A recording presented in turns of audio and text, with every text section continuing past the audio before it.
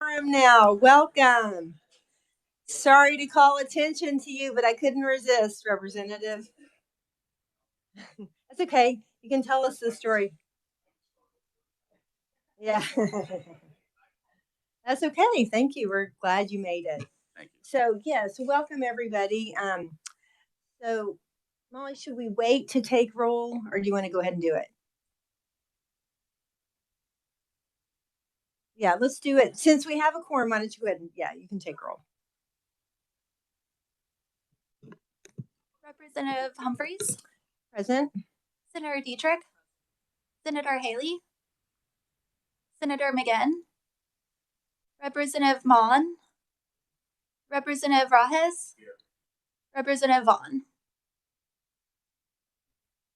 Okay, thank you. So at this point, I would like to go ahead and introduce the staff.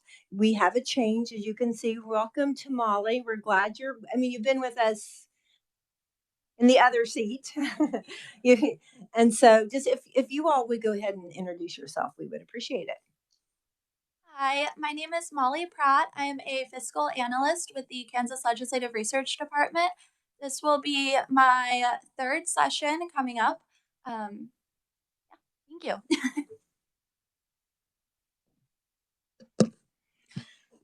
Hello, my name is Nicole Ringer. I'm also with the Kansas Legislative Research Department, fiscal analyst. I was recently a legislative fellow, so this is my first time as a fiscal analyst. And then we also have down in the office, we have Mike Ditch, a research analyst with KLRD. He'll be up in the afternoon.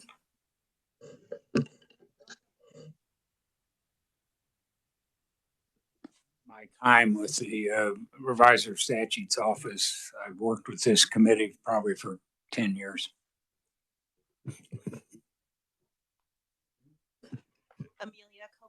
Amelia Kovar Donahue. I'm also an assistant revisor with the Office of Revisor of Statutes.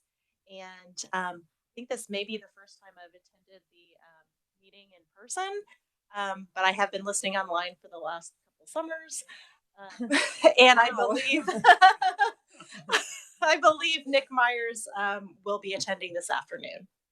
Who did you say? Oh, Nick. Okay, yeah. Nick Myers. Okay. Mm-hmm. Okay, great. Thank you.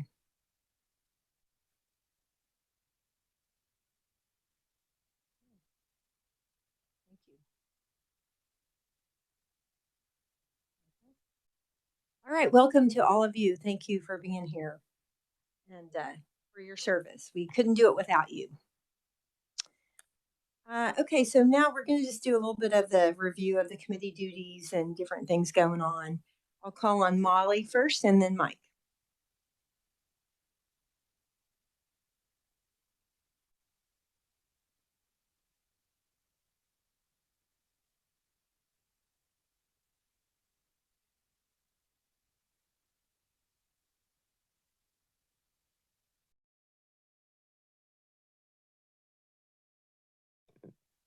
Good morning, Chairperson Humphreys and members of the committee. My name is Molly Pratt. I will begin by walking you through the contents of your binder that Miss E. Lowry with our department so kindly created. You'll first see the overview of the memo from the Legislative Research Department describing the special committee or special claims process and procedures.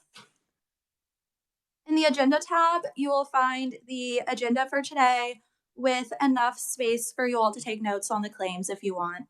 The minutes tab features the minutes from the last meeting, which you all will be voting on after lunch. And the rules tab features the rules of the committee that were adopted last interim, as well as the claim form that every claimant has to fill out in order for their claims to be heard. Also, on that tab is just a standard language for motions, and I'll describe that a bit more detail when I get to the memo. And finally, the claims statutes tab includes all of the statutes, and I believe a memo previously written by the Office of the Revisor of Statutes. And also I believe in the miscellaneous tab, it might be in a different tab, is a PowerPoint provided by the Department of Corrections that they will be presenting later today. The Joint Committee considers claims against state agencies that cannot lawfully be paid except through an act of appropriation. State agencies have the ability to make a payment on any claim for property damage or loss without the approval of the Joint Committee, so long as the claim is not greater than $1,000. Thus, the Joint Committee typically only hears claims brought by private citizens when the amount requested exceeds $1,000. However, a claim for a loss of personal property or damage to personal property of an inmate at a correctional institution in an amount of less than $500 may only be considered by the Joint Committee once it has been denied or otherwise not fully approved by the Secretary of Corrections. The Joint Committee is not a court of law and is not bound by strict rules of evidence. The Joint Committee conducts public hearings during the legislative interim in order to make recommendations to the legislature in the form of an appropriations bill. The Joint Committee is generally considered a venue of last resort, and claimants are expected to exhaust all administrative or judicial remedies prior to submitting a claim. Claims typically fall into one of three categories: property loss or damage, personal injury, or refused payments for services. The Joint Committee is typically authorized approximately 4 meeting days during the legislative interim to conduct hearings on an average of 75 claims per year. Each claim must be submitted on a standard form made available through the Joint Committee's webpage. Staff from the Kansas Legislative Research Department receive claims throughout the year and review forms for compliance. When a claim is accepted, staff notifies the claimant and affected state agency immediately. Agencies are asked to investigate the matter, provide a written recommendation, and participate in hearings to address questions from the Joint Committee members. The hearings usually begin with the claimant summarizing their grievance, after which the Joint Committee members ask the claimant questions. A representative of the agency named in the claim then provides a response. This is done by summarizing the agency's written recommendation and addressing any new information, if feasible. Joint Committee members may ask questions of the agency to clarify matters. Upon hearing a claim, the Joint Committee may recommend to deny the claim, generally meaning that the claim cannot be heard again; deny the claim without prejudice, meaning the claim may be resubmitted at a later date; pay the claim from an agency's existing funds, which can be for an adjusted amount; pay the claim for an additional appropriation by the legislature; or carry over the claim, meaning the claim will be heard at a subsequent meeting for the convenience of parties involved, or to allow submission of additional information.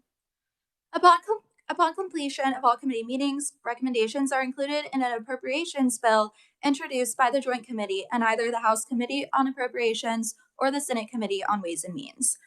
Payment for each claim appropriated by the legislature and signed into law by the governor is issued by the agency, typically within 3 months after enactment of the appropriations bill.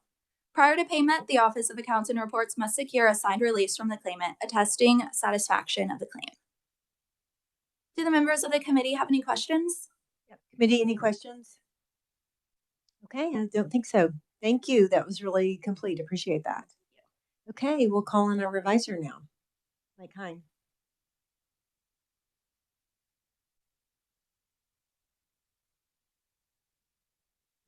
Madam Chair, members of the committee, I've updated the memo that you've got in your notebook. There's very few changes, but there's a couple. On the memo lists 7 different things that the committee sees at different times. People bring a claim when a lawsuit's determined to be too costly, or where the amount of money involved is too small to file an action in court. The second one is where the bulk of the claims come from, where the maximum amount that a state agency is authorized to pay for relatively small claims is exceeded, or where payment by a state agency has been denied. This explains the many claims brought by the inmates from the Department of Corrections. Statute of limitation has expired. There's an immunity provision that blocks a claim under the Kansas Tort Claims Act. Very seldom do you see that, but there has been claims before where the claim within the Joint Committee's condition precedent to filing a lawsuit. There was a case in 2023 Court of Appeals case where some students from K-State filed a lawsuit relating to they thought that they didn't get their money's worth because of the pandemic. And the court said that they basically were arguing an implied contract claim, and they dismissed their suit. Um, there, there are some state statutes that specifically authorize or require a claim be submitted. And if you have an expired warrant or a tax refund, which we do the motor fuels refund every year. I've reviewed some of the statutes that Molly already reviewed, so I won't go through that. There are a couple of statutes. One is a county competency expense fund, where a person in the custody of the county jail waiting has to be treated or examined for mental competency. There is a county competency expense fund. If there's not enough money in that, they come here. I don't recall that happens very often, but another one is a sexually violent predator fund administered by the Attorney General a few years ago. There wasn't appropriations enough in that fund, and so there were counties that did come before the committee and asked to be reimbursed for expenses. And this past session, there was a bill passed that was actually vetoed by the governor. It dealt with the investment of land owned by foreign governments, and the bill provided that if they divested for less than what they thought that they should get, they could come to the claims committee to try and get the balance. So if you've got questions, I'll try and answer them. Okay, does anyone have any questions from the committee? Representative Mon. Thank you, Madam Chair. Recently, the Supreme Court issued an opinion on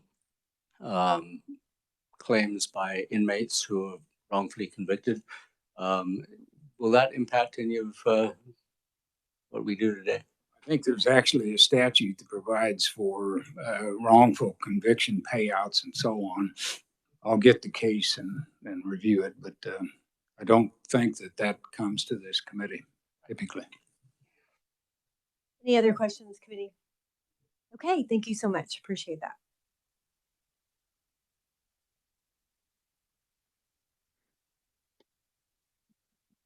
Through the years, we've had questions about how claims are handled, especially with the Department of Corrections.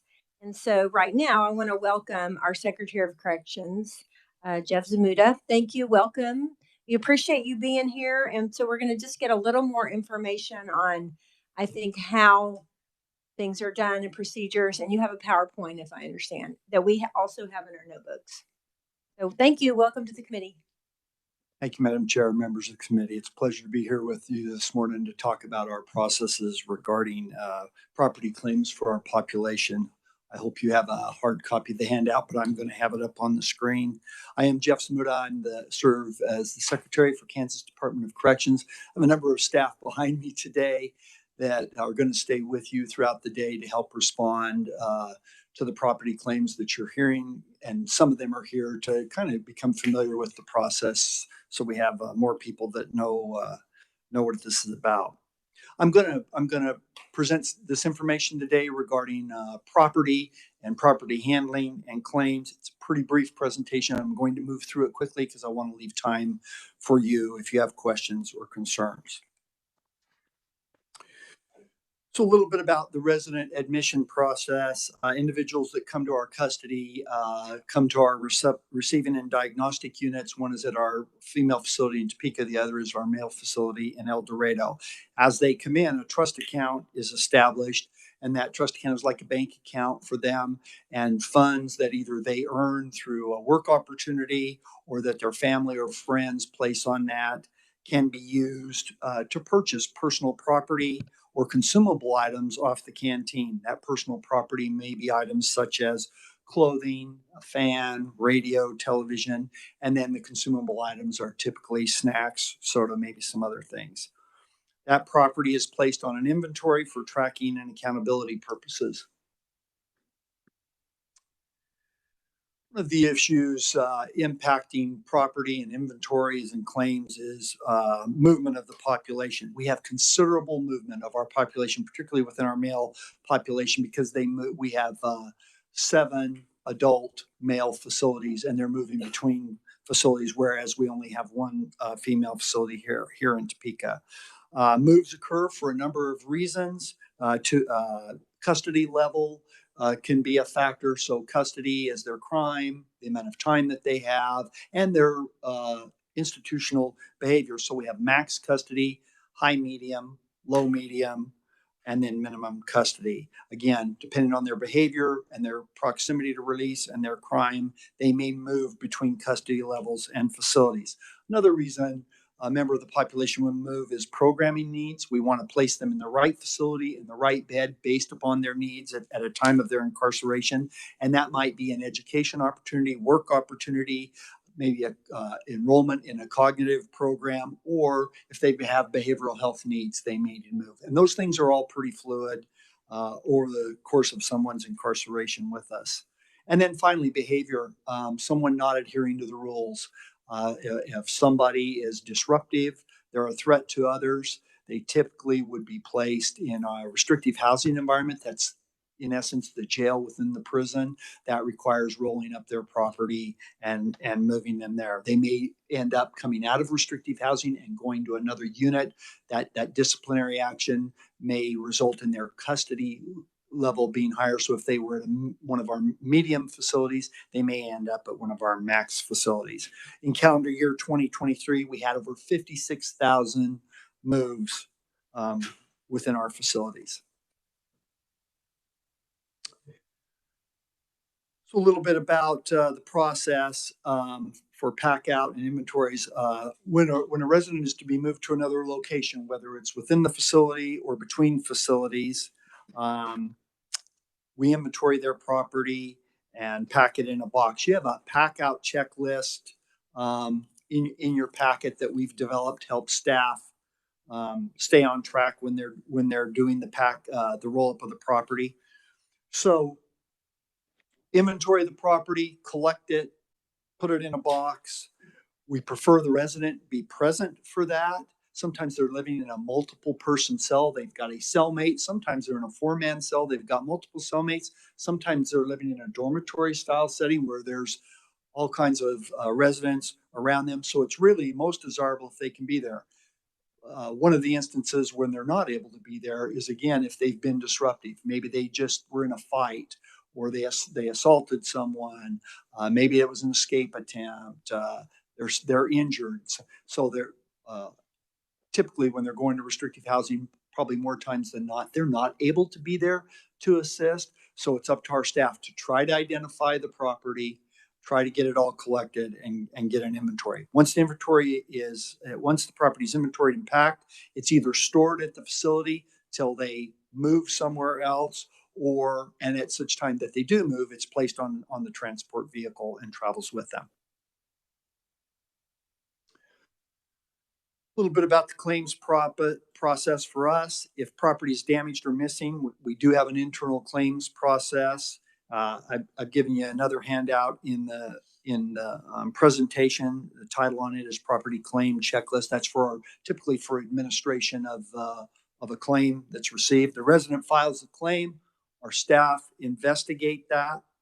The warden or their designee responds to the claim, and that could be to grant the property claim, modify the property claim, either increase the amount awarded or decrease it, or just deny the claim based on belief there's no merit. Residents may appeal to my designee, who is the Deputy Secretary of Facilities Management. If they don't like the outcome of the facility, the Deputy Secretary has the claim investigated and makes a final determination internally for us. Finally, if the resident is not satisfied with the action that we've taken, there's an opportunity for them to present to this committee, appeal to this committee if they disagree with that. Some of our challenges, we're limited as to the amount of funds we have the authority to award that $500 limit. Some residents are submitting claims directly to the committee, and there's no opportunity for us to attempt to resolve them before it reaches you. And then we're unable to resolve if the resident has initiated some form of litigation associated with the claim.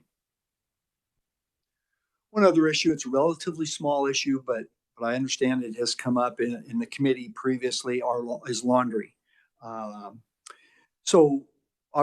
Residents have an opportunity twice per week to have their laundry, their personal belongings and state issued laundered. Personal clothing goes to be laundered. Sometimes there's a potential claim from the resident. It may be misplaced, it might be lost, it may be stolen. We have a number of residents that work in the laundry. We did about 970,000 bags of laundry in a year. We've had a handful of claims. Nearly all are resolved. In calendar year 2023, I'm told we had only one laundry claim. So it can be an issue, but it's a relatively small one in the scope of things. Some process improvements, and we've received some feedback from this committee in the past. We've looked at some of our process, and I think we've made some improvements. Kind of give you a rundown of some of those. First of all, our goal is to have as few property claims as possible. It's not good. First of all, occupy some of your time. There's dollars involved, and really, it's not good for us with our population. It can create friction. It can create barriers to being effectively motivating them to do what they need to be doing to get prepared for reentry. So the fewer number of claims, the better for all of us. So some of the actions we've taken to improve outcomes, we've standardized our refresher training for our current employees, revised that lesson plan for our new staff. So we have a refresher training that started this month. All those existing staff are going to go through a refresher, and then any new staff coming in, there's an updated lesson plan with regard to property and inventories. I think we're doing a better job of verifying property logs, making sure they're updated. Improve inclusion of documents related to verify the accuracy of property inventories. We've created that checklist that I referenced for staff to utilize when residents are not able to be present during the pack out, and then tried to simplify some of the language associated with our property documents so it's clearer for the population and easier for them to follow. Believe we've improved the process. It's going to be an issue of continuous improvement. We've still got a ways to go, but I believe we have improved. This is just a list of KDOC policies and regulations that kind of guide us with regard to resident personal property claims. And it's for your reference. If you'd like, we can certainly provide any of that to the committee. I don't have those with me today. So thank you again, Madam Chair, members of the committee, for the opportunity to appear before you today to share this information. I stand prepared to stand for any questions, address any concerns that you may have. Okay, thank you.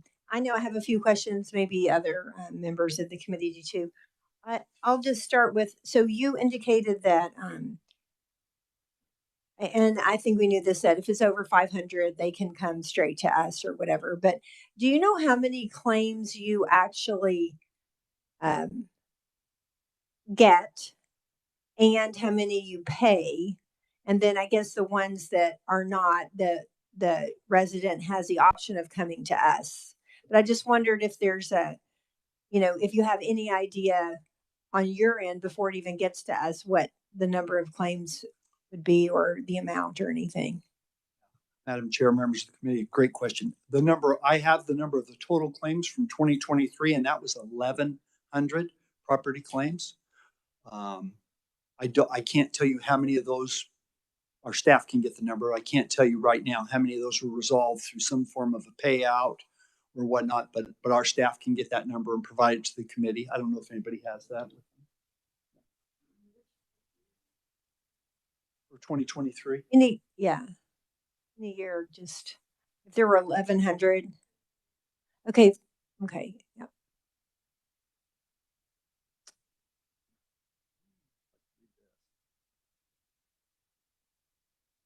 Tell me what.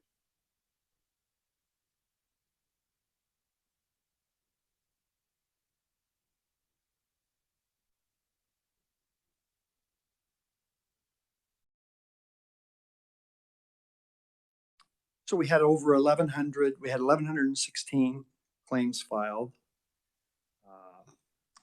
We approved 55 for the requested amount. We approved 48 for a lesser dollar amount. 435 were disapproved, and the total paid in claims was $10,666.48.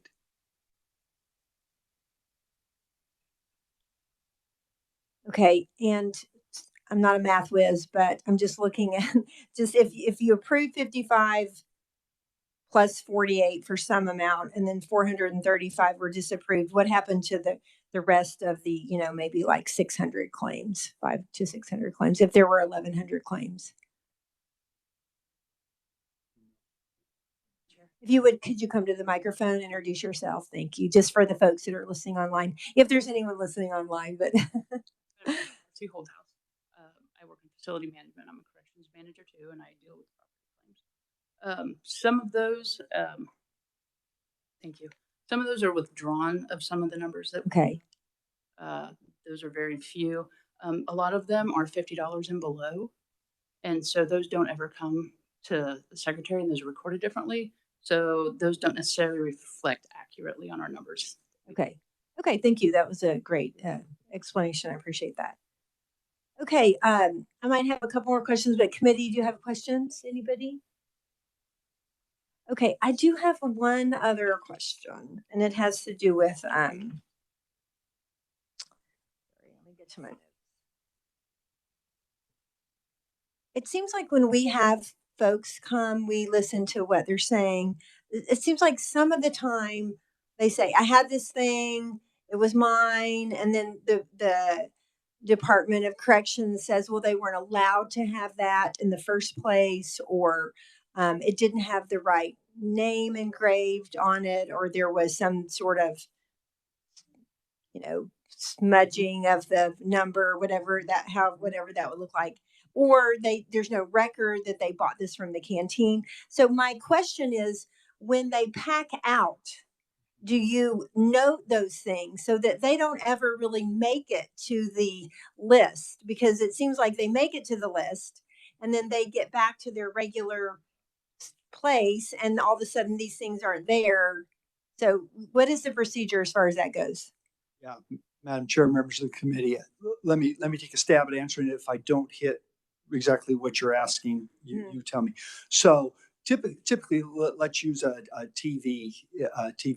Typically, when they purchase that TV, one, they'll have a receipt. It's placed on their inventory, and that TV will be engraved in some manner with their KDOC number. So we know that's their TV. We don't have to figure out whose TV is what. What happens over time is somebody's leaving the facility, going home, if you will. Maybe they owe a debt, or maybe it's just a friend. And so they'll either sand off the number, try to alter the number or something, and leave it with someone who did not purchase it. Maybe they bartered it, what have you, but they did not purchase it. There's no record of it. And then an error that happens on our part, because we're just handling so much of it. Sometimes someone will do an inventory, not notice that this television is not on the person's inventory, and just add it on. Mm-hmm. They add it on, they see it. Then one of our staff later realizes, hey, there's no record that they ever purchased this. There's no receipt for it. And it appears to be altered. The number on it appears to be altered. So then that's at the point where it becomes, hey, this is not yours. You can't keep it. That happens. I wouldn't say frequently, but it does happen. Mm-hmm. It seems like that would be a good example of something that we hear, on a regular basis. So that makes perfect sense. The way you explained it. I just am trying to wonder if you're better, but dealing with the number of items you deal with and the number of claims and the number of transfers you have that you told us, that's a big problem. Okay. Any other questions, committee? Okay. All right. Thank you. I think that was really helpful. Really appreciate you coming. Thank you so much. Sherry. Mm-hmm.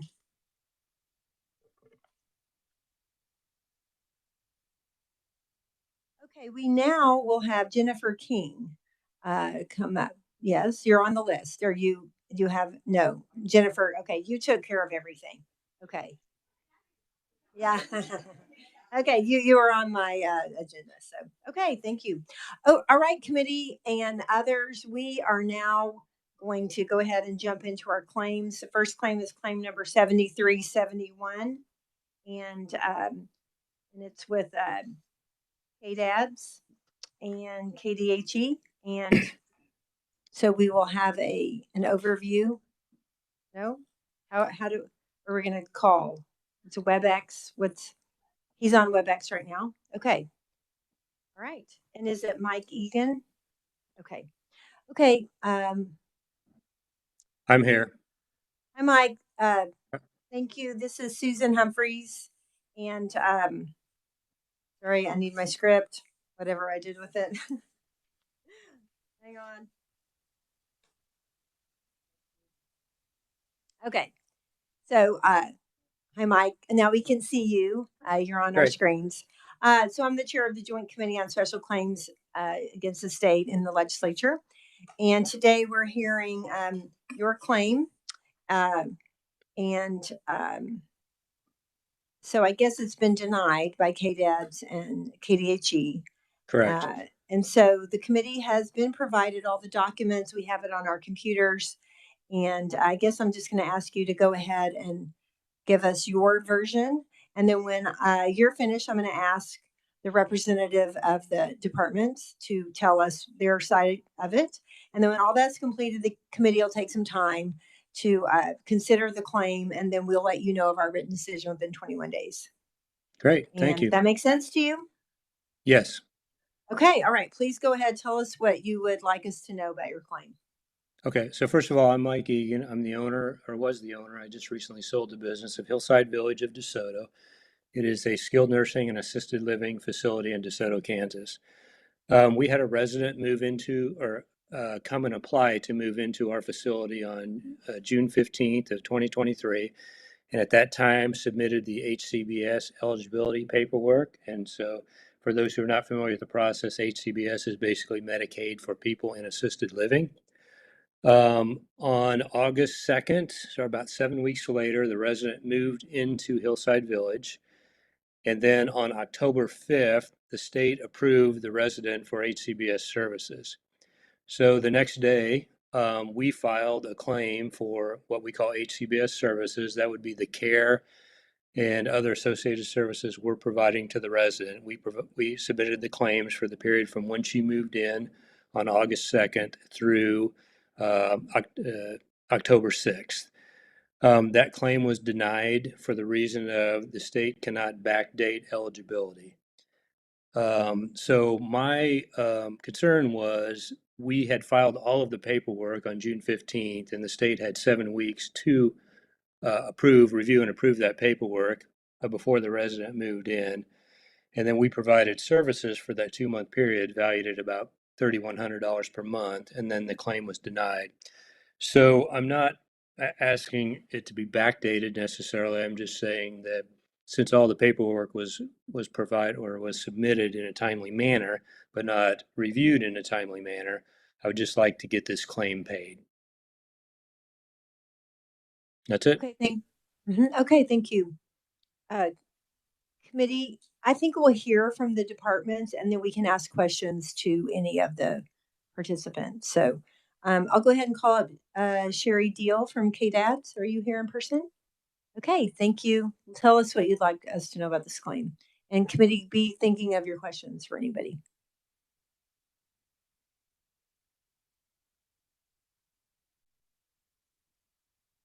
Your microphone. Now, can you hear me? KDHE wrote the response, but we had a conflicting meeting today, so you got me as your respondent. KDADS, this claim kind of falls both in KDADS and KDHE's responsibility because it's HCBS. The person, the resident was initially approved for general Medicaid, but without long-term benefit on May 1, 2023. And paperwork was submitted for HCBS. HCBS is a complicated process. It requires kind of 3 steps. The person first has to be determined eligible for the program. Then they have to go through an assessment to determine if they meet the Medicaid level of care for the HCBS program that they're qualifying for. And then they have to go back to KDHC for financial clearance. And in this case, there was a mistake made at the clearinghouse, at the assessment. The contractor put the assessment together and coded the person. The person was supposed to be an FE waiver. And could I just stop you one?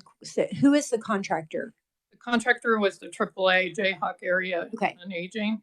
Okay. And they coded the person as a BI waiver, which requires that the program manager at KDADS approve it before it goes back to KDHE. And then the preliminary plan of care that has to go with it said that the person was FE, frail and elderly, which the person should have been frail and elderly. The KDHE clearinghouse put basically pinned in the claim because the program manager hadn't approved it. KDHE wouldn't have any reason to open the program, the preliminary plan of care, because they don't review that. That's a KDADS issue to review. And we couldn't find any evidence that the KDADS program manager had been notified that it had been pended. The resident went ahead and was moved in by the facility without the benefits being approved, and HCBS isn't backdated.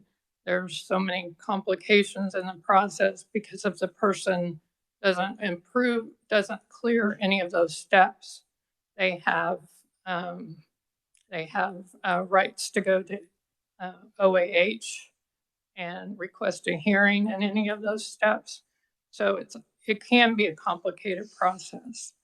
And when they did contact us afterward and indicated that they hadn't received, that the claim had not been approved, program manager looked at it, determined that there was a problem immediately. Clearinghouse contacted us, looked at it, determined what the problem was, and they looked at it and submitted a claim or submitted the proper paperwork through, and it was cleared in a very quick time and addressed. But it's kind of a situation where everybody made a mistake. There was no notification to us that there was an issue, and the provider didn't contact us before moving the person in, and there's no ability to backdate the Medicaid benefits because of the complicated process that's involved. The other issue here is that the provider didn't file any administrative appeal through OAH when the claim was denied. And I think that there's a rule with your committee that they have to exhaust administrative remedies, and we did not have any proof that administrative remedies were exhausted. Okay, thank you. I think I'll go ahead and, is Brian also here? Brian Vasquez? No. Is he? If he was able to get on after the conflicting meeting was done, he would be online. Okay, and do we have Brian? No. Okay. Okay. So thank you for that explanation. Yes. Did you? Yes. From our revisor has a question. My question is, if they would have filed for an administrative hearing, if you can't backdate it, then would that administrative hearing request be, what would be the outcome? I mean, wouldn't they just deny the claim? Probably, but we would have a full record we would have all the documents before an administrative hearing officer with all the documents available. An administrative hearing officer would make a decision on a full record. Okay, all right, thank you. Committee, do you have any questions for Ms. Deal or Mr. Egan? Senator Dietrich. Thank you, Madam Chair. So either person can answer this. So the individual was miscoded, should have been frail and elderly, but was miscoded with BI, and I don't know what BI stands for. I'm sorry, brain injury. Brain injury, okay. So at that point, though, this individual was at the nursing home, was receiving care, had been approved for care for Medicaid. She was not moved in. She was Just coded receiving for needy Medicaid needy services, but not long-term care services. Okay. So the $6,200 that's in question was just for the home and community-based services piece? Yes. It was provided by Hillsdale? By the facility for the assisted living services, which would be HCBS, after they moved in on August 2nd. So because this is, may I continue? I'm sorry. Yeah, please do. This is mind-boggling in some ways. So I guess my question is, I'm not suggesting anybody backdate anything, but if someone has been receiving the services and they would have been qualified for those services if their original assessment had been, indicated properly, what is their remedy? If they go to an appeal hearing and the appeal hearing is going to deny it, what is the remedy? The remedy would be that they wouldn't move into assisted living until they were approved for services. But there was an issue with the approval process because it was coded wrong.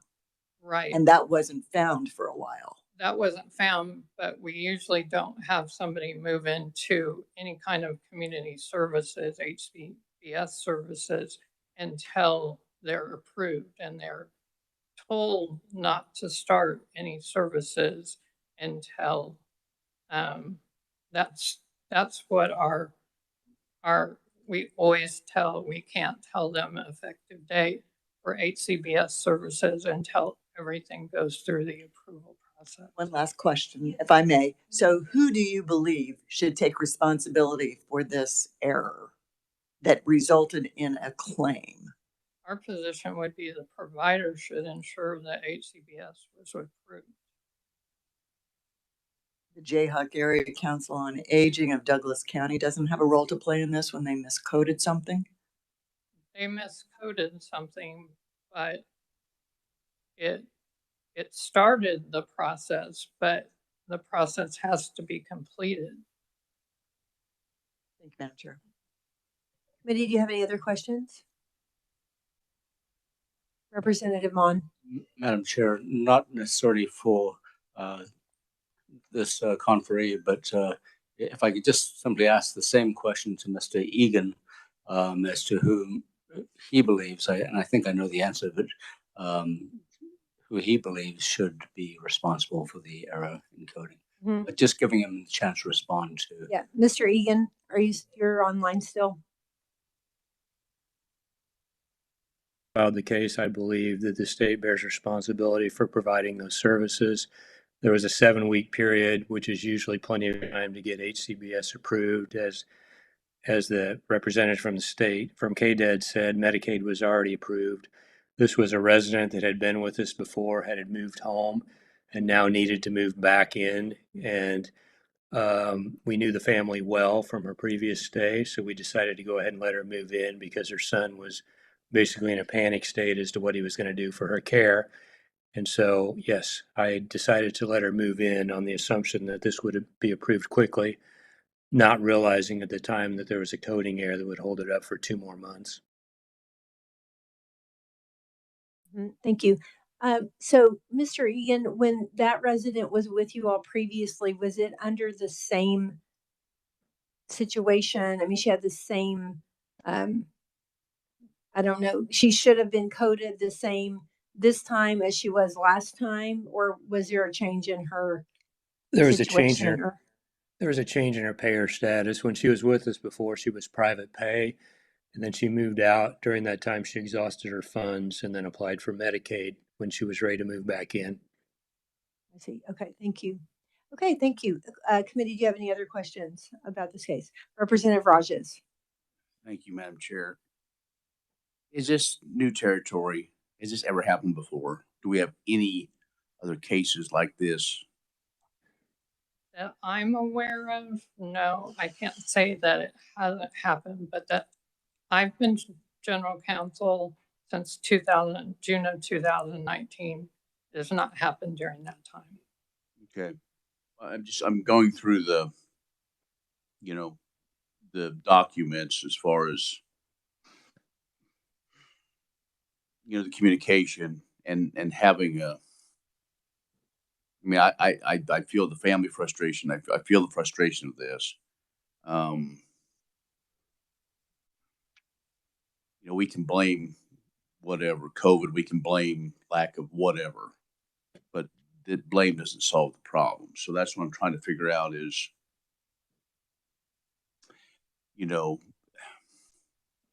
should the facility have done more follow-up to figure out instead of, this is a tough one. I mean, quite honestly, because I see both sides of this deal, but I would agree. I mean, you've got the AAA here who probably needs to be reached. What seems to me, Madam Chair, is just like we had the last presenter, maybe we need retraining of these type of situations.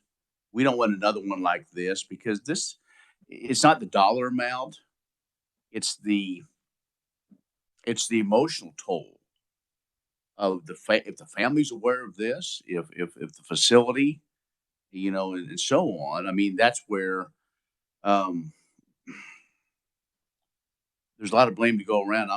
I don't know right now how to resolve it. I think this is something that I don't know if I'll be ready to make a decision or recommendation today. I mean, this may take a little more thought to go through all this. So we will go ahead and close the hearing on this one, and we'll maybe do a few more, and then as you've had time to kind of mull this one over, we will talk about it again in just a few minutes. But sometime before lunch, we'll go over all the claims. But thank you for that comment.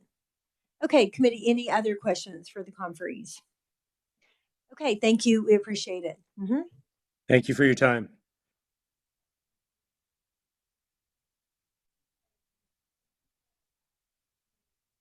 We'll let you know within 21 days of our decision. And we'll just go ahead and close the hearing on 7371 and open. We'll move on to the next one, 7378. We have Donzel Samuels, and we're going to call him at the Hutch Correctional Facility. We'll go ahead and do that.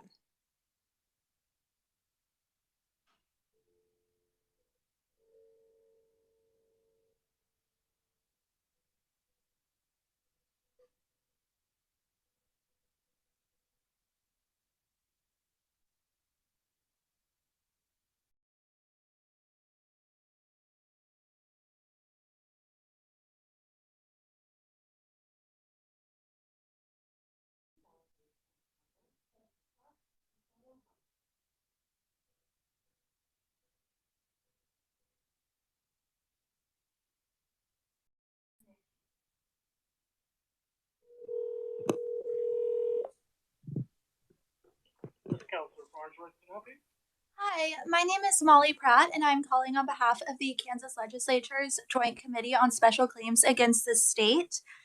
Is Donzel Samuels available? Yes, give me just one moment. I'll put you on the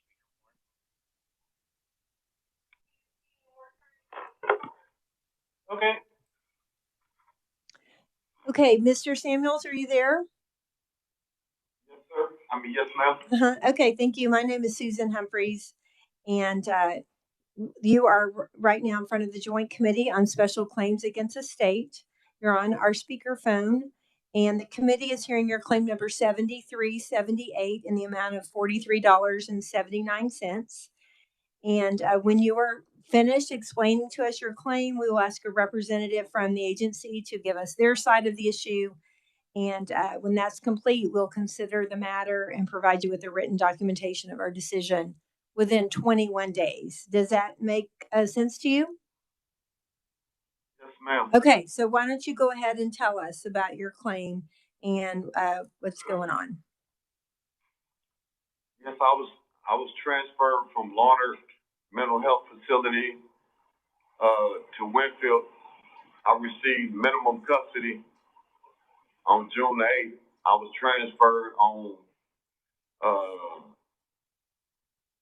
October the 9th, I believe, or 10th, something like that, from Larner. I was on an overnight layover at Hutch to go to Winfield, and my property came up missing. We went to A&D.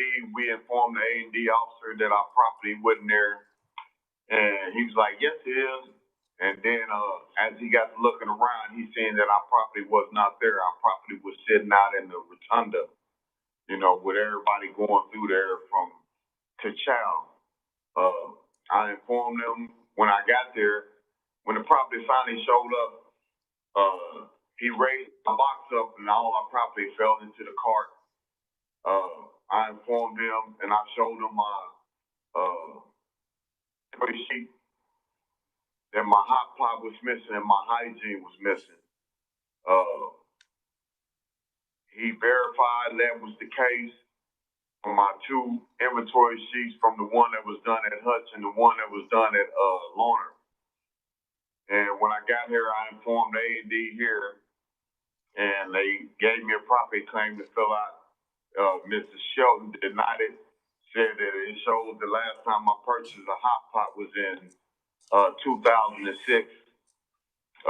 But then when my unit team gave me my thing, I showed them on my paper that she couldn't have done her investigation correct, because it showed on my receipt that I purchased my last hot pot in 2022.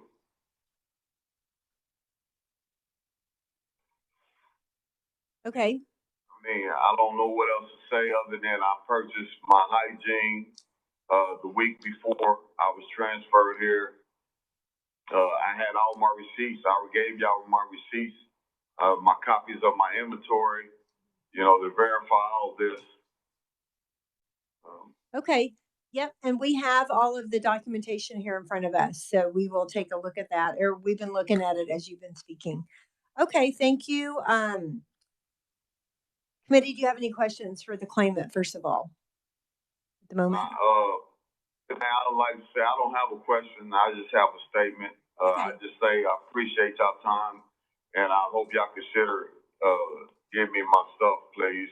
I need it.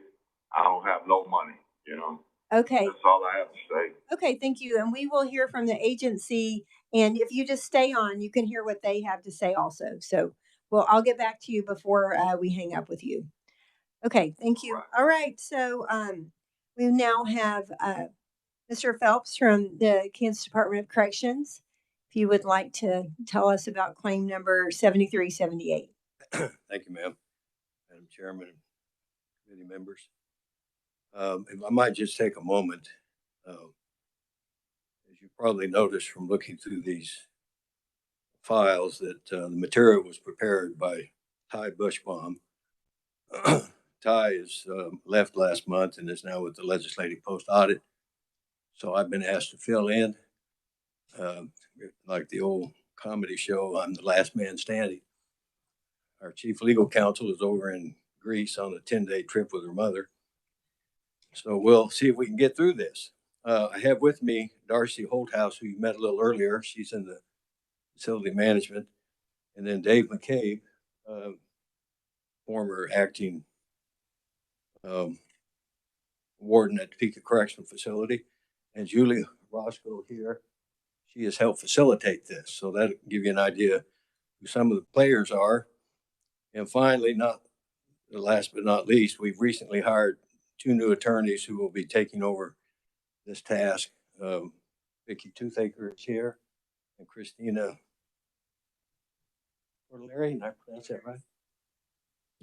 So that give you an idea who's here. We appreciate that. On Mr. Samuel's claim, the written response we provided, I think, suggests to you that the documentation that exists concerning this matter disputes and disagrees with his rendition.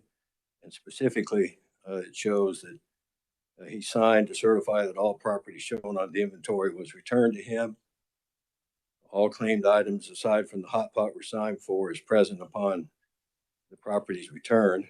And then as to the hot pot, he had purchased it well before this incident and it had apparently been lost before. Okay, just a minute. So Mr. Samuels, you just will need to listen for a minute. We'll come back to you. So. And then so the documentation disputes his claim, and also the Secretary touched upon this. We have an internal process for them to exhaust administrative remedies, which this individual did not do. And I think you're going to see a lot of these claims have that issue. And I want to call the committee's attention to a recent 10th Circuit case, Estrada versus Smart, 107 F 4th 1254, where they reiterated the importance in inmate claims of administrative exhaustion. And they pointed out that it helps both sides. It helps preserve the record. It helps timely investigations and discourages unfounded claims. So I would end with what the 10th Circuit started in that case. They said what this country needs is fewer and better prisoner suits. And I would say we need fewer and better property claims from inmates. So that case, I think, is just a recent example of reiterating what the courts have said, that it's very important that these administrative remedies be exhausted so that we have a good record and we know what happened. Thank you very much. And before you go, we may have some questions for you. My question is, did you list that the 10th Circuit case is in the documentation? No, ma'am. But I can provide a copy. And I gave the citation for those, any attorneys here. I would also point out there's a Kansas statute 7552-138 that requires any civil action by an inmate also exhaust remedies and provides proof of that exhaustion. Okay, and could you give us that citation again, please? For the 10th Circuit case, 107 F 4th 1254, and it's just last month. It's just handed down last month. It's a published opinion. Okay, thank you. Committee, do you have any questions for Mr. Phelps? Representative Mon. Thank you, Madam Chair.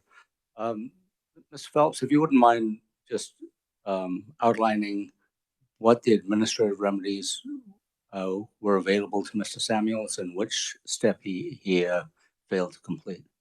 As far as I can tell from the documentation, he didn't do any of it. And there's a property claim that can be filed and it's investigated. It has to be filed, I believe, within 15 days, if I recall correctly. It's investigated, the response is submitted there locally, and then it could be appealed to the warden. And if that's not satisfactory, it could be appealed to the secretary. Thank you. Madam Chair, if I can follow up. Representative Mon. And just for the committee's information, at what point and where are the guidelines for exhausting remedies made available to the inmates? And others with me may speak to this further, but it's my understanding that the rules and the regulations are provided to the inmates upon admission. Thank you, sir. Representative Vaughn. Thank you, Madam Chair. I just was also wanting to seek some clarity around that. So in the report that we received from the agency, it says that Mr. Samuels did file a facility property loss claim and then alleged that alleging loss of the property. And then when that was not granted, he appealed that decision to the warden. So it looks like he did file a property claim. So I'm just wondering what additional remedies were not sought by Mr. Samuels, other than you mentioned potentially some kind of civil action, but administratively, what was not done? I believe that in this case, if I remember correctly, it was not perfected to the final step to the secretary. Madam Chair. Yes. Mm-hmm. So after an appeal to the warden, it would then, if it was denied, it would have to be appealed to the secretary. Is that correct? Okay, thank you. Okay, thank you. Any other questions? Okay, Mr. Samuels, as I mentioned before, we will take up this issue and talk about it, and we will let you know our decision within 21 days by written documentation. Do you understand? May I say something? You may say something for just a short time. Yes, you can give us a quick. Mm-hmm.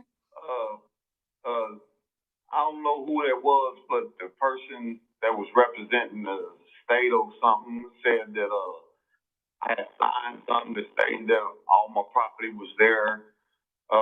We wasn't signed nothing. We wasn't even woke up to sign our stuff. The officer took all our property and said we refused to sign. That is not correct. We got woke up at like 1 o'clock in the morning to turn our property in so he can inventory it, and we did never get a chance to sign our property. So I did not refuse to sign my property list. All that is in my statement on the property claim, all my info and everything. Okay, thank you. We will note that. Appreciate that. Okay, committee. Right, Yep. Thank you so much.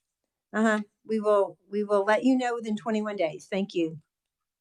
All right, thank y'all. Mm-hmm.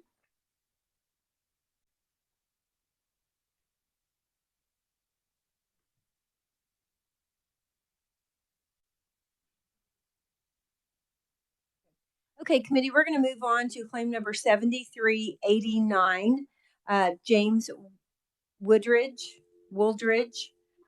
versus Kansas Department of Corrections for $68. We will go ahead and give him a call.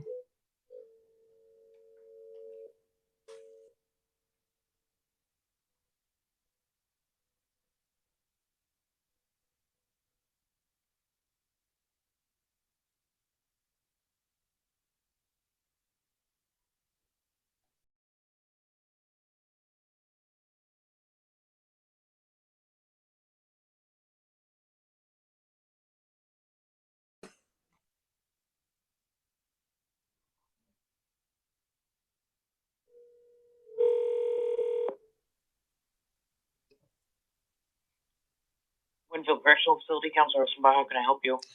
Good morning. This is Nicole calling on behalf of the Kansas Legislative's Joint Committee on Special Claims Against the State.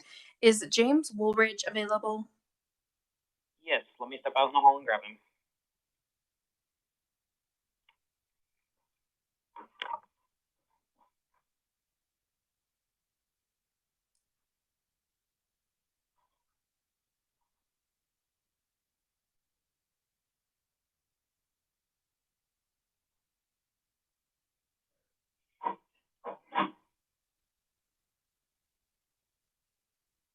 All right, he's present now.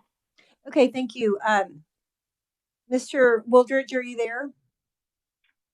Yes, I am. Okay, thank you. My name is Representative Humphreys. I'm the chair of the Joint Committee on Special Claims Against the State at the Kansas Legislature, and the committee is hearing your claim number 7389 in the amount of $68. You're on the speakerphone right now with the committee here at the Capitol, and we have all the documentation in front of us that you have provided.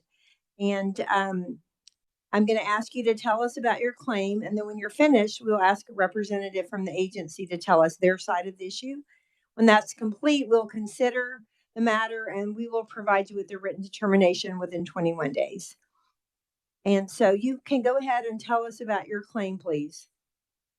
Okay, well, I think my paperwork, I hope, was pretty anyway, I filed a restitution claim on a previous property claim that was before you guys that was settled 20 days before your hearing with the state. Well, that to me that was the admission of taking responsibility, but they made me chase that claim for 3 years, 3 months before they settled, and I created a lot of money in copies and postage, paper, and all that other stuff, and that's just what I'm trying to get back with that money, and they gave it to me. So now I want to be restitution, I guess, for all that cost me to chase that, which I think my claim was like $57 on that, and then I'm just asking basically along with the actual cost of the copy of the petition postage that we required to submit the claim that got down. I hope my claim was passed. I presented it in a clear and organized manner. But I got 6 pages copies in the claim itself. I've got 22 pages in attachment A and 20 copies in attachment B and 10 copies in C. And I got $7.08 in postage. Or $7.08 in copies and $3.55 in postage, which comes to $10.60. Just the process of this one. I'm trying to break even here and get this out of my life. And so the $57.47 restitution from the previous claim for copies, typewriter ribbon, incidentals to get that done, which I think of listed in the claim itself. And then add this $10.67 for a total of $68, just breaking even. I don't know what you're trying to, what you want that isn't already in the claim. So, I mean, I'm here for answer any questions you got. So, I don't know if I explained what you want me to or not. Okay, yeah, thank you. No, that makes sense, and we have all your documentation here in front of us. Committee, do you have any questions for Mr. Wooldridge? Okay, Mr. Wooldridge, if you'll just hang on, we're not going to hear from the agency, and then we may come back to you. I mean, I will come back to you. So, if you can just hang on, Mr. Phelps from KDOC. Thank you. Go ahead. Mm-hmm. I think this boils down to what, in my experience anyway, almost 50 years as an attorney. When you settle, you settle. And any issues you had before the settlement is part of the settlement. And as I understand it, Mr. Woolridge settled a claim, and now he wants to come in and ask for expenses he had as related to that settlement. It's really up to the committee whether the committee wants to open that door. I think obviously the law favors settlement, compromise, and I think that if we're going to go down this road, we're going to do a lot of damage to that process. It also appears that there was not a full exhaustion here. That's all I have. Thank you. And what did you mean by the full exhaustion, Mr.? And from what I can see from the records, it does not appear that there was a final appeal to the secretary. Okay, thank you. Okay, I'd like to ask a question to the revisor about some of our statutes. When a claim is settled, or maybe this is rules and regs and not a statute, but how is there a time period when the claim must be paid if a claim is settled with an agency? Yeah. Not that I'm aware of in terms of a specific time.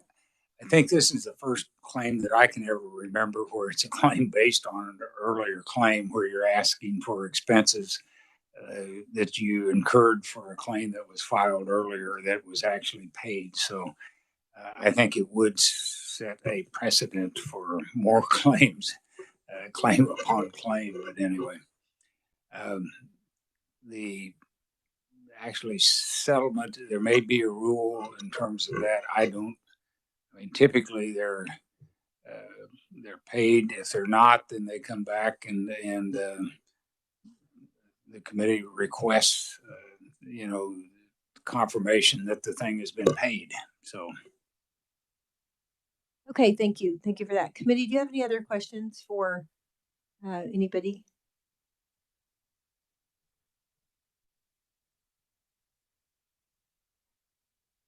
I do have a question. I just want to make sure that I'm understanding.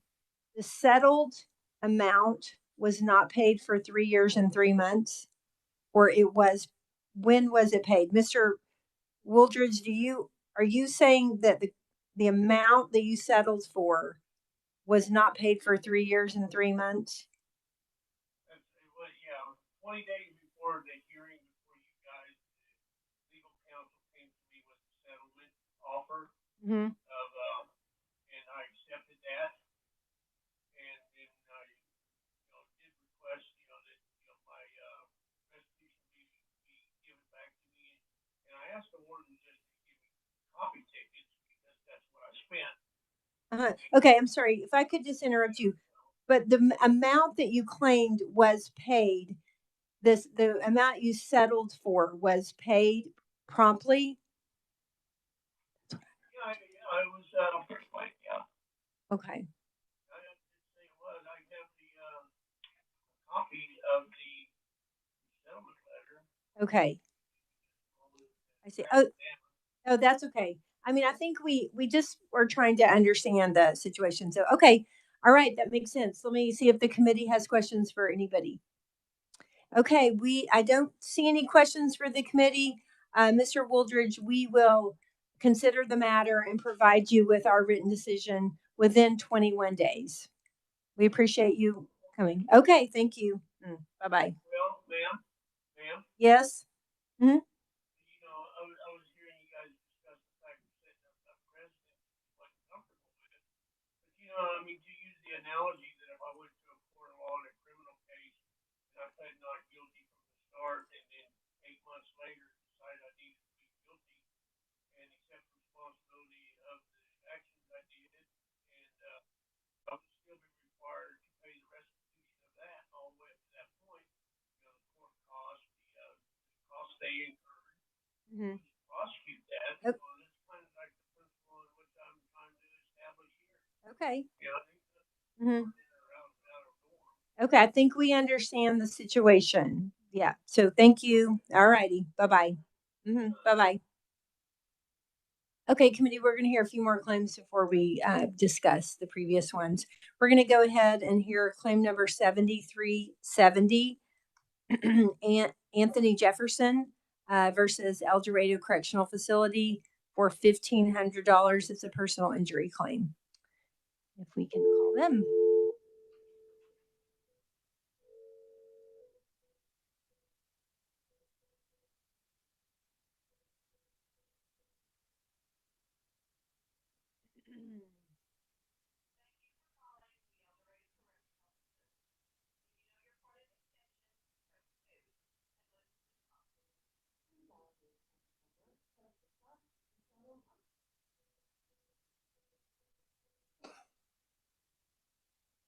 We will now connect you.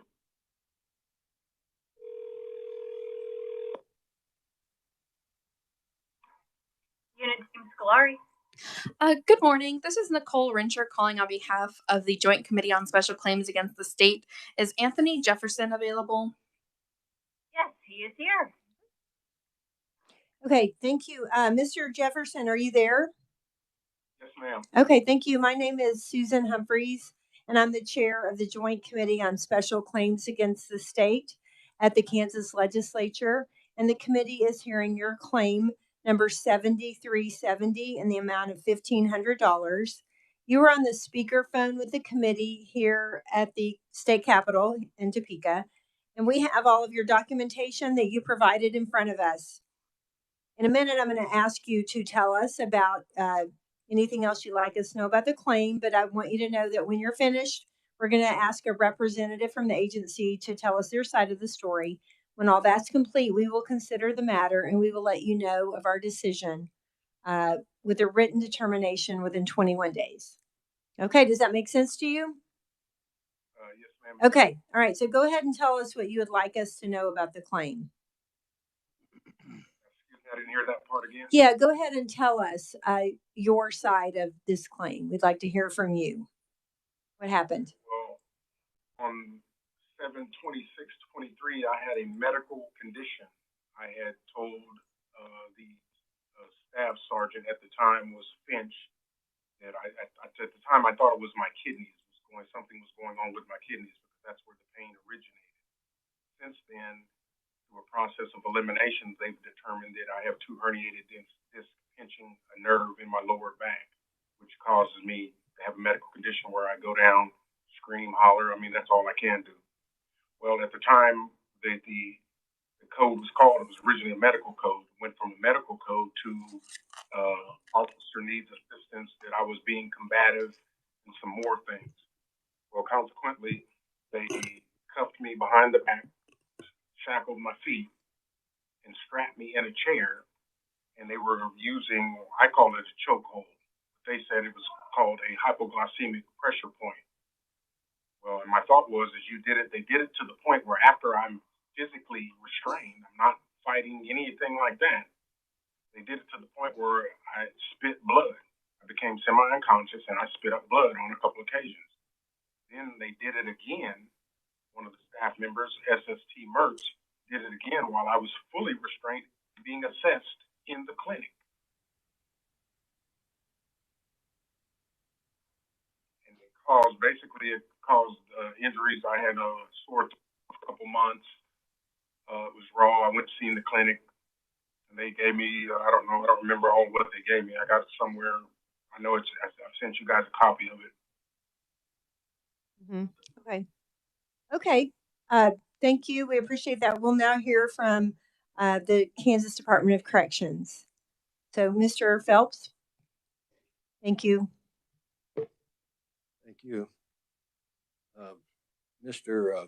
Jefferson has filed a lawsuit in federal court on this matter concerning his injury. And earlier this summer, a federal judge here in Kansas City, Kansas, indicated that Mr. Jefferson had survived the initial screening process and allowed the case to proceed with discovery and so on. And that's my understanding where it stands. So this is a case, I think, that needs to be dismissed without prejudice so that he can proceed with that judicial remedy that he's pursuing. Okay, thank you. That would be your recommendation. Okay, thank you. Committee, do you have any questions for either Mr. Jefferson or Mr. Phelps? Okay, thank you. Okay, I'm sorry. Yes, for Senator Haley. Thank you, Madam Chair. Can you hear me, Mr. Jefferson? Okay. I was curious. You have listed here, and as you may have heard, we know you have another matter pending in court regarding this. But how did you reach the damage that's alleged of the amount that you're requesting? How did you how did you come to that computation of $1,500? I don't know. I thought that was what the amount was with the joint committee. That's where I came up with it at. I don't know if that was or not. I just asked some guys, and that's what they told me, that it was $1,500. So I just asked for the max. Okay, and so this would be compensatory for the injuries sustained, or for the actions that were taken, your actual injuries to offset, or is more punitive for the act, the $1,500? Cumulative actions, the outcome, all the above. Okay, all right. Thank you, Madam Chair. Okay, thank you. Okay, thank you, Mr. Jefferson. Have you heard what the recommendation of the department was? We will consider all of this and we'll let you know within 21 days what our decision is. And may I add something else to that? Yes, you may. One of the other things that occurred was during that incident, the major, Leonard Moore, had agreed at the time before they dismissed the injury claim to settle the claim. It was him, he was present, my unit team manager at the time, which was Martin, and he agreed to settle the claim on the facility level. And then whatever happened, negotiations broke down, and then all of a sudden, and that's why I went to the joint committee and filed the lawsuit. Okay, thank you. And you heard though that we were told that you've now filed a federal lawsuit, and so it. Correct. Okay, at this point, that will. Mm-hmm. Yep, exactly. So that will impact our decision and the decision we come to, but we'll let you know within 21 days. Okay. Thank you.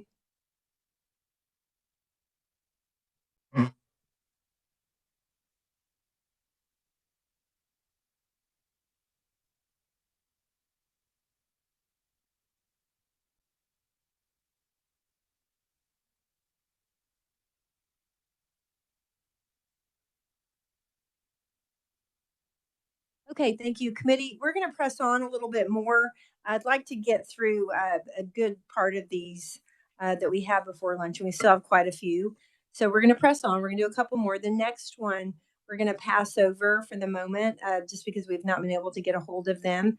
Claim number 7379. We're going to move on to claim number 7382, Aurelio Marmolejo versus El Dorado Correctional Facility in the amount of $314.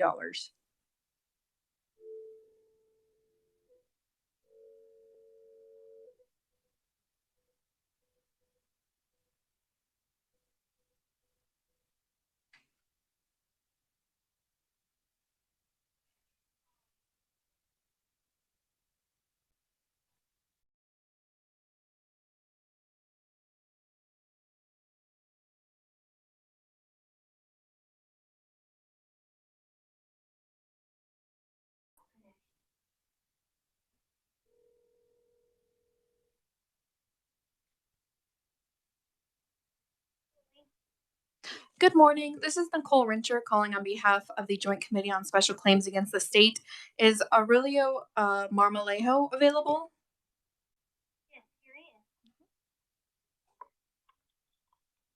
Okay, thank you. Mr. Marmolejo, are you there? Yes. Okay, thank you. This is Susan Humphreys, and I'm the chair of the Joint Committee on Special Claims Against the State and the State Legislature, and we are hearing your claim number 7382 in the amount of $314. You're on the speakerphone of the committee, and we have all of the documentation in front of you. And so we would like for you to tell us a little bit more about your claim. But when you're finished, we're going to ask a representative from the agency to tell us their side of the issue. And when that is complete, we may ask you some questions, and then we will provide you with a written documentation of our decision within 21 days. Does that make sense? Yes. Okay, that's great. So why don't you go ahead and tell us about your claim for $314? Well, I've been working since I got to prison. I got to prison like 6 years ago. So, I mean, I stay out of trouble. My unit team can tell you. I mean, you can call my other previous prison. They'll tell you the same thing. And I've never had issues. When I bought my TV in Hutchinson, I never had problems, but I ended up moving over here. And it's just like, you know, like the staff will open your doors when you're at work, and they'll go to breakfast, and, you know, property is stolen like that. So the captain here told me, he's like, it's not staff negligence. And I'm like, well, you got these new people working in the bubbles. Instead of opening the people that push their buttons, they open all the doors. And I'm like, when I'm at work, I work from 12 a.m. to, I think it's like 7 a.m. to, or 8 a.m. and sometimes. And I'm like, I've had a fan stolen from me like that in Hutch. They had a code, and the officer said he ran to the code, and I had just barely bought a fan, and we don't have no air conditioning in Hutch. And somebody took my fan, and I told the officer, hey, you know, why'd you leave my door open? I was like, I was in the shower, and I just barely bought my fan. And he's like, well, we have a code, and I couldn't shut the door, so I ran to the code. And I'm like, things like that. And, you know, I paid a lot. I think it costs more in Hutch for the TV than over here in El Dorado. They're like 300 here, but I think they're like 320 in Hutch. So it's really hard to get money in here. Okay, so just so that I understand, are you claiming that your TV was lost when the door was open or during a move? I mean, like when they ended up moving me to like a different unit, and it was in my box. And when I was big into my stuff, I was gonna plug in my TV, and I looked in my box, and it wasn't in there anymore. Okay, thank you. Committee, do you have any questions for Mr. Marmolejo? Okay, we're going to hear now from a representative from the Department of Corrections, Mr. Phelps. Thank you, Madam Chairman. I think your question went to the heart of this. What we have here is first, there was a claim, as I understand it, regarding this television, that it was lost during a pack out, and Mr. Marmolejo did his own packing. And that was, claim was filed and it was pursued administratively, and it went through the whole process, and it was ultimately determined based upon those claims that there was no basis and there was no finding of staff negligence because he did his own packing. When he filed the claim here with this body, the story changed, and the story then was that not only the television but a remote and a surge protector were stolen because his cell door had been left open. Now that's a different story. It was never exhausted. As far as I can tell, never investigated. So we don't think it should be considered. Granted, that's our recommendation. Okay, thank you, committee. Do you have any questions? Or anybody? Representative Fawn. Thank you, Madam Chair. I'm reviewing the agency's response. Was a claim filed for property loss? Did this go through the administrative procedure, this particular claim? The supporting documentation shows that a claim was filed on or about January the 12th, 2023, and that went all the way up to the Secretary's designee. And again, that was relative to the first claim that the property had been lost during a move, during the pack out. I don't see anything that relates to this, the different story, however you want to say it, the story morphed. I don't see any exhaustion of that claim or any other documentation that supports it. So,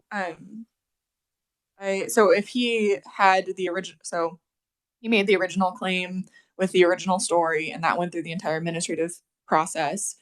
What was the result of that process, and what did the Secretary find? Secretary said, according to the note here, not due to staff negligence.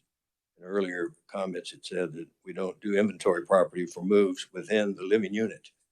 Now, he did his own pack out. Okay, thank you. Okay, committee, do you have any other questions? Okay, Mr. Marmolejo, we will discuss this case and we will let you know within 21 days by written documentation. Okay? Okay, thank you. You too. Bye-bye. Oh, I'm sorry. Okay, we have the same facility, so we were hoping to, that was my fault.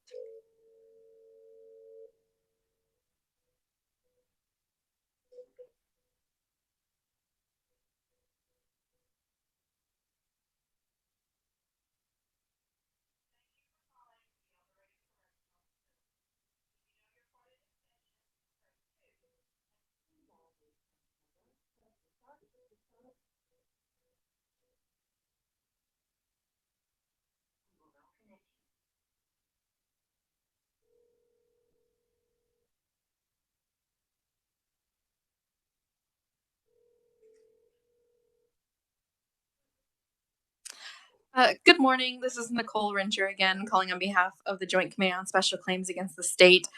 Is Sean Wickwire available?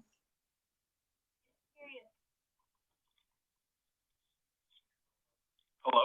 Hello. Okay, Mr. Wickwire, this is Susan Humphreys, and you are appearing in front of us. We are the Joint Committee on Special Claims Against the State at the Legislature, and you are on our speakerphone here at the State Capitol. The committee is hearing your claim number 7385 in the amount of $250. we have the documentation that you provided in front of us. And in a minute, I'll ask you to tell us about that claim. But before that, I just want you to understand we will hear what you have to say, maybe ask you some questions. Then we will have a representative from the agency tell us their side of the issue. And when all of that is complete, we will consider the matter and let you know within 21 days what our decision is. Does that make sense? Okay, so Mr. Wickwire, you go ahead and tell us about your claim for $250. Last year they packed me out. It might have been this year. Yeah, this year they packed me out to go to Hutch, and I ended up not going. The transfer was canceled, and they brought my stuff back to me, and the TV was working condition. There was nothing wrong with it. When they brought it back, it was broke. It no longer worked. I put a claim in. They told me it was denied because there wasn't no proof for anything. I don't remember who was all there that did it, but the TV worked just fine. And then when I got it back, like I said, when I got it back that night, it was like, I don't know, a few hours later, maybe 4 or 5 hours later, they brought it back to me, and that's when I noticed when I plugged it all in and stuff that it didn't work anymore. That's all I know. And there should have been a paper they should have gave me with electronics that I had when I came in, and there was no paper that they gave me, the electronic thing, and they were trying to say it wasn't there, and it was there. That TV came with me. So that's all I know is how it happened. I don't know who broke it. I don't know who packed it out. All I know was there was a bunch of people down there that were packing out that night. And like I said, the TV worked just fine. The TV was bought in 2022. And when I got it back, it was broke and I couldn't use it. And then they denied me. And then that's why I put it back into claims with you guys to see what we can do. Okay, thank you. And so just to clarify, you're saying that the TV was on your inventory list? Yes, when I arrived here, it was either August or September of last year. When I arrived here, that TV came with me. Now, when they gave it back to me, when they packed me out in January, I filed the claim, and they tried to say I didn't have it, which I did. It was bought in TV because it was bought in Larned. And then when I got it back, like I said, it was broke. But it was bought by me. It was brought here from Larned when they packed me out. It was on my, I don't buy anything black market. I don't do any of that stuff. So everything's bought straight up. Okay. Okay, thank you. We will now hear from Mr. Phelps from the Kansas Department of Corrections. Mr. Phelps. I think the material submitted with the recommendation shows there was an inventory sheet on September 19, 2023, which Mr. Wickwire just indicated it was August or September. The inventory sheet shows no television, and it's signed off as accurate by Mr. Wickwire. So I think that the documents dispute the claim. Okay, thank you. Committee, do you have any questions for Mr. Wickwire or Mr. Phelps? Okay, thank you. Mr. Wickwire, we will, as I mentioned to you before, we will discuss your matter, come to a conclusion, and we'll let you know what we determine within 21 days. Okay, thank you. Okay, bye-bye. Okay, committee, we're going to now go ahead and discuss some of the claims that we have already heard today. We're at a little more than halfway point for the morning, and we're doing okay on time. Having started a little late, we're catching up a little bit. I will tell you the next claim on the list, 7393, has been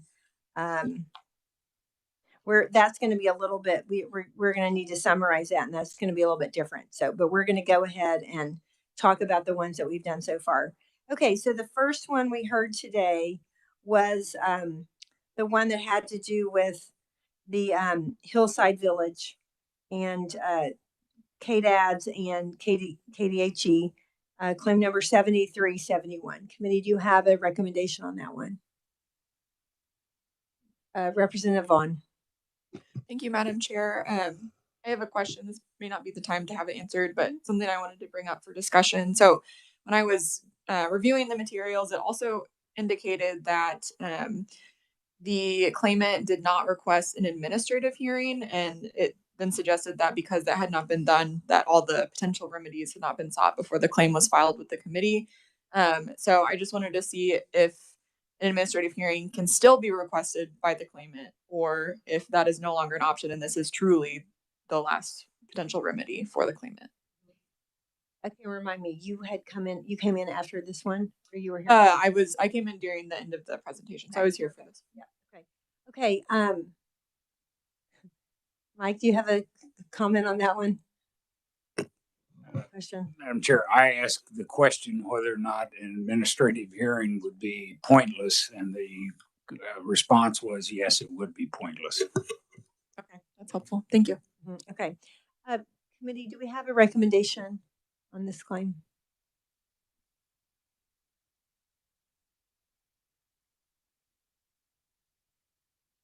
No one is looking at the chairman. Everyone's eyes are averted.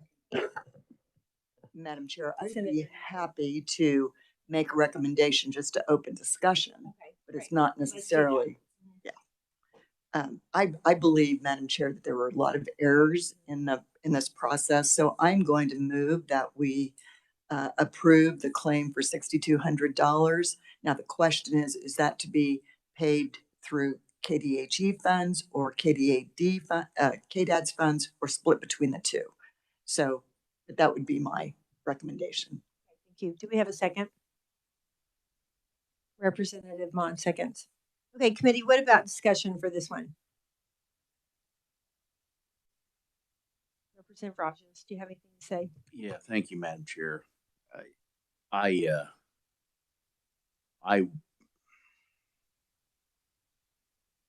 And you know that I've said before, I don't like setting precedents in this committee, but I think this is, I would tend to agree that I would move this forward to make this claim. I think it should be paid by half by KDADs and half by KDHE, and to send a message that state agencies need to get their stuff in order. This is egregious.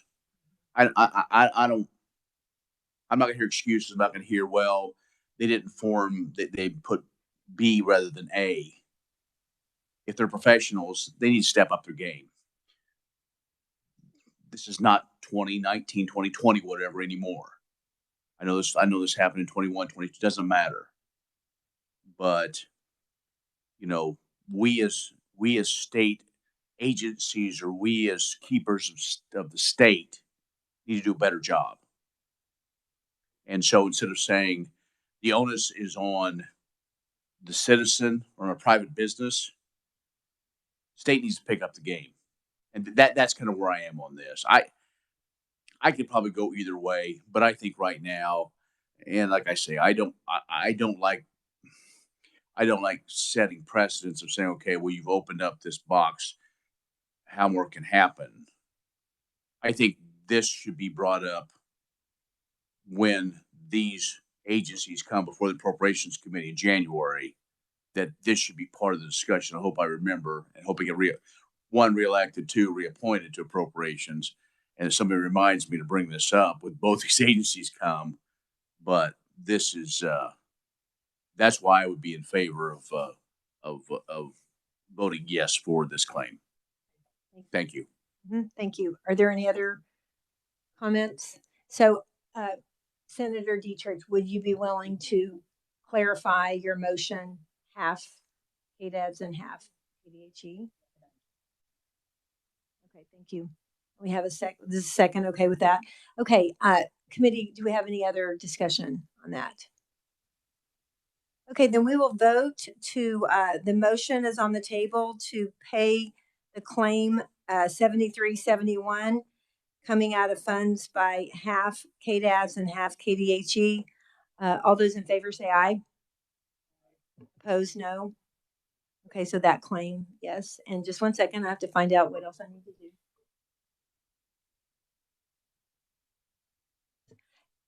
And to thank you for asking that question, Molly. The question is that coming out of existing funds or new appropriation? And make sure everyone understands the maker of the motion. Madam Chair, I would. A blue button problem. I would, if I need to restate that motion, it should come out of existing funds. In a second. Okay, so let's just vote again to make sure everyone understands this claim. $6,200, half KDADS, half KDHE out of existing funds. All those in favor of paying that claim say aye. Aye. Opposed? Okay, thank you. Okay, so claim number 7371 will be paid. Okay, now let's move on to claim number 7378. This is for $43.79. Senator Dietrich. I will move that we move to deny claim number 7378 because all administrative remedies have not been exhausted. Okay. Do we have a second on that one? Representative Vaughn, seconds. Any discussion? Representative Vaughn. Thank you, Madam Chair. I had thought about the potential of denying with prejudice in the scenario that he did choose to appeal that decision to the secretary and it was denied, then he would still have the ability to come back and have the Joint Claims Committee as a potential remedy. So that was something that I just wanted to bring up. It looks like the main discrepancy is with the hot pot of a value of $29.99.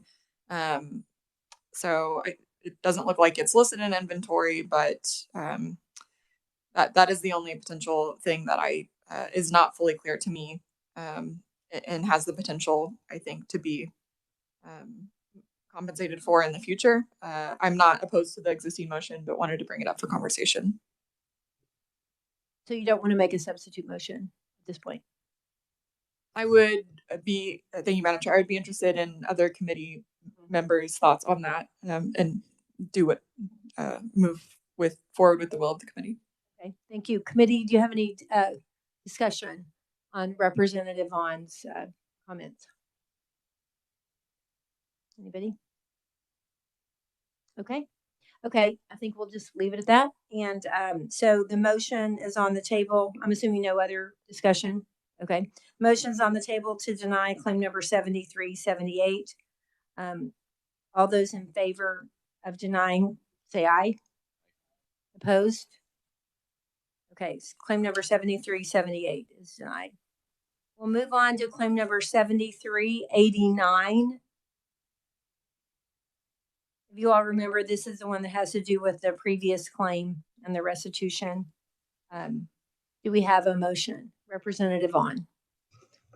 Thank you, Madam Chair. My initial reaction would be to deny the claim. Just, I would tend to agree that restitution is something that should potentially be agreed upon in the settlement, and it's being requested after the settlement has already happened. So my initial reaction would be to deny the claim. That's not a formal motion, but more a point for conversation, since this is more of a complicated, potentially precedent-setting case. Thank you. Mm-hmm.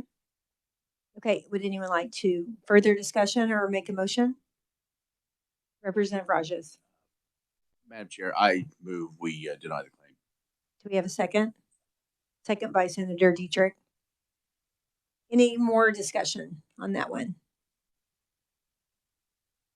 Okay, then committee. Chair, real quick. Oh, I'm sorry, Representative Mon. I'm sorry. I would also point out that Rule 2 also applies here, just for sake of good order, that the claim wasn't exhausted. Administrative claims weren't exhausted in this case. Okay, thank you. Appreciate that. Okay, committee, the motion is on the table to deny claim number 7389. All those in favor say aye. Opposed? Okay, claim number 7389 is denied. We'll move on to claim number 7370 for $1,500. We had a recommendation here from the Kansas Department of Corrections. Do we have a motion on that one? Representative Vaughn. Thank you, Madam Chair. Following the department's recommendation, I would make a motion that we deny with prejudice due to the fact the claimant has an ongoing federal court case and would have the potential to bring it at a later time, but has not exhausted his existing remedies. Okay, so just to clarify, without prejudice is what you meant. Yes. Without, yes, I would make a motion to deny without prejudice. Thank you. Thank you. Seconded by Senator Haley. Any more discussion on that one? Representative Vaughn. Just for the sake of good order, I will be abstaining in this. I've represented Mr. Jefferson previously in my private practice, and so I don't think I should weigh in. Okay, thank you. Thank you for making that on the record. Committee, the remaining committee members, we still do have a quorum. So the motion is on the table to deny without prejudice claim number 7370 for $1,500. All those in favor say aye. Opposed? Okay, then we will deny without prejudice claim number 7370. We passed over 7379. We may come back to that one, we'll see. But then we have claim number 7382. It has to do with the TV. Do we have a motion on that one? Senator Dietrich. Thank you, Madam Chair. I'm going to make a motion to deny claim number 7382 because there was no staff negligence. Second by Representative Rajas.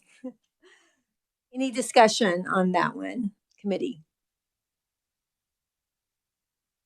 Okay, then let's vote on claim number 7382. The motion is on the table to deny that claim for $314. All those in favor say aye.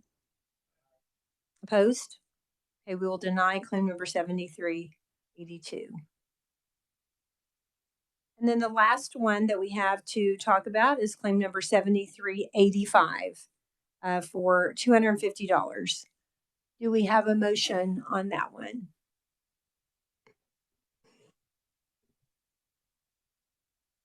Senator Dietrich.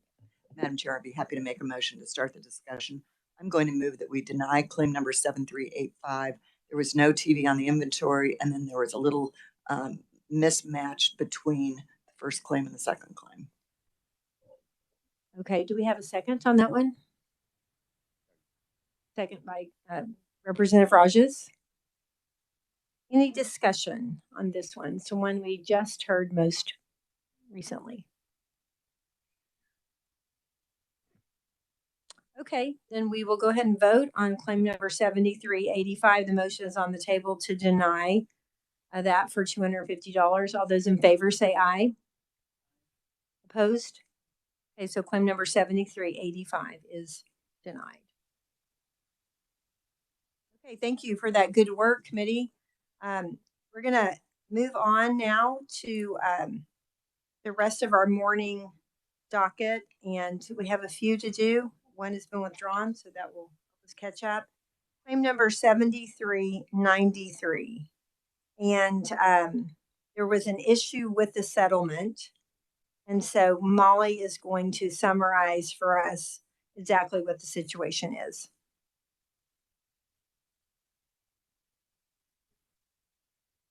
Claim number 7393 stems from a claim that the Joint Committee heard and dismissed without prejudice last interim. In claim number 7348 against the El Dorado Correctional Facility for property loss in the amount of $2,814, claimant Ray Floyd Garcia Jr. stated that his property was stolen by inmates when staff left his cell door unsecured while the claimant was hospitalized. At the hearing last interim, the respondent stated that the claimant had filed a lawsuit against El Dorado Correctional Facility and recommended the claim be dismissed without prejudice pursuant to Rule 2 while the litigation was still pending. Following a discussion, the Joint Committee dismissed claim number 7348 without prejudice. Earlier this year, Ray Floyd Garcia Jr. submitted claim number 7393 against the El Dorado Correctional Facility for property loss in the amount of $2,814 again alleging that his property was stolen by inmates when staff left his cell door unsecured. On July 16th, the respondent secured from the claimant a signed settlement agreement for $500 and a request to withdraw claim number 7393. On July 18th, 2024, the Legislative Research Department received copies of both signed documents and subsequently marked claim number 7393 as withdrawn. On August 12th, 2024, the Legislative Research Department received a letter from the claimant alleging that he never intended for the settlement agreement to be submitted to the respondent. In the letter, the claimant alleges that he informed his unit team that he would sign and date the agreement, though he did not want the unit team to submit the agreement. The claimant also alleges that he sent the respondent's legal analyst a letter on July 22nd, 2024. Likely unbeknownst to the claimant, respondent's legal analyst had left his position. Last week, the Legislative Research Department reached out to the respondent and learned that the claimant is not yet in receipt of the funds from his signed settlement agreement. Due to the uncertainty of facts, the Legislative Research Department added claim number 7393 back to the agenda, making it the 28th claim brought by claimant since he's been an inmate of the Department of Corrections. The Joint Committee will need to determine whether the claimant intended for a signed settlement agreement to be given to the respondent. If the Joint Committee determines that the claimant intended for a settlement agreement to be received, the claim will be waived. If the Joint Committee determines that the claimant did not intend for the settlement agreement to be received, claim number 7393 can be heard today if the respondent is ready, or we can carry it over until the next meeting. And do we know if the respondent is available or ready? Or I am not sure if the respondent is available to argue the claim today if it were to move forward. If the committee were to... We need to make a decision first and then see. Okay. Senator Dietrich. My button will not turn on. Sorry. So I'm looking through the documents, and so you see the letter of July 16th, 2024 from Ty Bushbaum from DOC, and it clearly states that he is prepared to settle that claim for $500. And then at the bottom, you see I, Ray Garcia, have read the above letter, and he signs it, and that would then formally be the formal agreement to settle this claim. So I don't know, we don't know his intentions other than what he has done, which is he signed the letter. And it clearly states, I have agreed to this settlement. So I don't know that we have any role in this. Great point. And if you look at the next page, it also is a signed statement by him with a witness that he agreed to the $500 payment. So I'm not an attorney, but that's the evidence. So if I understand, he's saying that he asked him to withhold it, but when you sign something, it's signed. That would be the way that most legal documents work. To make sure. Representative Rajas. Going through, I understand the confusion. So we had a claim of 2,800 last fall, I believe, right? I remember this. But he's not claiming coercion. He wasn't coerced to sign this. After it was signed and then review, go, wait a minute, don't file it. To me, I think, it's done. That's the way I mean, I hate to be,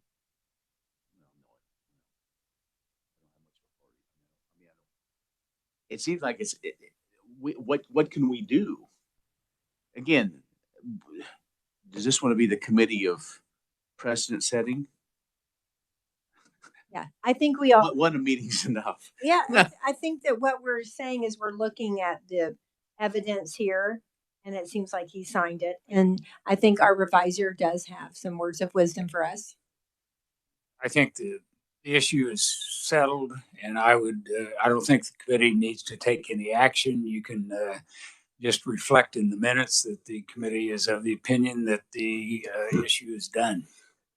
Sure. That was my question. Then what would be our action? If the action is simply a note in the minutes. I don't think we need to take, as you said, we don't need to take action. We're not going to vote, but we will. Is there just general agreement, Representative Mon? Thank you, Madam Chair. I would just move that we find this claim to be moot and move forward. Okay, do we have a second on that? Second, Representative Rajas. Okay, so we've looked at the evidence here of the signature and so on. We've heard the situation, and we have a motion on the table that this claim we would call moot. And there's been a second. All those in favor of the motion, say aye. Opposed? Okay, then we will call that one moot and move on. Thank you. Thank you for that explanation. Okay, we will now look at claim number 7394, Joshua Robertson versus KDOC for $1 million.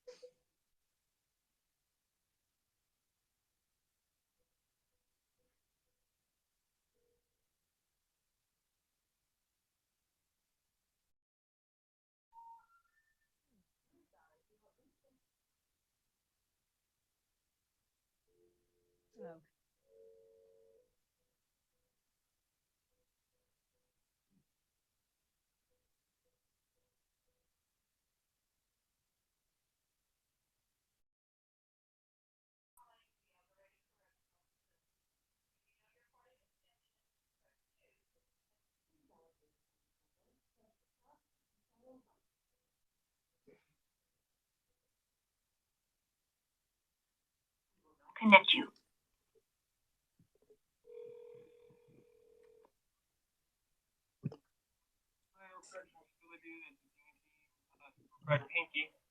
Good morning. This is Nicole Rencher, and I'm calling on behalf of the Joint Committee on Special Claims Against the State. Is Joshua Robertson available? Yes, he is. Go ahead and say hi. Hello. Hello, Mr. Robertson. This is Susan Humphreys, and I'm the chair of the Joint Committee on Special Claims Against the State at the Kansas Legislature. The committee is hearing your claim number 7394, a personal injury claim for $1 million against the Department of Corrections. You're on the speakerphone with the committee here at the Capitol, and we have all of the documentation that you provided here in front of us. And in a minute, I'll ask you to tell us about your claim, but I want you to understand that after we hear from you, we may ask you questions, and then we will ask a representative from the agency to tell us their side of the issue. When that is complete, we will consider the matter and provide you with written documentation within 21 days of our decision. Does that make sense to you? Yes, ma'am. Okay, thank you. So tell us what you would like us to know about your claim. Well, the basics of it is the policy says that once I'm placed on holdover status, that it would be 15 days to be transferred to another facility. I still remain in administrative restrictive housing, which is also known as segregation. And that is why I have filed the claim. Okay, thank you. Committee, do you have any questions for Mr. Robertson?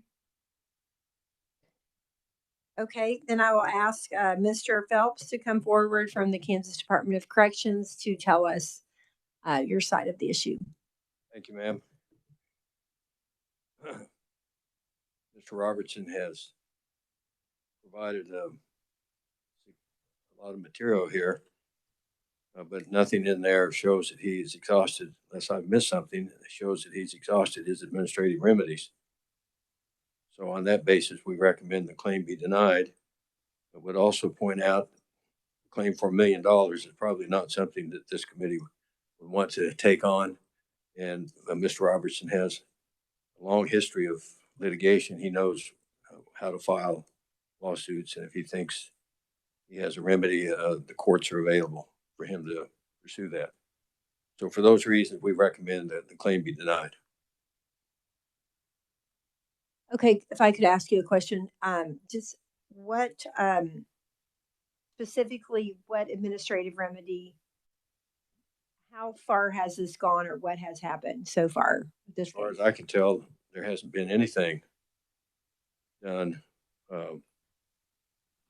administratively, at least nothing provided with this claim.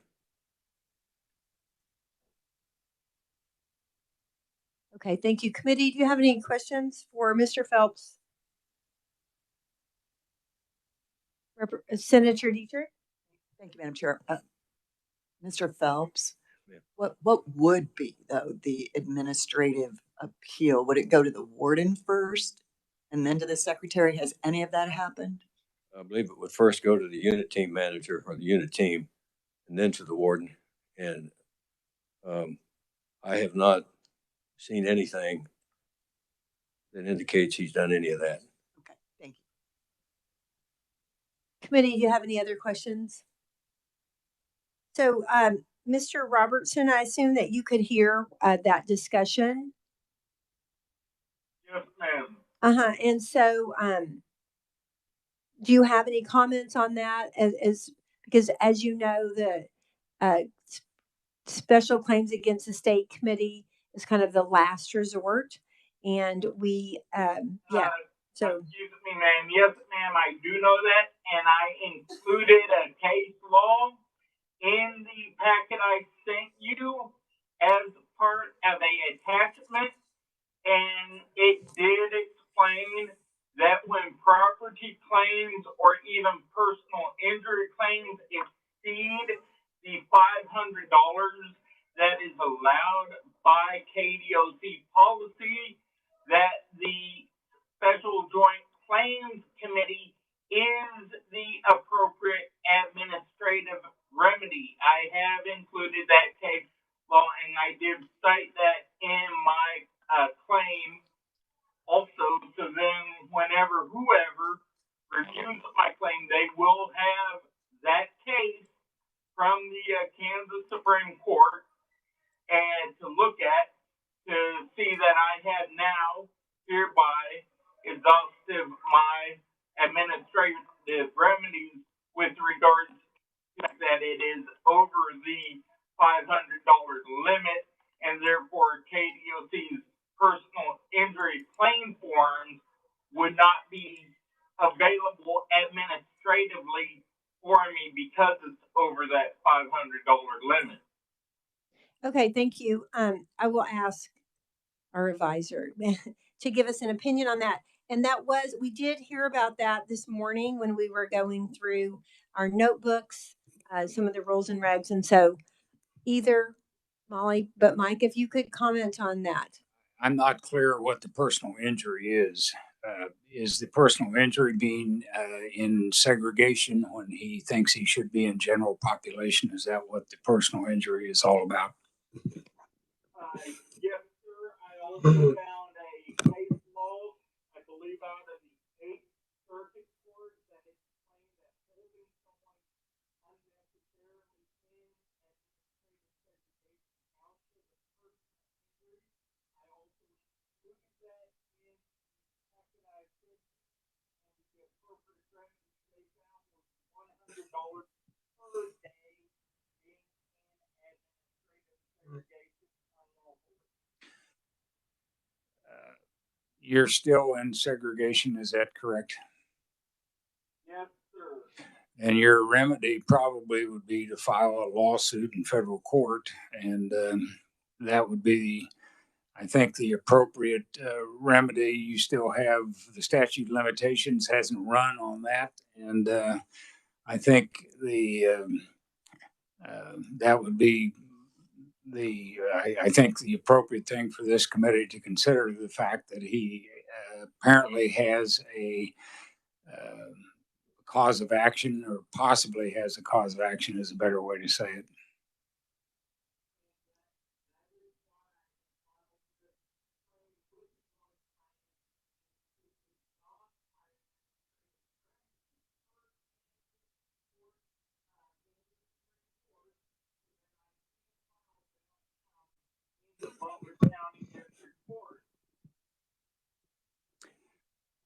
you filed it, and so if this, as,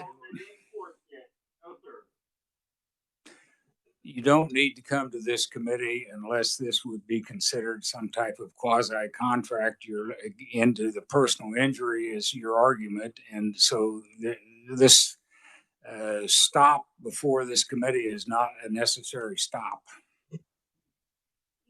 And Mr.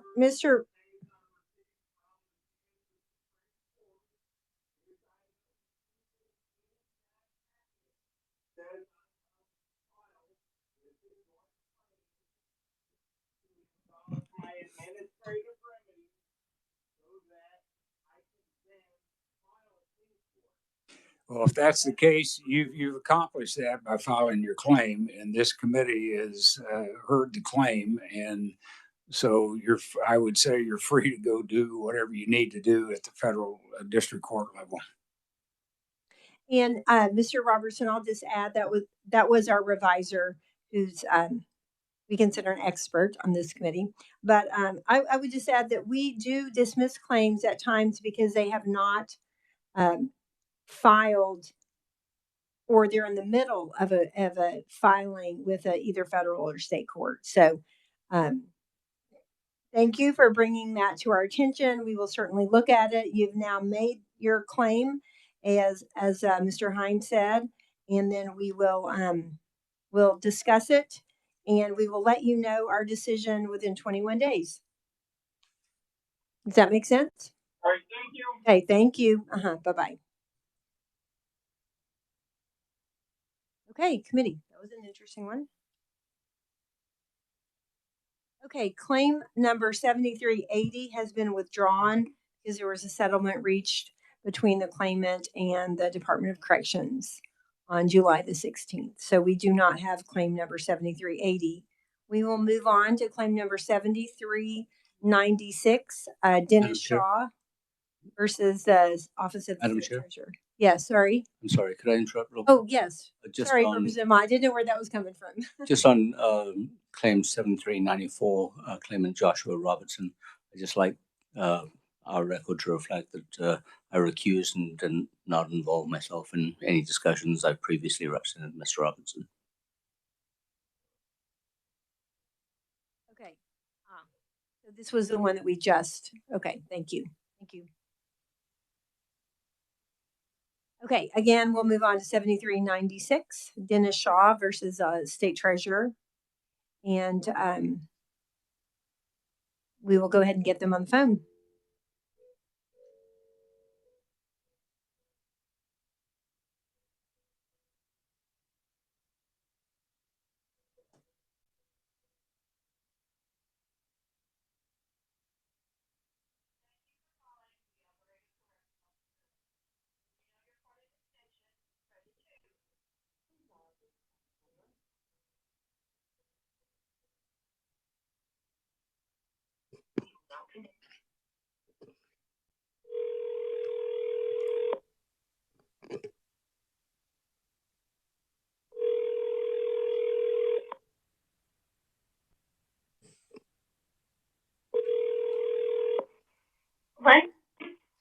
Good morning. This is Nicole Rencher calling on behalf of the Joint Committee on Special Claims Against the State.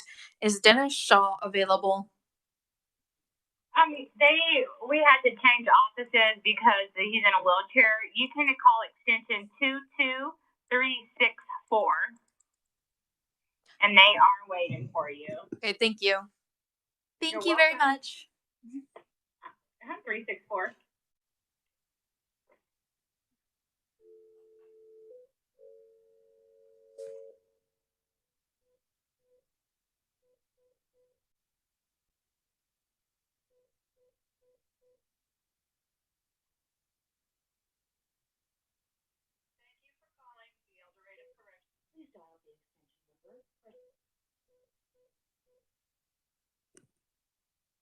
We will now connect you.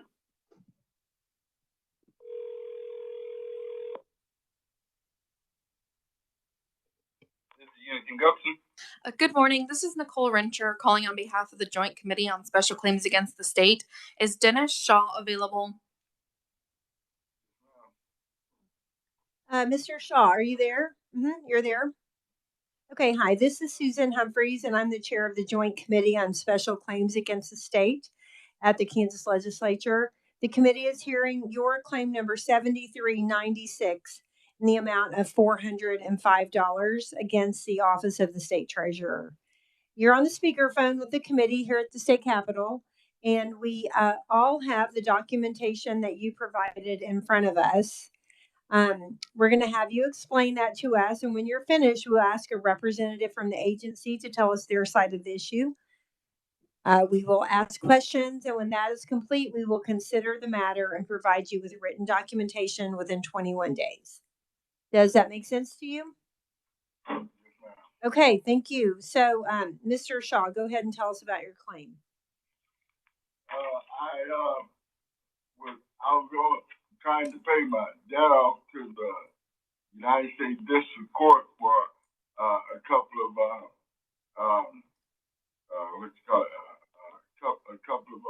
writs that I had filed, and I sent $200. I sent $405 in two checks to the state capitol building.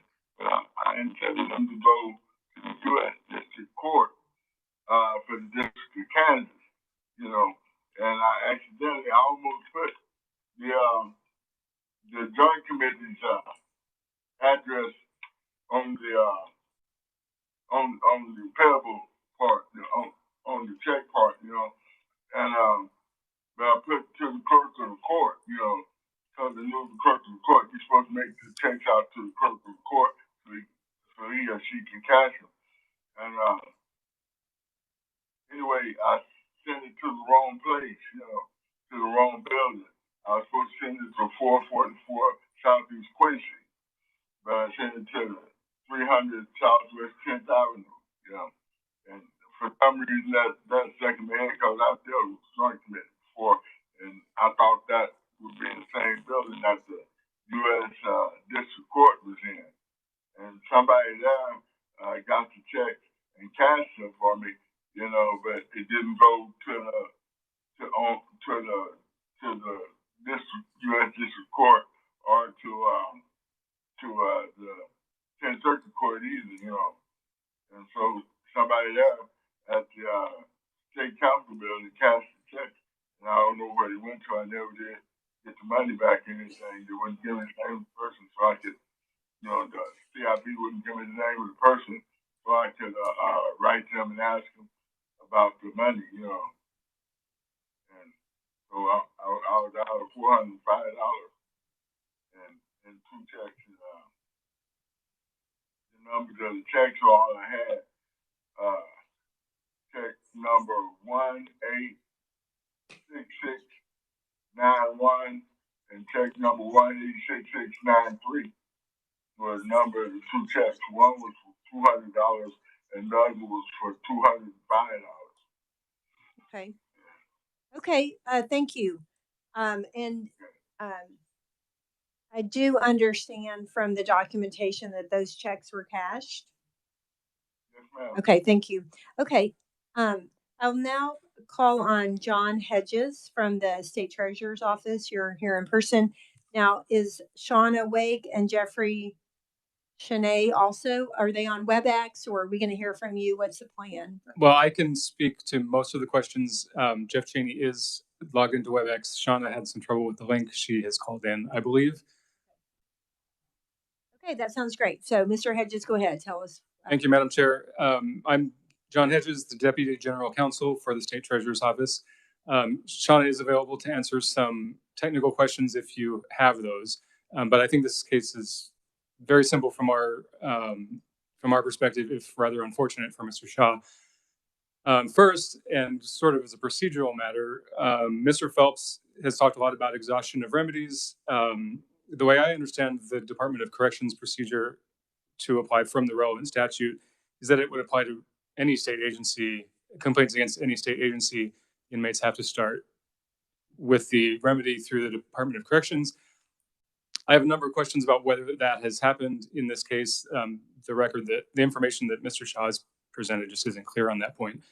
I think Mr. Phelps would have to answer that question because our agency just wasn't involved at all in this matter until we received the notice of the claim to this hearing. And really, aside from the procedural matter, that is the more relevant point, I think. The only reason the state treasurer is involved in this matter, as far as I can tell, is because our office would be issuing the checks if the committee decides to reimburse the payment. He doesn't allege any wrongdoing on the part of our agency. We never received the checks, and he says he tried to contact our office about it later. It appears that he sent that check, that correspondence, to the State House somewhere, just like he sent the original checks. So it's unfortunate that he used the wrong address. Our office just didn't have anything to do with that. The final point is, and he might be able to clarify this to you, that according to information he has submitted to this committee, it appears that the debt he owed to the court eventually got paid. He submitted a letter from the federal court saying in September, after he sent the checks to us, somebody in the state, that he didn't owe any balance to the federal court. So wherever the checks ended up in this building, and this is just a guess, but it appears that they eventually made it to the district court. We just don't have the evidence to show that, aside from the fact that it looks like his debt got paid. So it's unfortunate that he sent the checks to the wrong address. And as I noted to the committee in my written response, we'd be happy to help him investigate to see which agency actually deposited the check, which would really be a matter between him and the bank to get those bank records. But I can assure you our office never received the checks from Mr. Shaw. Thank you. Thank you, committee. Do you have any questions for Mr. Hedges, first of all? Okay, questions for Mr. Shaw. Does anyone have any questions there? I guess I do have a question though, Mr. Hedges, if you don't mind. So do we have the documentation that shows that his debts had to the district court was paid? I'm scrolling down, but I may have missed it. Madam Chair, I have it as Exhibit A in the packet, in his claim packet to this committee. It's a one-page letter from the United States District Court. Oh yeah, I see it. Okay. All right, thank you. Okay, Senator Dietrich has a question. Thank you, Madam Chair. Thank you for your information, your exhibit. I hadn't seen that originally either. I'm wondering though, did Mr. Shaw, did he then send in 2 new checks, or are these the same 2 checks? I guess, is that part of his claim? Is Mr. Shaw on the line? Mr. Shaw, did you hear that question? She's asking, did I send in 2 new checks? Yes. Right. No, I sent them 2 original checks, you know. Okay. And so you, like I sent them. I'm sorry, go ahead. So you sent them to the, like I said, to the state capitol building. Right. State capitol building. And from there, I don't know where they went to, you know. But I've been trying to. I was trying to find out the only reason I put the state treasury department. That's the only place I thought could cash them, you know, from the state capitol building. Mm-hmm. You know, and so, Mr. Shaw, are you aware that the $402? Well, it looks like the United States District Court has said that you don't have any further debt. So it appears from our documentation that somehow those 2 checks did make it to the intended recipients. Does that make sense to you? No, I don't think it did, because they say I didn't owe them, and they say they never got the checks. You know, when I wrote them and asked them about it, they say you never did get the checks. You know, so I sent them a couple more. I did send them a couple more checks, and they sent them back. You know, so but the truth is, $225 they sent back. But they told me they never did get the checks. You know, and I wrote that was the U.S. District Court for the District of Kansas, and I wrote I wrote the, 10th Circuit Court too, in Denver, you know, and they said they never got the checks either. Somewhere in Calgary. Okay, and so I think I just heard you say that you did send more checks and then they were returned to you. Did I hear you say that? Yes, ma'am. And why did they say they were returned to you? They said the debt was paid. Okay, so I think we're assuming that those 2 checks were eventually cashed by the appropriate recipients because your debt was canceled. Does that make sense to you?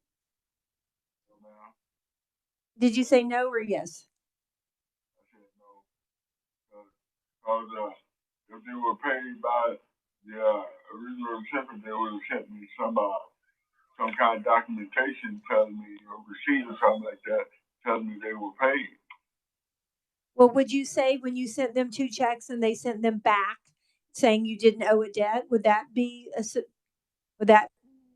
help you to understand that your debt was paid? No. What I'm saying is that when I sent the first 2 checks, Mm-hmm. you know, it would have, and they got them, they would have sent me then some documentation telling me that they got the checks. With Right. I've never received anything like that. Sure. It Yeah, seems like that would have been seems like that would have been the easiest way for that to happen. Then you would be sure. But you're not really out $405 from what I understand. You wrote checks because of a debt, and then you did find out the debt was paid. I am out $405 because the other checks that I sent them were only for the amount that I sent to them again, you know, and they just returned what I sent then, but they didn't return they didn't give me no receipt for the $405. Okay. All right. Yep. Thank you, Mr. Shaw. Committee, do you have any other questions? Okay. Again, we will discuss the matter and we'll provide you with a written determination within 21 days. Okay. Okay. Thank you. Bye bye. So I do, Mr. Hedges, is there a way to just send your documentation that he doesn't owe a debt to him from the state treasurer's office, or would that be needed to come from the court? Well, this being a federal court, our office doesn't have any connection with those payment systems. Sure. Okay, that makes sense. We have Mike has a comment that may be helpful.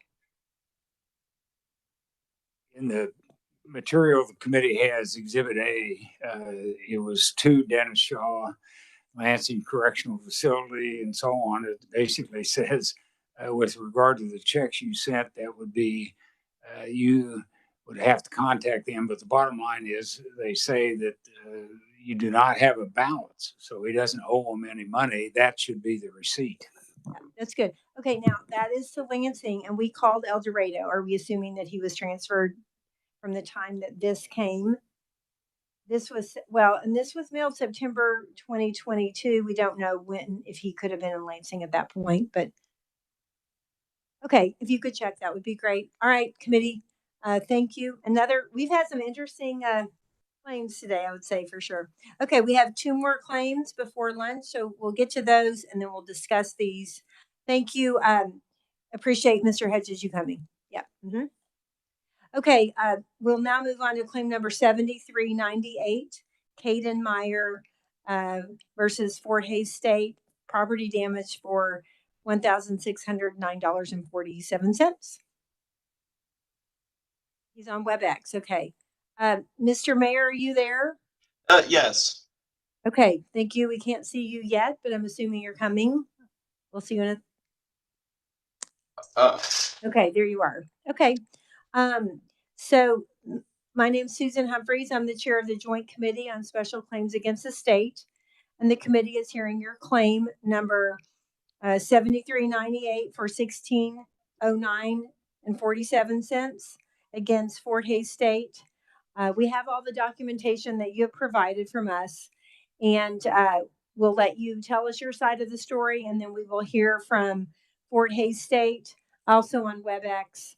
And when we're finished asking questions and so on, we'll consider the matter and we'll provide you with a written determination within 21 days.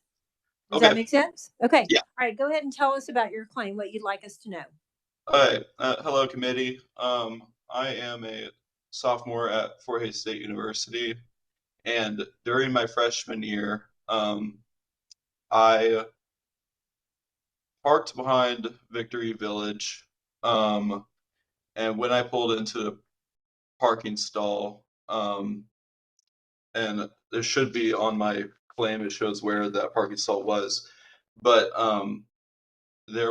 my car sits low enough, and there was a piece of rebar that had not been pushed down into the parking block, and it got caught up under my bumper and ripped my bumper off. I called university police. They gave me a police report, which on the police report it does say not at fault on a little code. And I was instructed by them to go to Baron Green, controller at Fort Hays State University. And Baron said Fort Hays is not legally allowed to reimburse more than $1,000. And the damage was $1,600 and some change. And so I was told my next course of action was to go to this committee and seek out my claim. Okay, thank you. We appreciate that. And now we'll hear also on WebEx, Joseph Bain from Fort Hays State. Good morning, committee. Can you hear me okay? We sure can. Thank you Okay, for being here. great. Yeah, thank you. Yeah, I'll just be real brief here. We'll really defer to the committee on this. Caden is a student, and we want to do right by our students. We also want to be good stewards of state funds and university funds from a purely kind of legal analysis standpoint. When we looked at the photographs of this, it does not appear to us that those rebar are unreasonably maintained or unusually high. When I saw this, I started glancing at other rebar on parking stops and curbs in the area, and this does not appear to be a situation where those are unusually high. And there's really no evidence. When we look at this from a legal standpoint, there's really no evidence that someone from Fort Hays was aware of a concern related to the rebar, to the parking curb, or anything like that. And then, as I noted in the letter, just general immunity principles when it comes to recreational purposes and discretionary repairs and things like that, or discretionary maintenance. So it does appear that there's insurance available for this claim. Appears that, sort of from a preservation of legal position or legal arguments, that we wanted to go on record indicating that, we did not believe that there was negligence here, but certainly understand that this committee isn't simply looking at the legal side of things, and we'll defer to the committee in terms of this claim from one of our students. So thank you. Okay, thank you. Committee, do you have any questions for Mr. Mayor or Mr. Bain from Fort Hays State? Representative Rogers. Hi, this is Representative Ken Rogers. Joe, is this, I saw the pictures. Is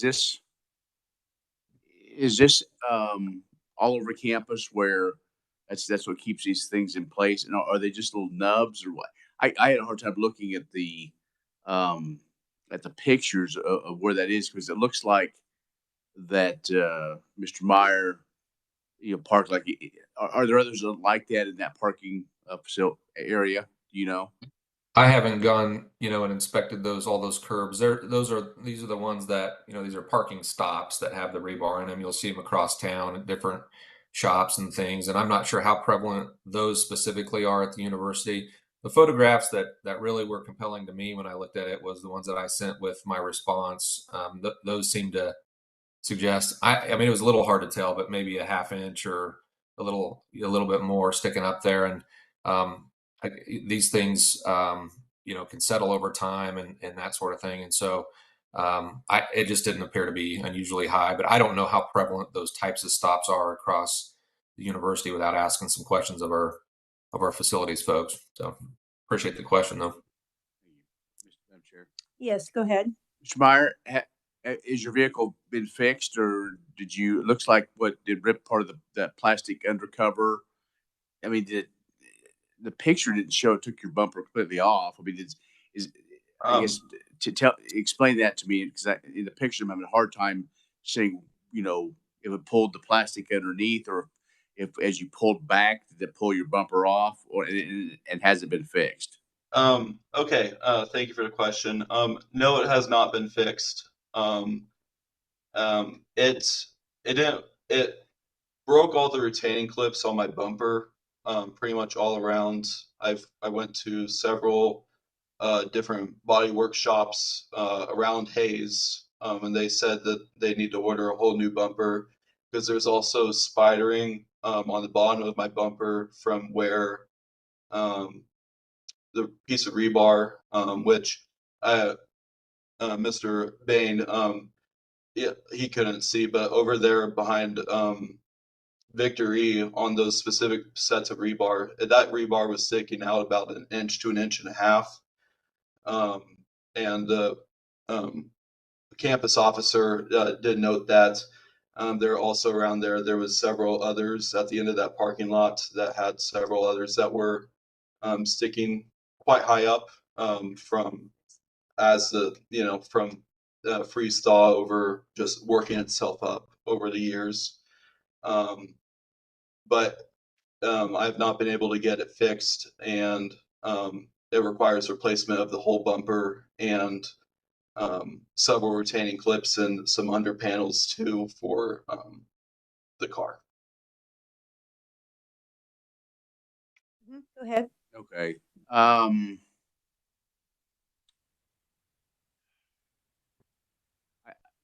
As we look at this, if we come to an agreement between you and Fort Hayes, would you possibly accept a settlement of some sort? Yes, if it covered the cost to repair my car, I would be happy with that. Okay. Okay, I think that's all I have. Okay, thank you. Representative Mon. Thank you, Madam Chair. Mr. Mayor, did you file an insurance claim on this? It would have negatively affected me. I talked to my insurance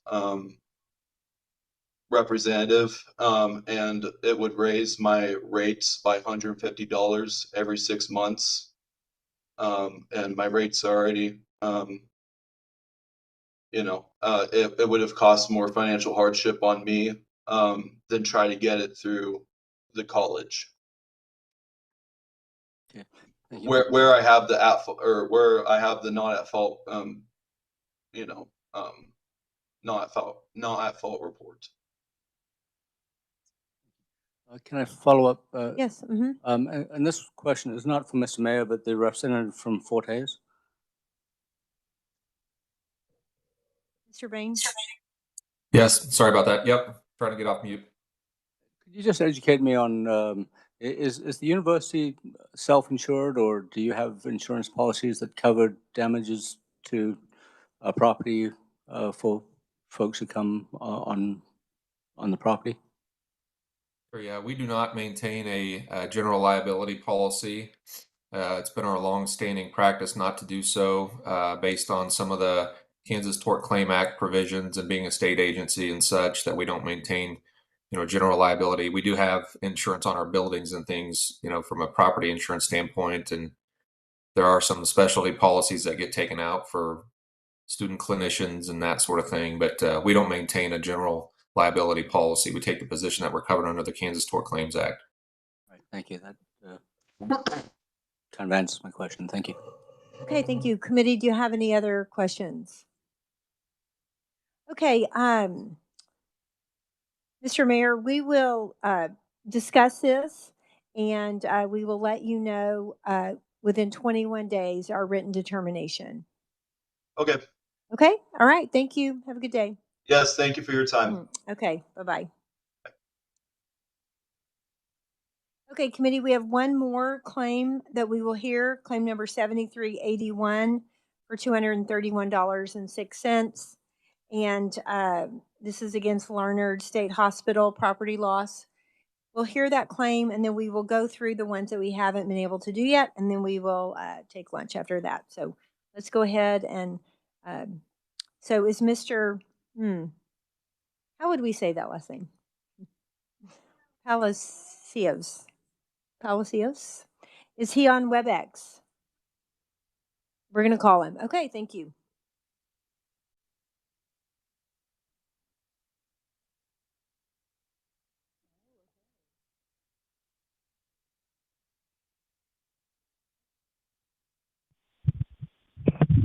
Hi, this is Nicole Ringer calling on behalf of the Joint Committee on Special Claims Against the State. Is Larned State Hospital there? And can I speak to Johnny Palacio? Yeah, this is him. Okay. Hello, Mr. Palacios. This is Susan Humphreys. I'm the chair of the Joint Committee on Special Claims Against the State. And we are hearing your claim number 7381 in the amount of $231.06. You're on the speakerphone with the committee, and when we'll ask you to explain your situation, and when you're finished, we'll have a representative from Larned State Hospital also give us their side of the story. And then when all of that is complete, we may ask you questions, and then we'll provide you with written documentation of our decision within 21 days. You understand? Yeah. Okay, that's great. So tell us about your claim number 7381. So on February 4th of this year, 2024, I turned in several items of clothing to the Larned State Hospital laundry services. And if we don't have a physician's order to use the washing machine, we have to turn it into the state service, their laundry service. And I don't have a physician's order. So I've done it multiple times, turned my laundry in, and on this instance here, the items that I turned in, they were brand new items, and they were like, I think some of the shorts and the shirts I turned in one other time before, but the socks were brand new.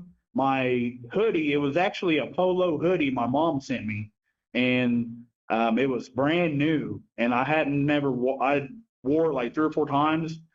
And then the tank tops that I had, they weren't Nike, but they were like $30 a piece. They were real nice mesh, breathable, and all these items I never got back. And so then I entered a grievance about it, and the grievance response was that I was to do a property claim form. So I turned the property claim form in, and this was in April, well, probably about March.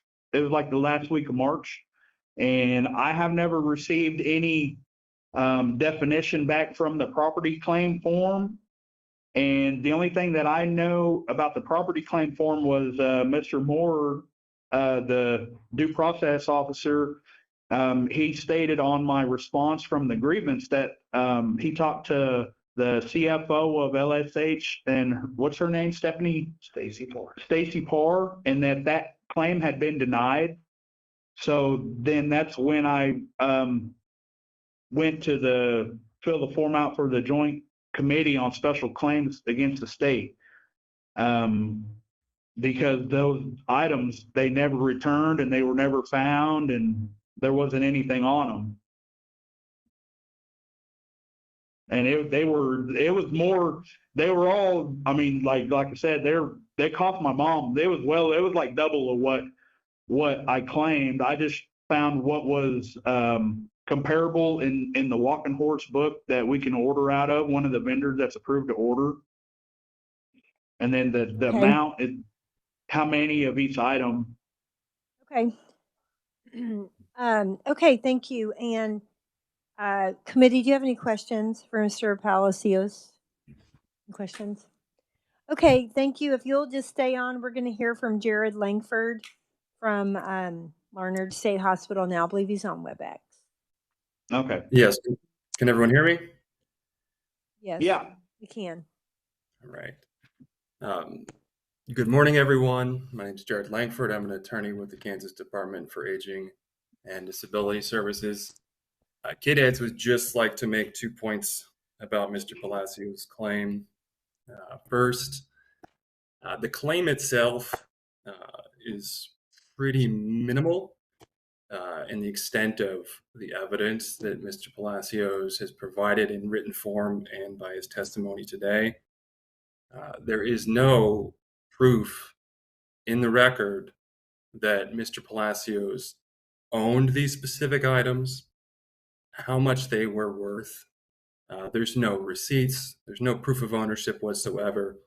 KDOC would expect that at a bare minimum for a claim to be approved by the committee, that the claimant have some sort of evidence that the property was at one time owned by the claimant and proof of how much it would, those items cost.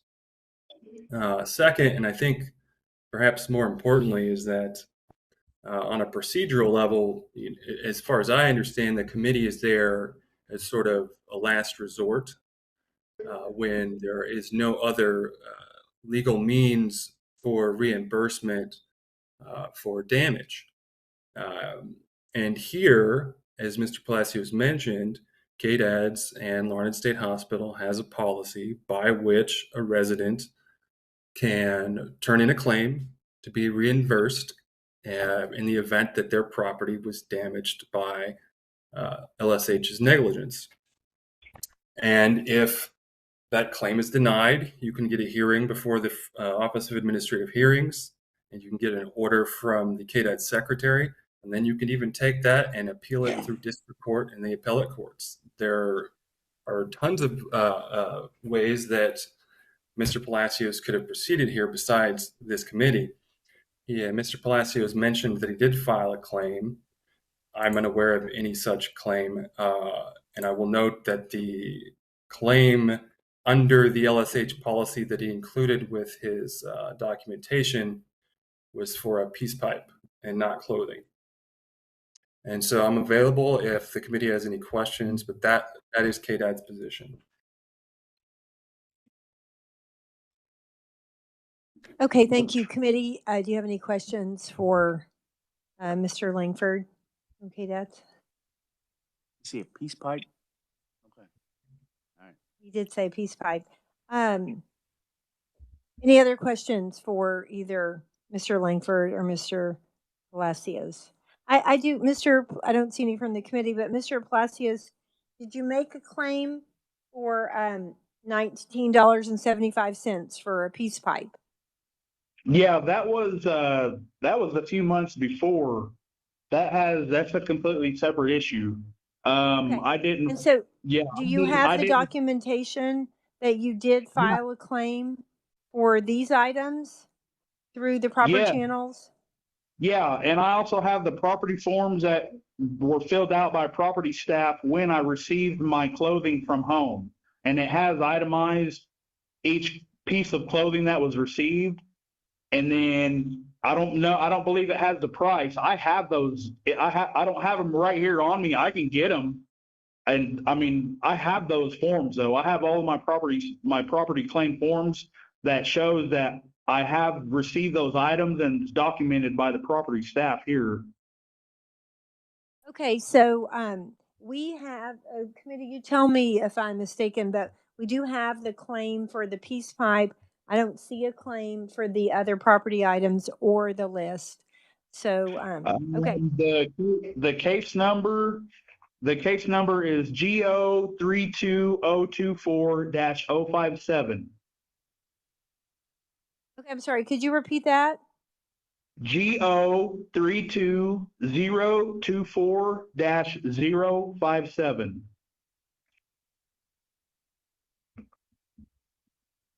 That's your claim number? Yeah. Okay. All right. Okay, so committee, do you have any other questions? Okay, so Mr. Palacios, we will discuss this and consider your claim and provide you with written documentation within 21 days of our decision. Okay? Okay. And, Okay, I thank did- you. Yep, Yeah. Go ahead. Oh, well, I was just gonna ask, the property staff, they have copies of all of my property there, and that property would have been received, because I have a lot of clothes that I've received. These particular items were received between, I want to say, October of 23, September and October of 23, and they're all listed. It's all documented. They have copies of it in the property, staff, in their copies, the original copies. Okay, so it just as a heads up, if we, it would be good if you're ever filing a claim to include those sorts of things. Okay, but we'll Yeah. consider it and let you know. Thank you. Okay, bye-bye. Okay, everyone gone? Okay. Okay, just wanting to make sure. Committee, we're going to go ahead and look at the ones that we have not gotten to yet. We did take care of claim number 7393, which was the one that we that had been settled and we deemed as moot. So then the next one is claim number 7394. It's Joshua Robertson, $4 million. It's a holdover status. Do we have a motion on that one? Senator Dietrich. Thank you, Madam Chair, I'll make a motion that we deny claim number 7394. We have a second. Representative Raja seconds. Any discussion on this one? And noted that Representative Mon is not involved in this discussion. Any other discussion? Okay. Then all those in favor of the motion on the table, which is to deny the claim, say aye. All opposed? Okay, thank you. Okay, the next one is claim number 7396, Dennis Shaw. It was a one with two checks that happened, and do we have a motion on this one? Senator Dietrich. Madam Chair, I'll make a motion that we deny claim number 7396 because we believe there's evidence that debt has been paid to the courts, but I would like to add that it would be very beneficial if we could send a copy of that letter to Mr. Shaw so that he has evidence of that. Do we have a second? Representative Vaughn seconds. I will let you all know there was a question about, because the letter was sent to Lansing, Molly, our great detective here, found out that he was at Lansing at the time that that letter was sent. He's now in El Dorado, but when the letter was sent, he would have been in Lansing. But we've requested in our motion that he gets a copy of the letter. That would be appropriate. Representative Rajas has a question. I want to make sure I understand. We want a letter from the state because we can't compel the federal court to send him anything. It's just a copy of the letter that we have in our case here today. There's a copy dated. It's gone through the state, The state no longer has any. Yeah. Okay. Right. It would just be giving him a copy so that he has. I'm assuming he got it, but we don't know for a fact as far as that goes. He was at Lansing when it was sent to Lansing, but just as a sort of courtesy of why we're denying the claim. I think it's what the intention was. Yes. Thank you. John Hedges back for more. Just to clarify, that letter was in the claim packet that we received from this committee. So presumably he sent it to the committee and therefore has it already. That's all I know about that letter. Okay, thank you. Okay. I think your motion still stands, right? Yes. Okay. Yes. Okay. Any other discussion on that? Yes. Representative Vaughn seconded. Yep. Okay. Committee, the motion on the table is to deny claim number 7396. All those in favor say aye. Opposed? Okay. Thank you. We will do that, and we will also send back the letter that he sent. Okay, the next one is claim number 7398. This is for $16.0947. Mr. Mayor with Fort Hays State. We can have discussion, or do we have a motion on this one? Sure. Madam Chair, I'll move that we deny claim number 7398 because he has not exhausted all of his remedies with his own auto insurance, knowing full well that it will raise his rates, but that is the process. And we've talked about this in previous claims in previous years. That would be my motion. Okay, no second yet, but Representative Rajas has a comment. We need a second before I can comment because I have a question. So I'll second it, but Okay. okay. I have a note here as we were going through all this. Refresh me, maybe Mike, or if you remember, what we do. You know, we had this on the tree that hit the pickup at Clinton Lake last year. Didn't we come up with like a mid settlement offer? He didn't want like $2,500, and we offered like $1,000 or like split the difference of it. Do you remember? Is that in our minutes? Okay, they're gonna just a minute, and they'll have the answer to that. If it would be better if we could we pause this till after the break to give people time, and then bring that back right away to give time to, or if you think it can be found fairly quickly. What are you going to do, Madam Chair? I'll give him a couple minutes. Okay. We'll keep it on the table. I'm just curious Give of, him a couple minutes. because I don't remember what we did. Yeah. Yes, but I want to discuss this one for just a minute. You have an answer, Molly?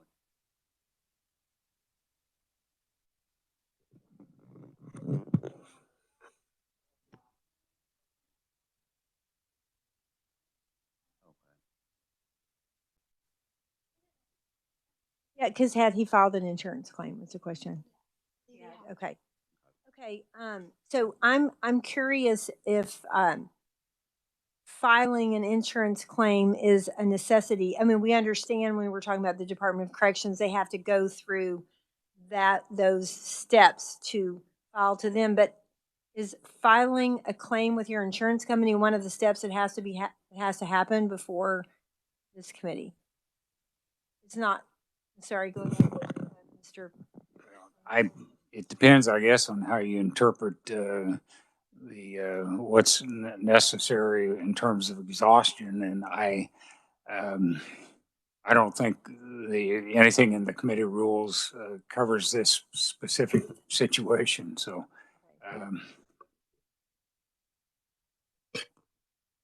We do have an answer to our question. Yes. Okay. So in House Bill 2551 that was passed this past session, it shows that he was seeking $3,956.83, and the committee recommended a partial payment of $2,000, and he had filed insurance. Okay, thank you. Representative Mon. Thank you, Madam Chair. Could I just ask a question of either legislative research or the revisor? Does the Kansas Tort Claims Act prevent Mr. Maya from filing a claim in small claims court or district court against the state or Fort Hays? Chair, do you want me to respond? Yes, please. The counsel for the university basically was denying liability, claiming that there was no negligence.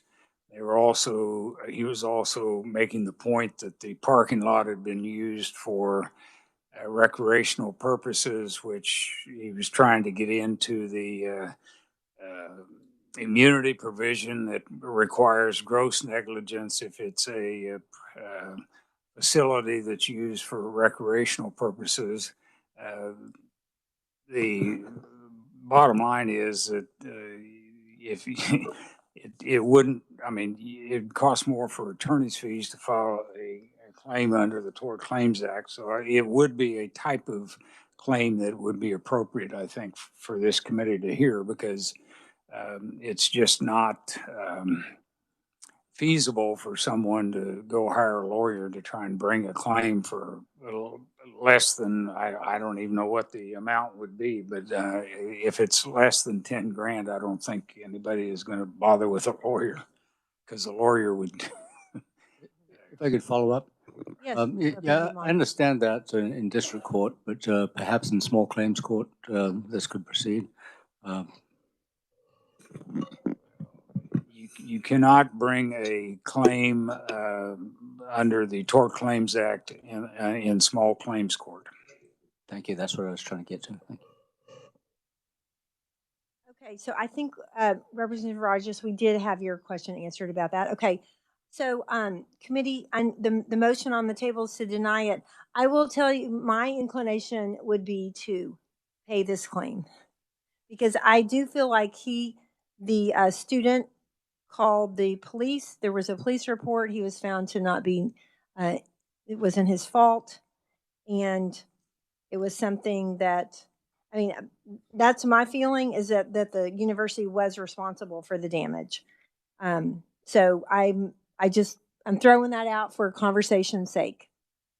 I know what the motion on the table is. I'm not at the moment making a substitute motion, but I might, but I'm just curious for discussion sake. Senator Dietrich. So there is a policy that the university can't pay more than $1,000, right? So we could always, and I'm just again throwing this out for discussion, if the desire is to reimburse for the claim, ask the university to pay that $1,000, and then the state would only be responsible for that additional $600. Or he could file with his insurance, which our children would all be doing, I would think. So I'm just going to go back to that. If you have automobile insurance, whether you want to file a claim against it or not, that is why you have car insurance. So just that point. Representative Vaughn.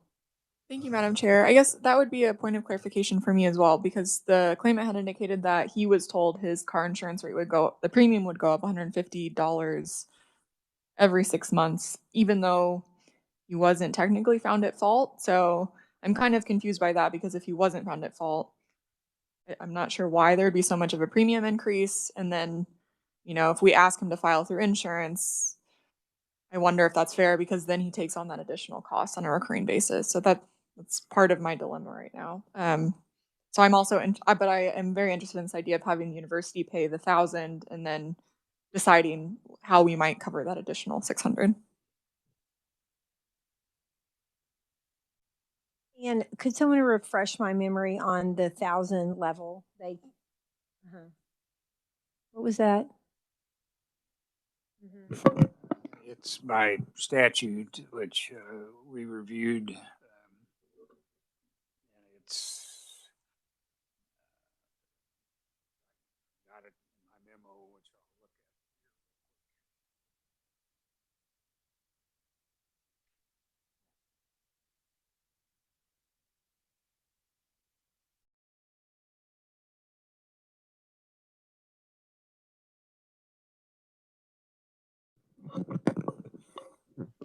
The statute is KSA 46-922, subsection D. Yep.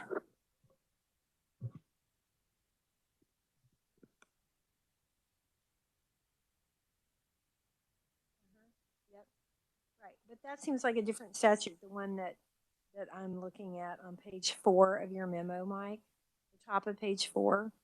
It says it's, sorry, nope, that's right. My fingers were set.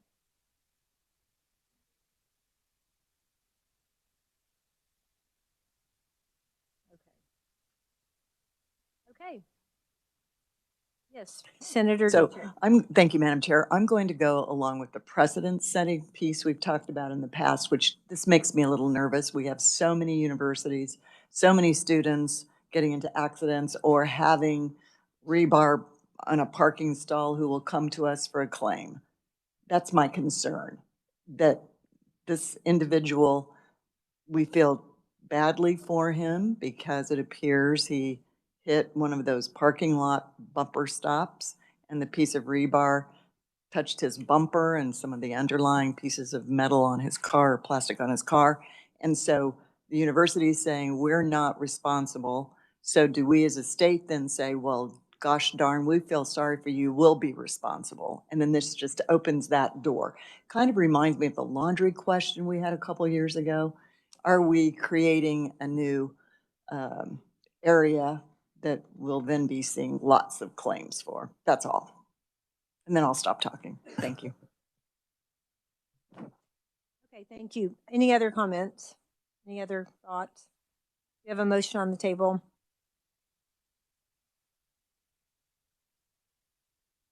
Yes. Sorry, Madam Chair, and I am looking through my documentation right here now. Do we actually have a copy of the police report indicating fault? Mm-hmm. We do. Okay. Okay.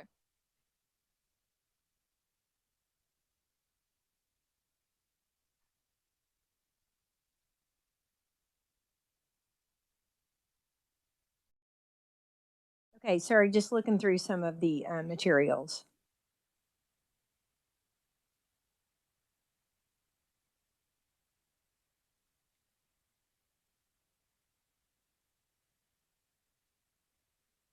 Okay, I'm still confused about that $1,000. I'm still confused about that $1,000. I'm looking at this section, and it's talking about in excess of $1,000 on a claim by a person who is an insurer and is making the claim as a subrogate. Okay. Okay, thank you.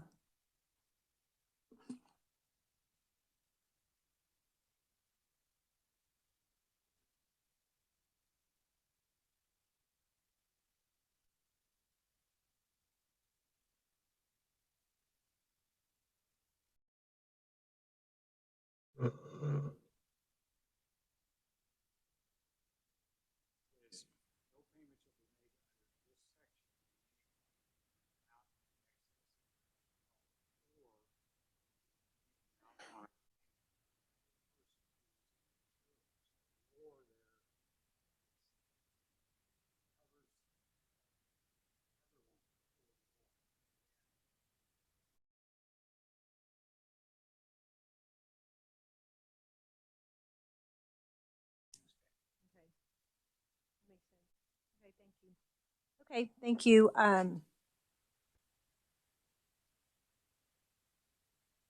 Committee? Okay, I'll make a substitute motion that we pay the claim for $1,000 and leave it at that. The Fort Hazel, out of existing funds from Fort Hays State for $1,000. And leave it at that. Saying isn't Fort Hays up to 1,000? Isn't Up that to 1,000. their liability? Yes. So our liability then would No, well, I'm just saying we have the claim for $1,000, and we don't take on any other liability. The state doesn't. does the university? I mean, out of their. They can only. Okay, we need to. Okay, Mike's going to give us another lesson here. Sorry. First of all, I don't know what his deductible amount is. It could well be $1,000. So $150 increase over in 6 months is really not that big of an increase in insurance, at least in my experience with car insurance. But regardless of that, this would be, I mean, if he accepted the $1,000, which he would have to sign a statement that this was the, he would hold the state harmless for anything else. So, I mean, that Fort Hays would be off the hook if, in fact, the legislature approved $1,000 for any additional amount. Let's put it that way. They wouldn't be off the hook, though. I assume you're going to make them pay the $1,000. Yes.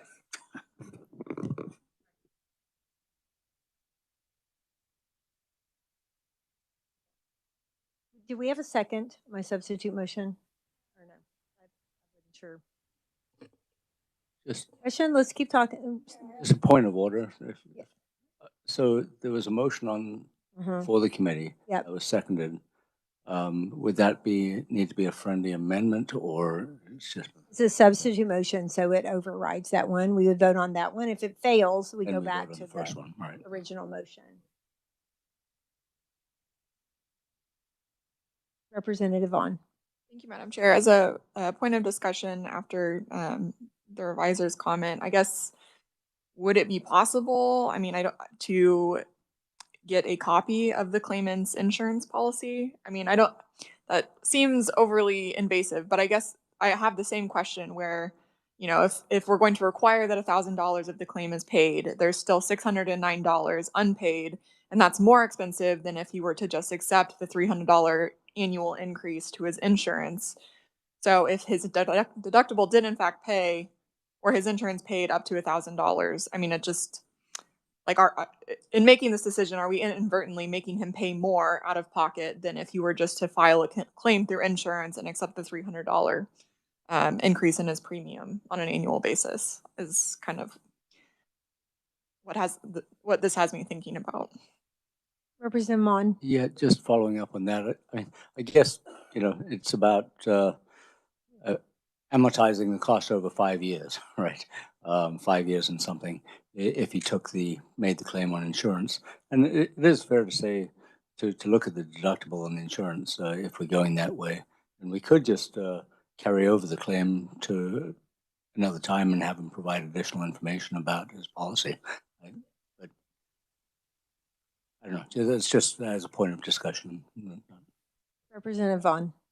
Thank you, Madam Chair. And I know there was a little bit of discussion, but I also wonder if it's not possible to appeal that insurance increase because he was not in fact at fault, as was determined by the police report. So I would think the burden of this is more on the insurance company to offer the claimant, you know, his insurance, and then to reevaluate that premium increase since he wasn't at fault. So I think that's something else that I'm wondering about.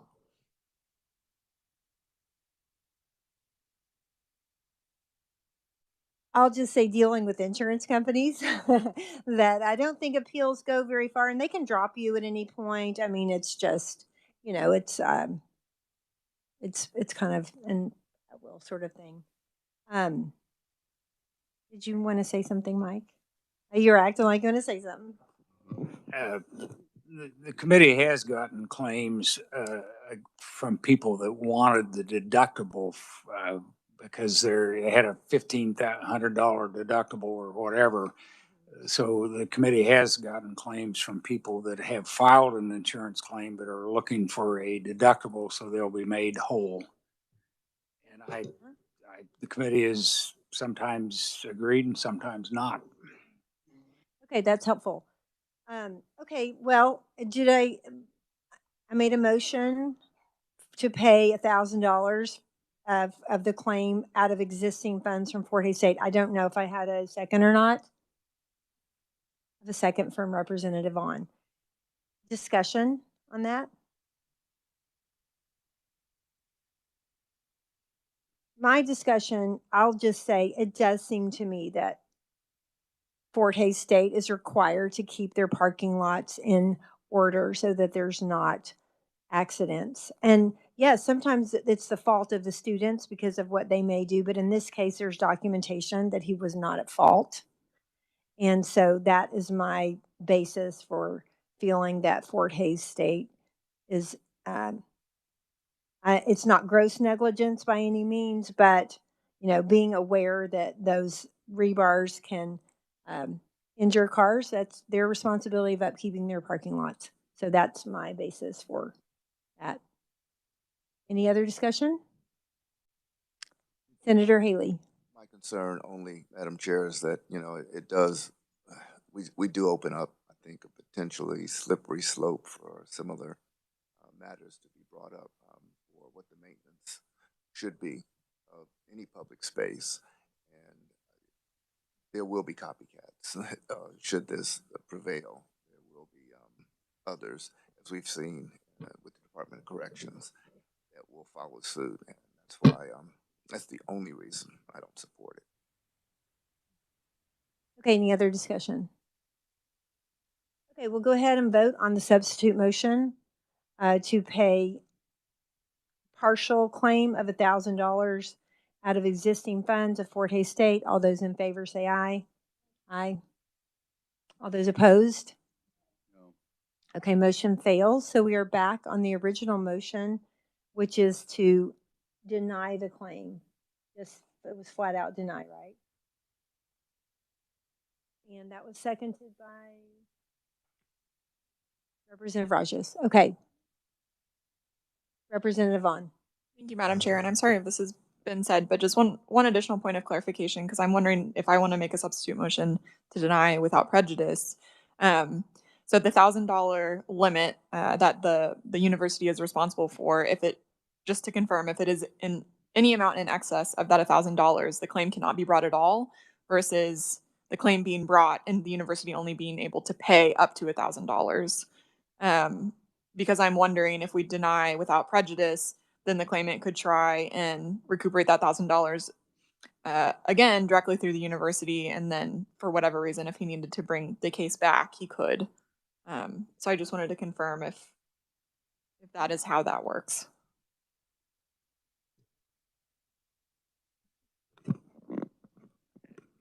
I don't believe the young man has filed a claim with the university at this point in time. I think the university's position is there's no negligence, so that may be what their decision would be on the $1,000, but I don't know. And if he were to bring the claim back to us, it can be a different amount. It seems like I remember we've had that. If we were to dismiss it without prejudice, it doesn't have to be the exact claim that comes back. Is that true? Right, but I mean, he could come up with a different amount. If he waits too long to get the car repaired, it will be a different amount. Okay, there's a motion on the table. Any other discussion on that? Representative Vaughn. Thank you, Madam Chair. Not to belabor, but I think I will go ahead and make a substitute motion that we deny without prejudice. I agree with everything that's been said. I think we have to be really careful when we're setting these precedents. It does sound like there is potentially a case to be made with Rule 4 also, if he has not filed a claim officially with the university, even if it seems to be the case that they will claim that there is no negligence. So it sounds like he might have additional remedies. I think we're wary about precedent, but I don't want to completely close the door if he continues to get the runaround from the university and his insurance, to have this option as an option of last resort. So I would make that substitute motion. Seconded by Representative Vaughn. Any other discussion on the substitute motion? Okay, so we have a substitute motion to deny the claim without prejudice. All those in favor say aye. Aye. All those opposed? Okay, then we will deny without prejudice that claim. Okay, thank you for the discussion, committee. We'll now move on to claim number 7381, the last one before lunch. This is Johnny Palacios for $231.06. Yes, sorry. It's okay. Senator Dietrich. Thank you, Madam Chair. So because we know there's probably some additional information that we don't have, I would like to if I need to make a motion, I would like to suggest or move that we carry this over to the next meeting so we can collect that inventory and all the data that we don't have. Okay, so I think that can be a motion to carry it over to the next meeting. Do we have a second on that? Representative Mon, seconds. Any discussion on that? Okay, all those in favor of carrying over claim number 7381 so that we can get more information in favor, say aye. Opposed? Okay, thank you. We will carry that one, claim number 7381, over to the next meeting. Thank you. Okay, committee, thank you. We will be back at 1:30. You have 1 full hour for lunch, and we do need to get back at 1:30 because we have a pretty full afternoon also. Love to give you more time, but okay, thank you. Thank you, staff.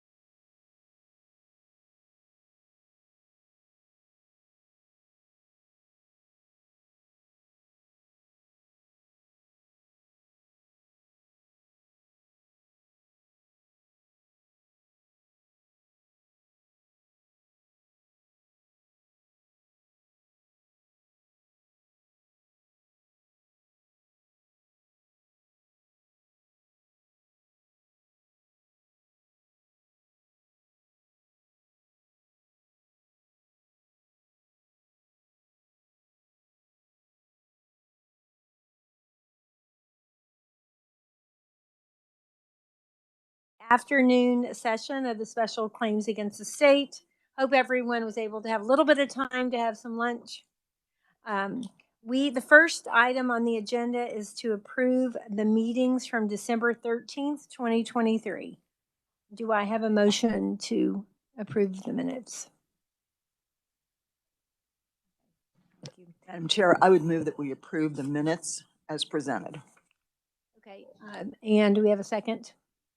Second from Representative Vaughn. Any discussion about the minutes? Any, as you looked over, any additions or corrections or anything? Everything seemed good? Okay, all those in favor of approving the minutes, say aye. Opposed, no? Okay, thank you. Minutes are approved. Okay, we'll just jump right into our afternoon agenda. We did have one from this morning that we had to skip over, but maybe they will be available or not.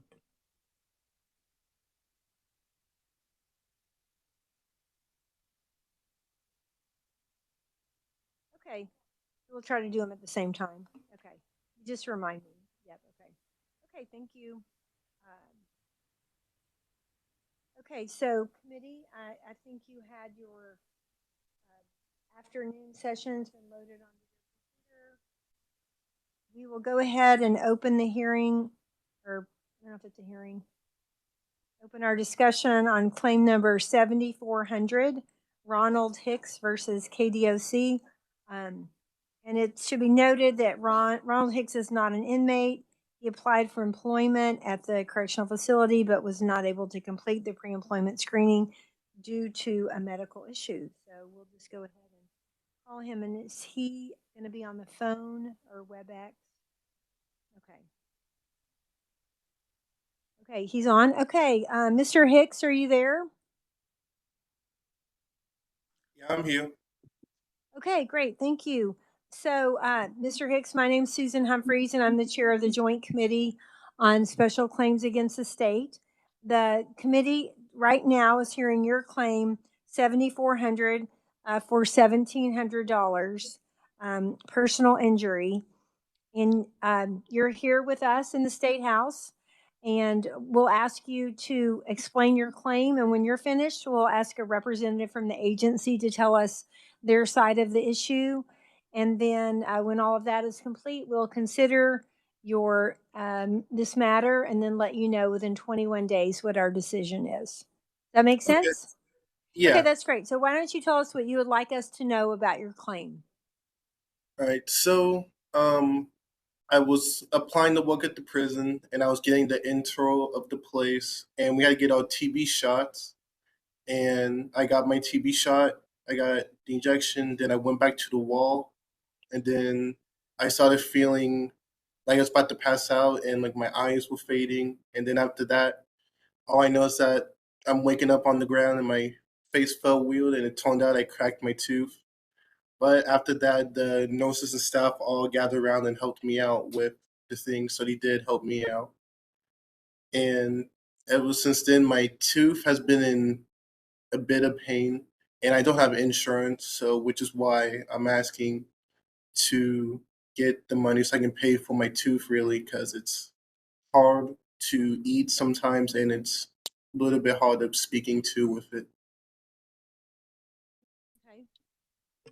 And I guess Okay, that's thank it. you. Yeah, okay. Well, you can always let me know if there's something else you want to say. Committee, do you have any questions for Mr. Hicks? Okay, then we will go ahead and hear from Mr. Phelps from the Kansas Department of Corrections. Thank you for being here this afternoon, too. Yep.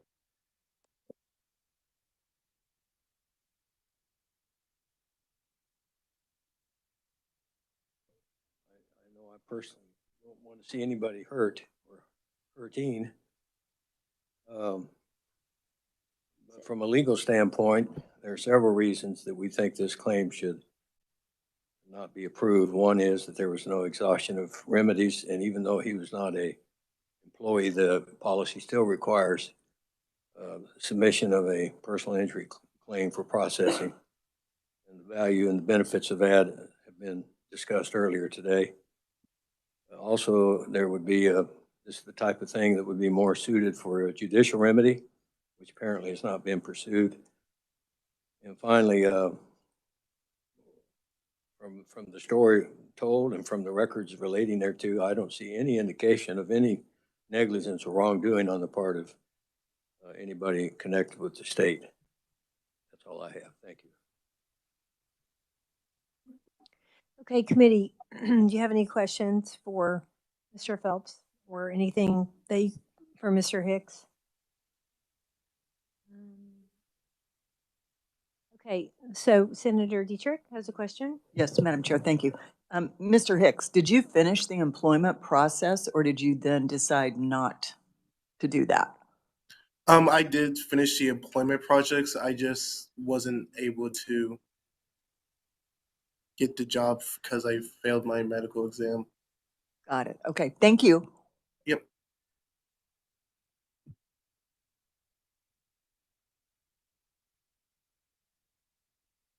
Okay, thank you. We're just reviewing the information. So just 1 second. Mm-hmm.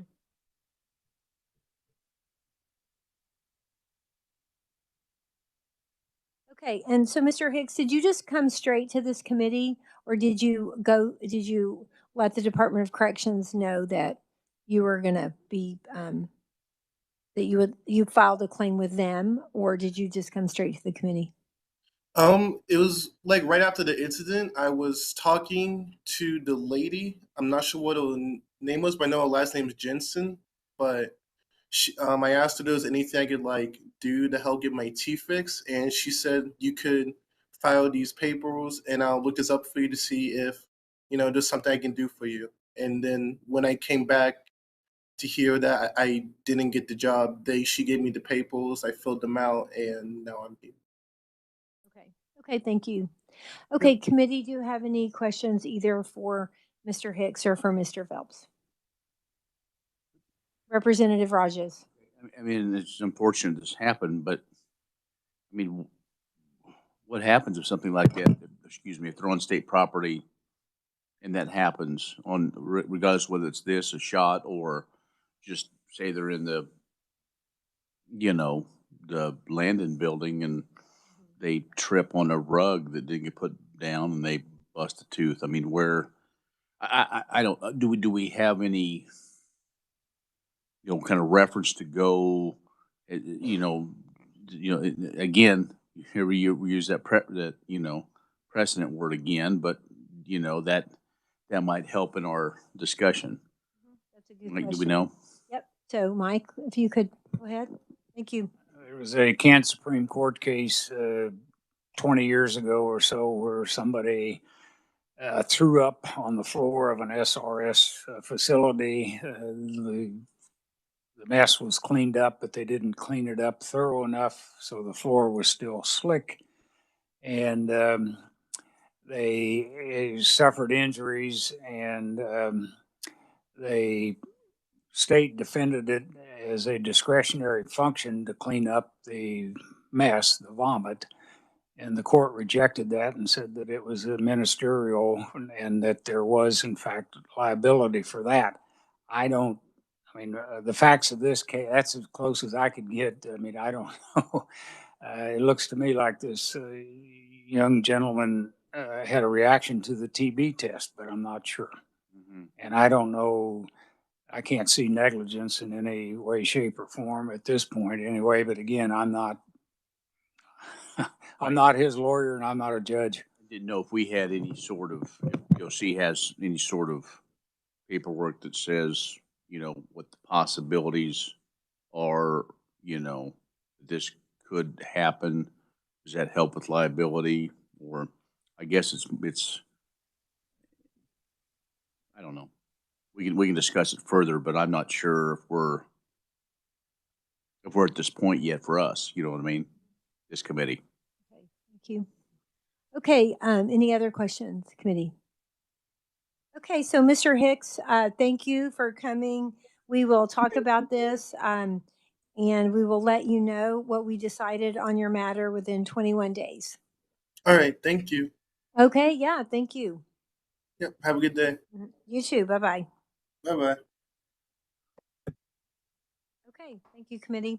The next claim, number 7399, has been withdrawn because the settlement was reached. So we do not have claim 7399, which means that we're actually ahead of time. I know. Hopefully, we'll be able to go ahead and reach this person. So we will go ahead and move to claim number 7369. It's Rocco Blackiewell, $80 on a property loss. And it's against the Department of Corrections. So we'll go ahead and give them a call.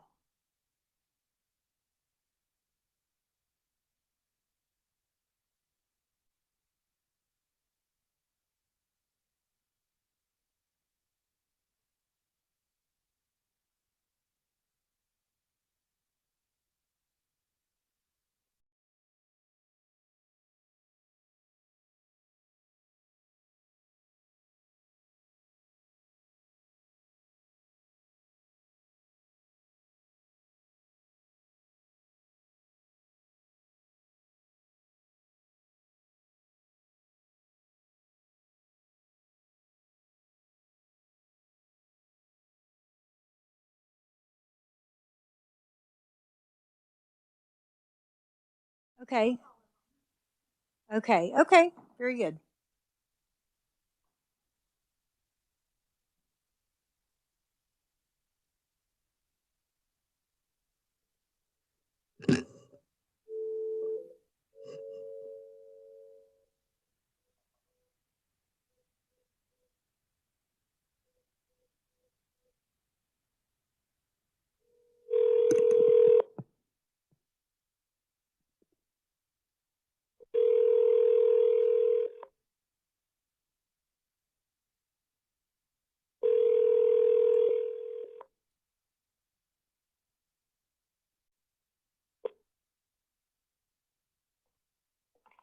Unit Team Julin, I am unavailable. Please leave a message.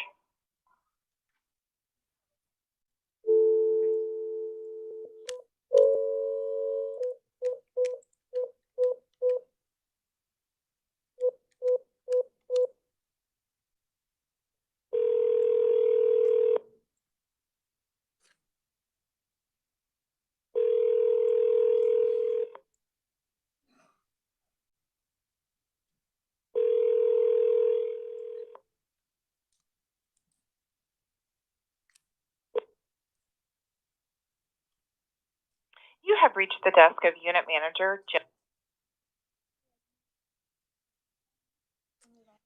I wonder if it's because we're actually about 10 minutes early, or if that is a problem. We'll be there at lunch till 2 or something. I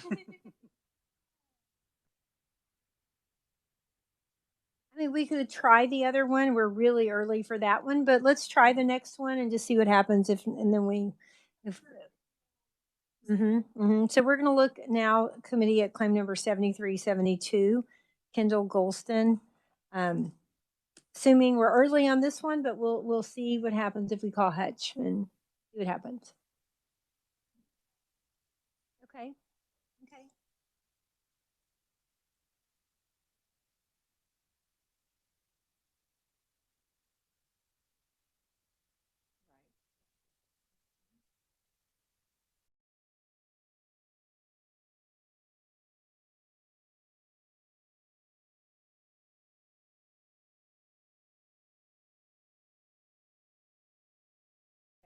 Okay, so committee, we are still a little bit ahead of time.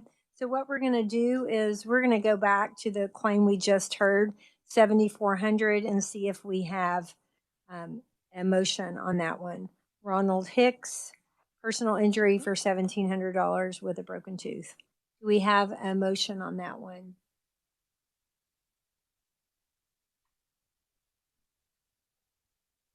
Senator Dietrich.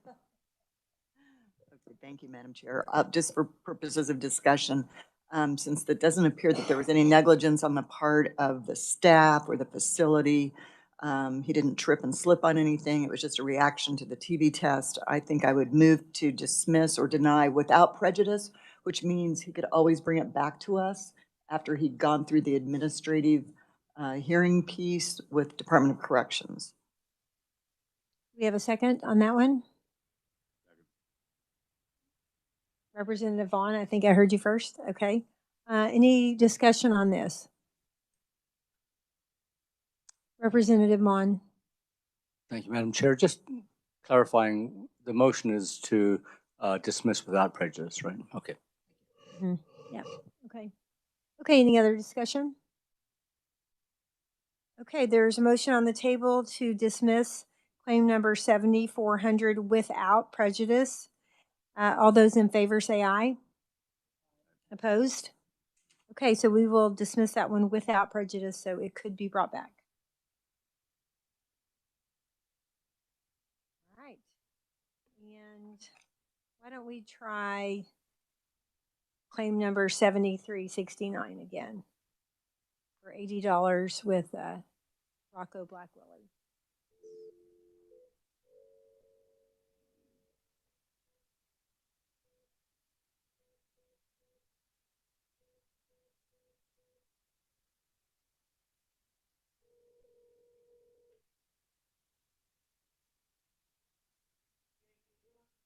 Hello, my name is Mike Ditch. I'm calling on behalf of the Kansas Legislature's Joint Committee on Special Claims Against the State.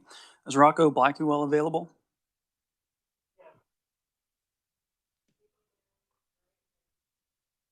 Okay, thank you. Mr. Blackwell, are you there? Yeah, I am. Okay, thank you. So, Mr. Blackwell, my name is Susan Humphreys, and I'm the chair of the Joint Committee on Special Claims Against the State. And the committee is hearing your claim number 7369 in the amount of $80 against the Kansas Department of Corrections. You're on the speakerphone with the committee. We're here in the State House in Topeka. We have all of your documentation in front of us.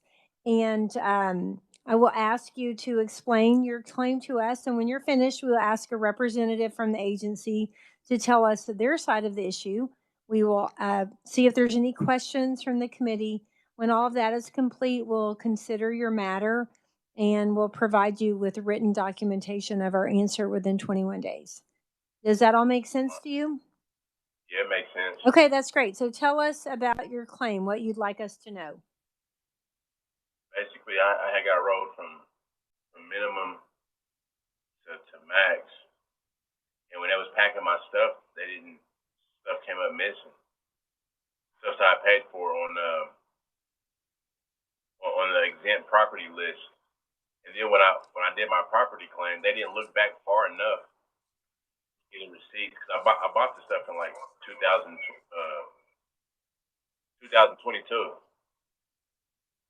And they didn't look back far enough.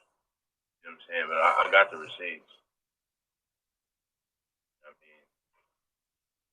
Okay. I didn't get to pack my stuff. They did. I mean, I know I had it over there. So I don't know. I've had just about every time I go to a different place and they pack my stuff, it's a lot of little stuff that come up missing for real. But this time it was $80 worth of stuff. It was a lot kind of. Okay, and so we're looking through all of your information right now. Okay. Okay, any questions, committee, for Mr. Blackwell? Okay, then we will go ahead and hear from the Department of Corrections. Mr. Phelps, if you will come up. Thank you.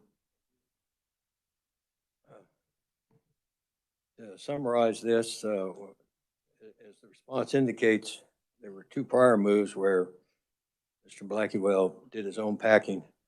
On this particular occasion, I think the nub of it can be gleaned from the investigative findings, a memo dated 8/23/2023 that's in the material a year ago almost to the day. And it says Blackwell does not list the prices for each item in his claim or approximate date of purchase. He also does not show that there was neglect on the part of staff regarding the loss of his personal property.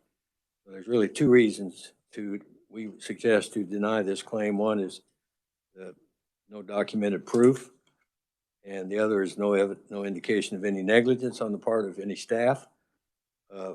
Mr. Blackwell, if I understood just now, said that he has receipts, And of course, the question then would be, why have they not been provided either during the investigation or to this committee? I don't see any of those receipts with the material provided. That's our response. Okay, thank you. Committee, do you have any questions? Representative Vaughn. Thank you, Madam Chair. This question would be for Mr. Blackwell, just to ask if it's possible whether he has the receipt for the items and could send that to the committee just so we could get documentation of it in support of his case. Yeah, I mean, I got the receipt. I thought I attached it to the claim, but I mean, it's on my account receipts, like on the recent transaction history.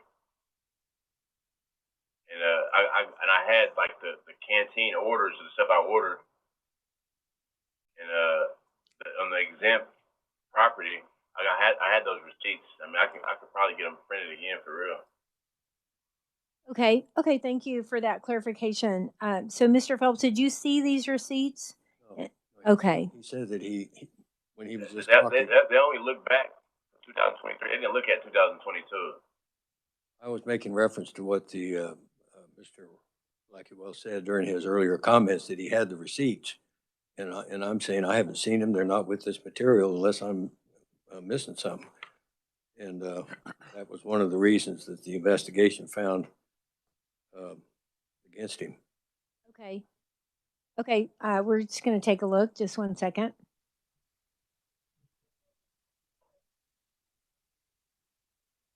What we can see on our computers, there are some receipts that are here.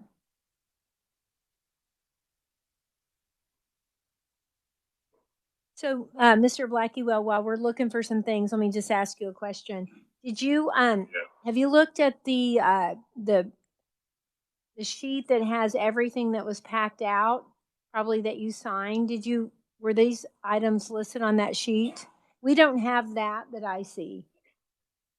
I wasn't on there. Those items were not on the sheet when you were packed out? No. Okay. I don't think I have that though, but I'm pretty sure I can get it though.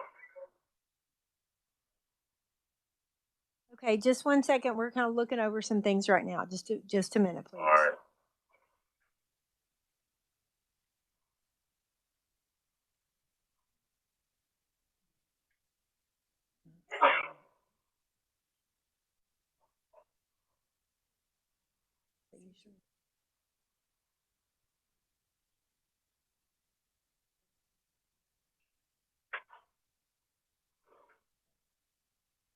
Okay.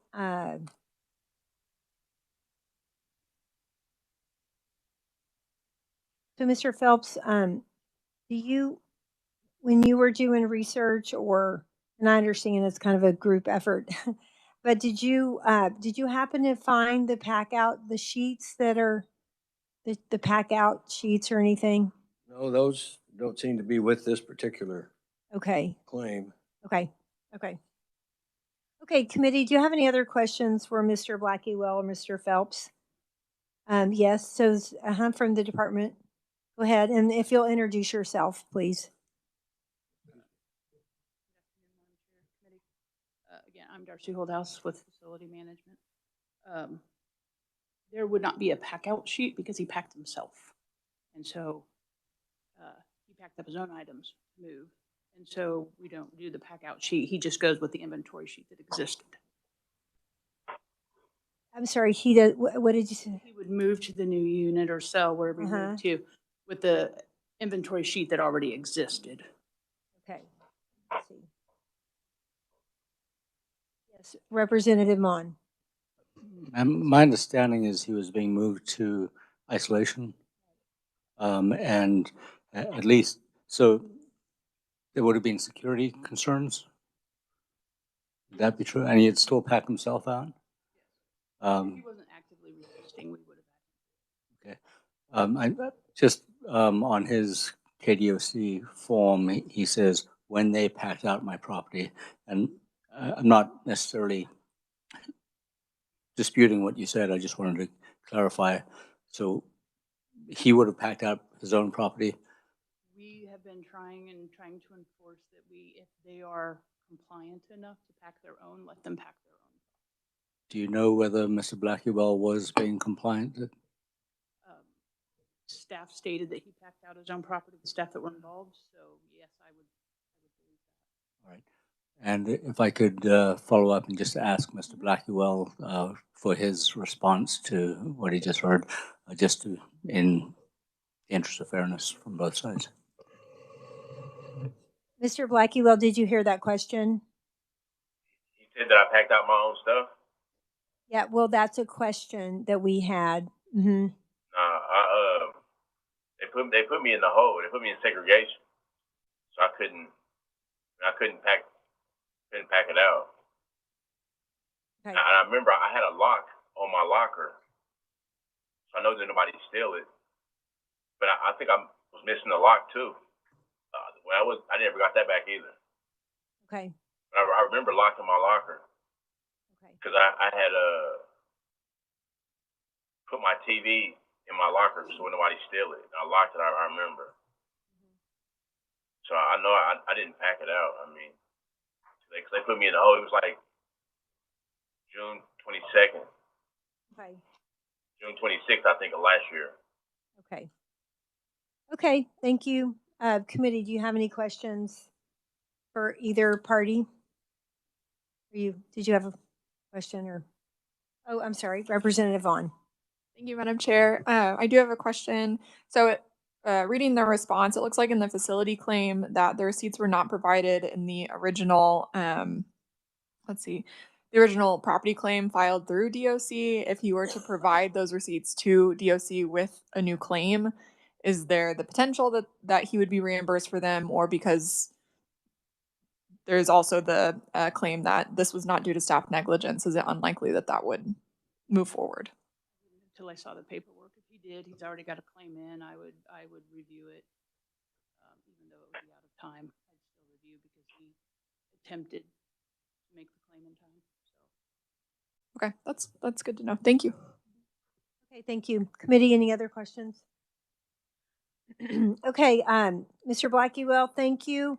We will look at your matter and we'll provide you with a written determination within 21 days. Okay. All right, thank you. Okay, yep, thank you. Bye-bye. Okay. Okay, committee, thank you all. We're going to move on to claim number 7372. We're a few minutes early on that one, but we'll see what happens. It's Kendall Goldstone, $61.89 versus Hutchinson Correctional Facility.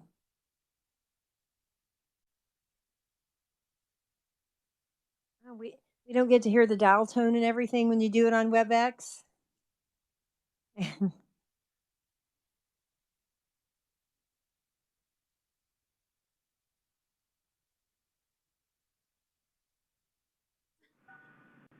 Hello, my name is Mike Ditch. I'm calling on behalf of the Kansas Legislature's Joint Committee on Special Claims Against the State. Is Kendall Golston available? Just a moment. He hasn't arrived yet.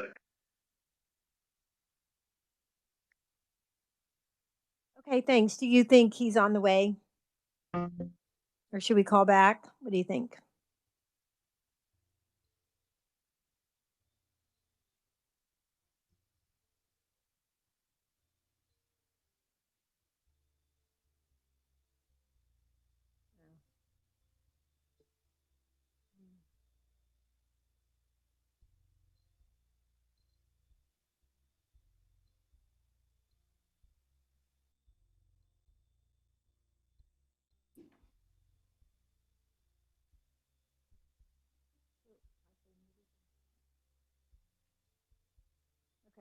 Okay, we'll wait just a minute.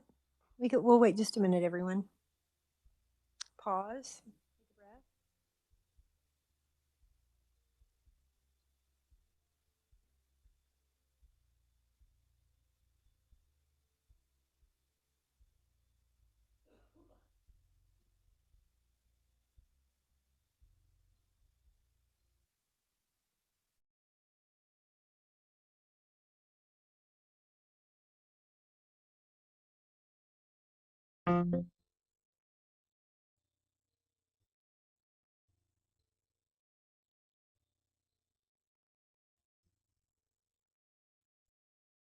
The officers should be bringing them up shortly. Would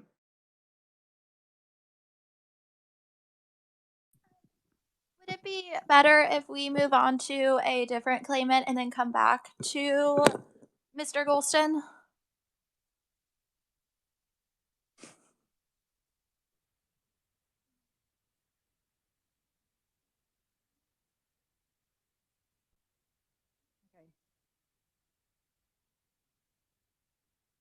It's probably this time.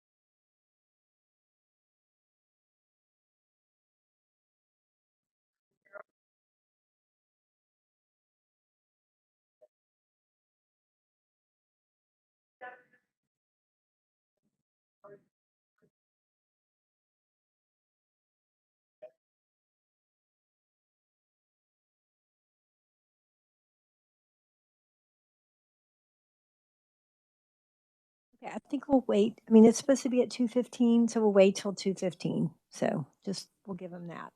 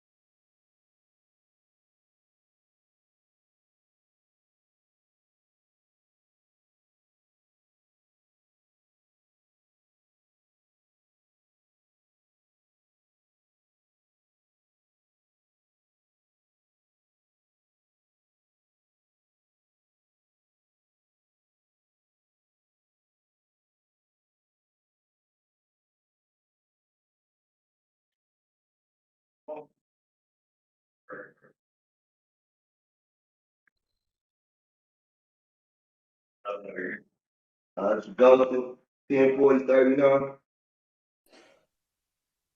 They probably hung up on me. Okay, we're here. Are you there? Yes, ma'am. Okay, yeah. Is this Mr. Golston? Yes, ma'am, 104039. Okay. Okay, great. Thank you. My name is Susan Humphreys, and I'm the chair of the Joint Committee on Special Claims Against the State. And today the committee is hearing your claim number 7372 in the amount of $61.89 against the Hutchinson Correctional Facility. Right now you're on the speaker phone with the committee. We're here in the State House in Topeka, and we have all of your documentation that you provided in front of us. In a minute, I'll ask you to tell us about your claim. And when you're finished, we will ask a representative from the agency to tell us their side of the issue.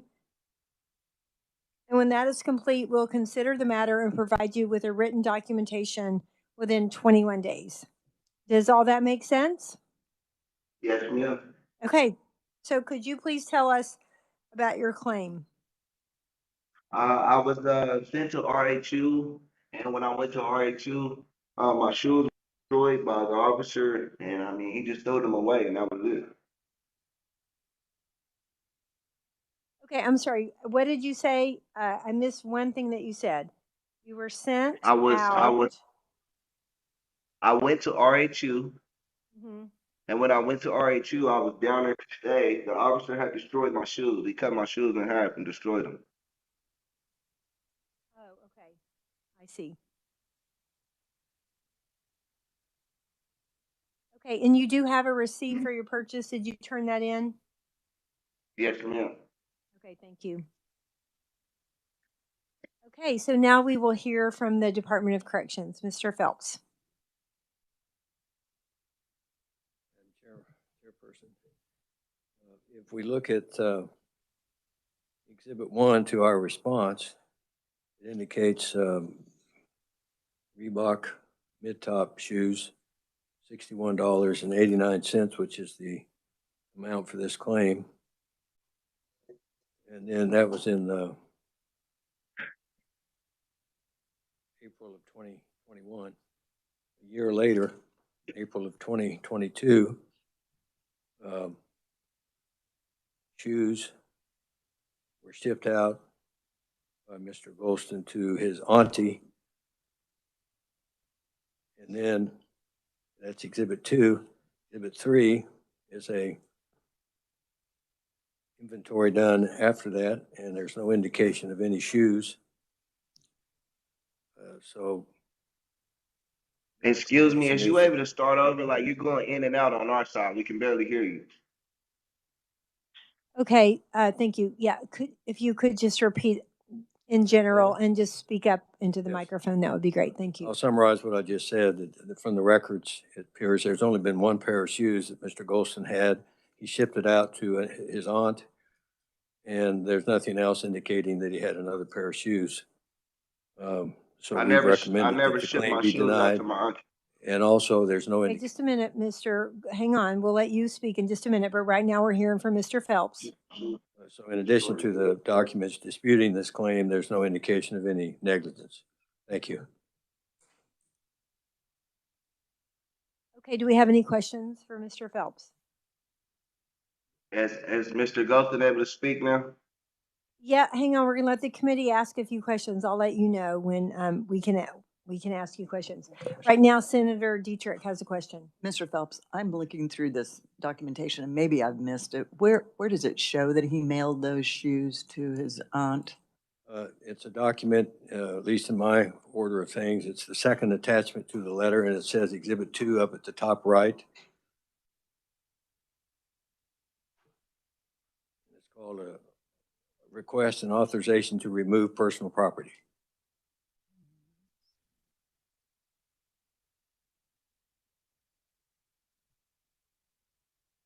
Thank you. Thank you, Mr. Phelps. Yes.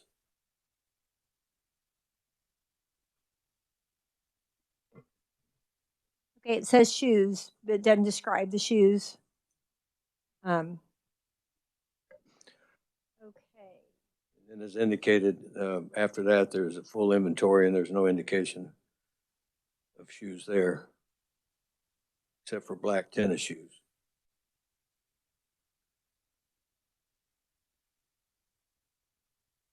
Okay, Mr. Goldston, what did you want to ask a question, or did you have something to say? Yeah, how would it be possible for me to mail my shoes out if they was destroyed in RHU? That's no way possible. My shoes were destroyed after they was ripped in half. So why would I send home some destroyed shoes to my family? That would make no Okay. sense. Okay, hang on, we're taking a look at all of the different documents. What color were your shoes? They were white. Okay. It should have been reviewed when I wrote the thing up, because I wrote an informal resolution about the situation too, because they said it shouldn't even happen. This was done on the camera.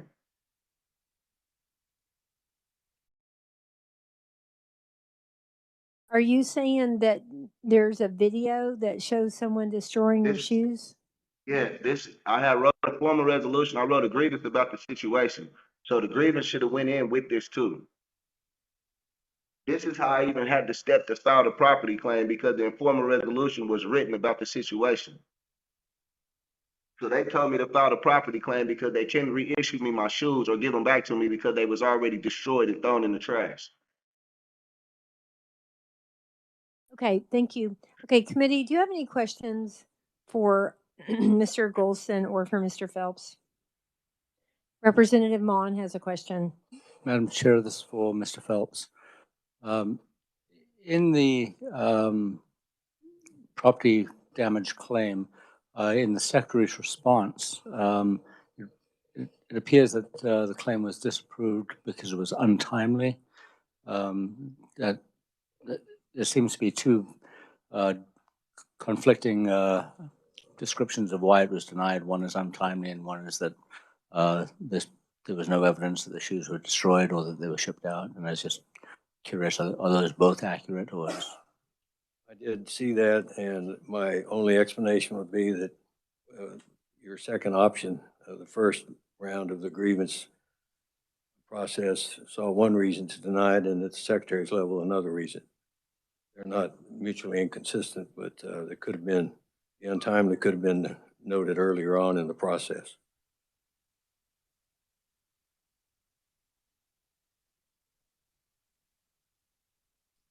Okay, any other questions, committee? You still looking over things?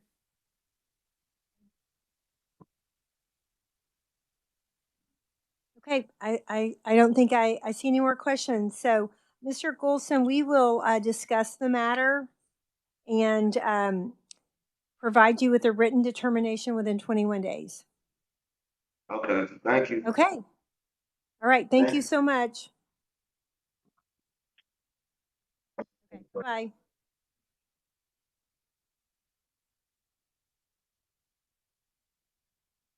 Okay, committee. Keep in mind that one. We'll be back to it. The next one we're going to look at is claim number 7373 for Derek Richard versus Kansas Department of Corrections, personal injury for $150,000. And we will go ahead and give them a call.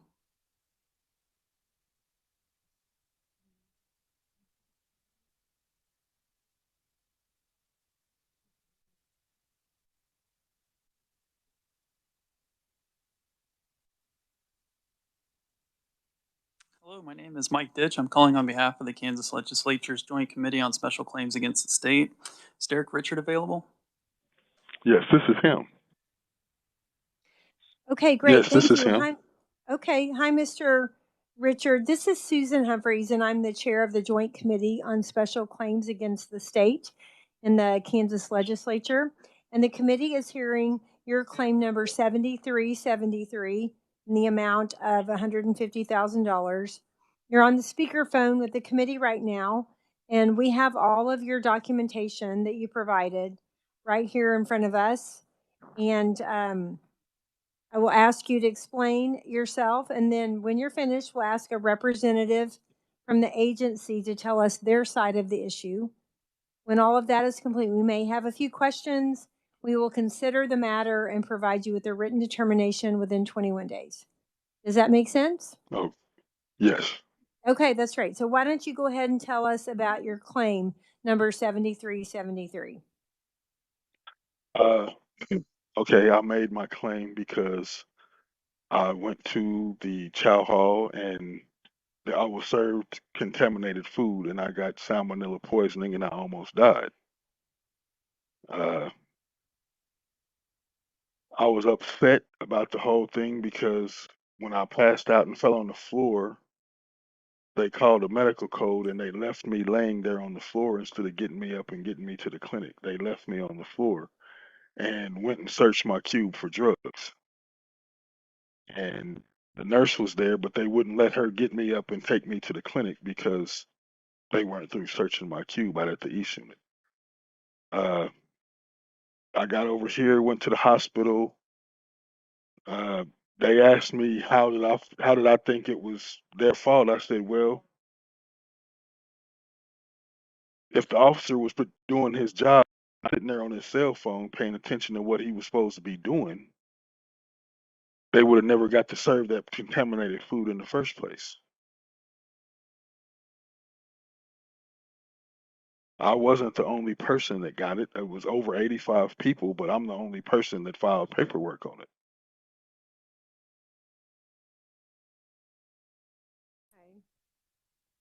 Okay. Let me ask the committee. Do you have any questions for Mr. Richard?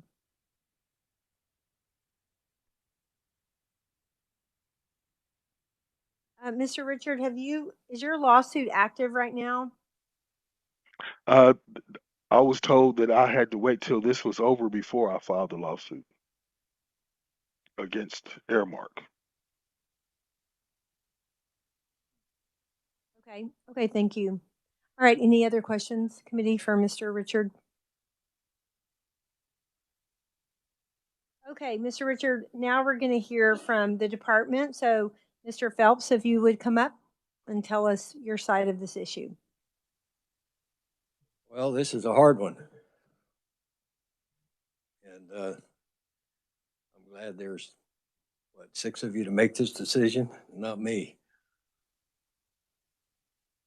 I guess what I would say to you is kind of summarize what our response is. First of all, Mr. Richard has filed a lawsuit and it was dismissed, but it was not against Airmark.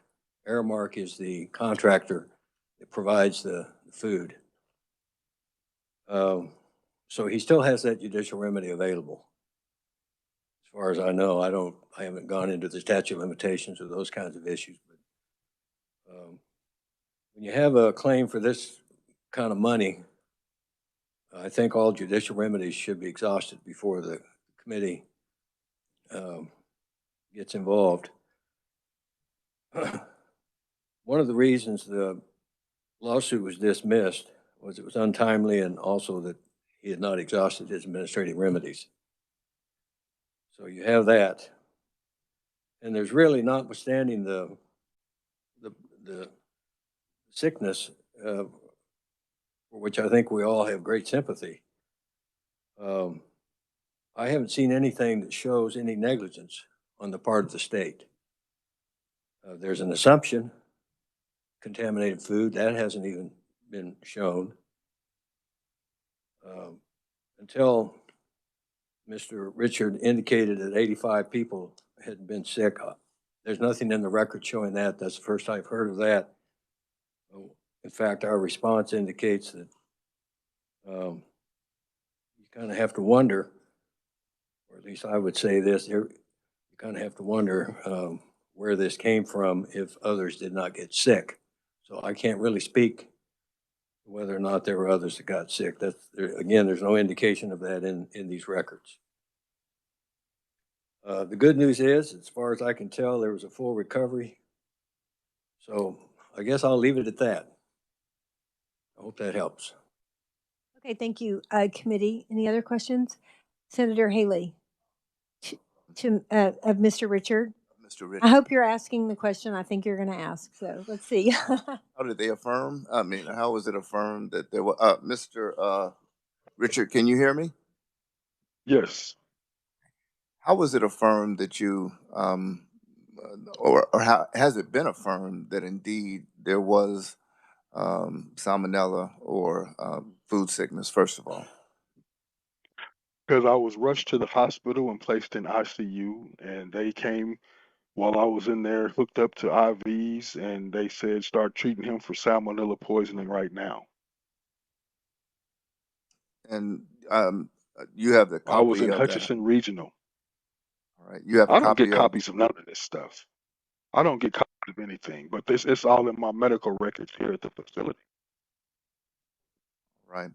And you said that no one else, and this will go beyond the scope of what we're able to do here. Let me just say that to you, sir.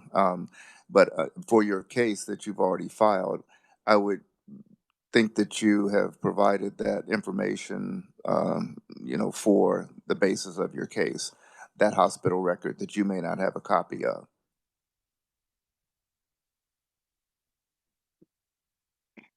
How can I Mr. provide Richard? it if I don't have a copy of it?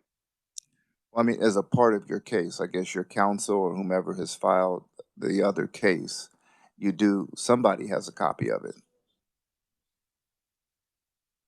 Oh, it was. Clinic here has a copy of all my medical records. Because look, I don't speak for the whole committee, but we're not the one to make a determination of that without some, I don't think this committee could award anything without some other finding.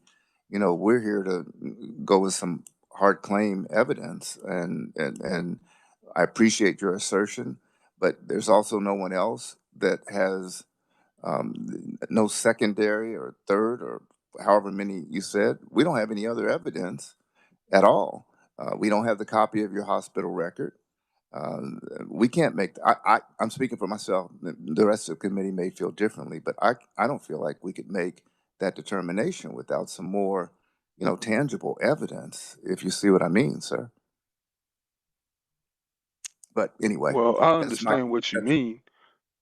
Mhm. I went to the clinic and tried to get this stuff, and all they would do was give me the dates that I was entered into the hospital. They would not give me the copies.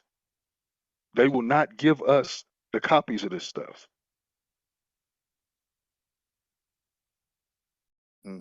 Well, I don't know Yeah. what direction to give, Madam Chair, So, but thank you, Mr. Richard. I appreciate it, Madam Chair.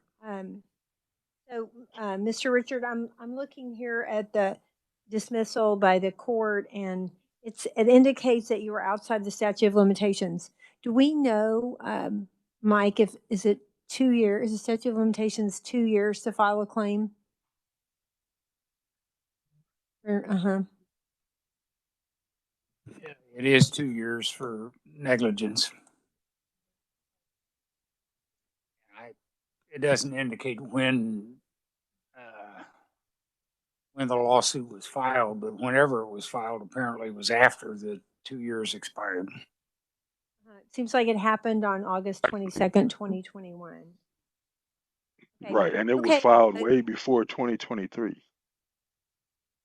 I remember the reason that I got that it was dismissed is because the $3 filing fee was not included. That's why I was told it was dismissed. Okay. Okay, just 1 second. Yep.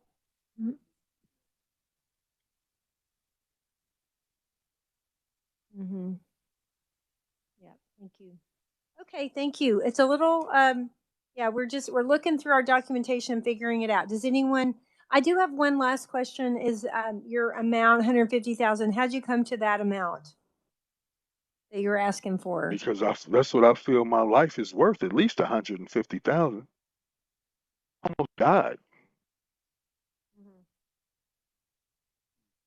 Did you have an attorney that helped you fill out your your claim to the court? No. Okay. And then you had mentioned your lawsuit was against the provider, the food provider. but the document we're looking at, it's Dan Schnur, and possibly he's I don't know who that is. You, He's the hang warden on, of the Representative prison. Mon has I think he's the warden. the warden of, okay, that's helpful. If I could just make one comment, it might be helpful on the statute of limitation issue. If you'll notice, the case number on his lawsuit is 22 CV 333. It means it was filed in 2022, so it would have been within 2 years. But it looks like also, though, that what he actually filed was a habeas case, because that's mentioned. And the habeas case has to be filed within 30 days of the action. So that might be a little more light on that. Otherwise, it would have been within the 2 years of the statute of limitations.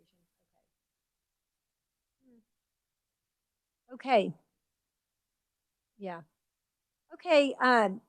Mr. Richard, thank you. We're just kind of working through all the documents and everything. Thank you. Committee, anyone else have any questions about this case? Okay. Thank you, Mr. Richard. We will be back with you within 21 days of our decision. We'll discuss it later today. Okay, can I make one comment before we get You off the may. phone? Go ahead.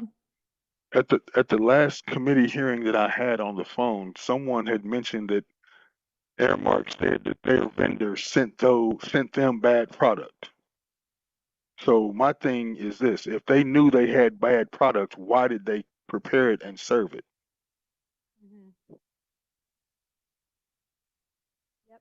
Well, certainly salmonella is not a, I mean, it's a hard thing to get over and to have. So we certainly feel with you about that. So, okay. I don't think we have any other questions. Thank you. We'll be back to you within 21 days. Mm-hmm. Okay. Bye-bye.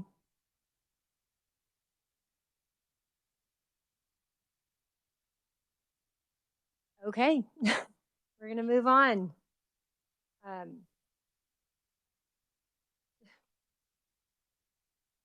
me just see where we are.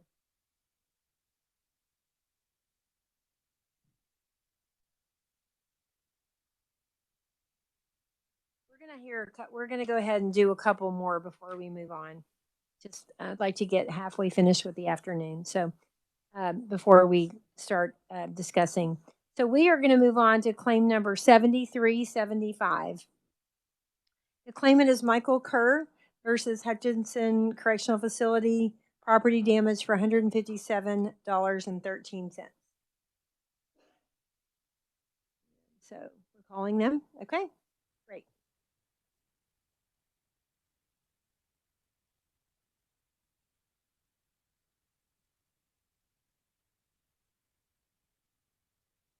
Hello, my name is Mike Ditch. I'm calling on behalf of the Kansas Legislature's Joint Committee on Special Claims Against the State.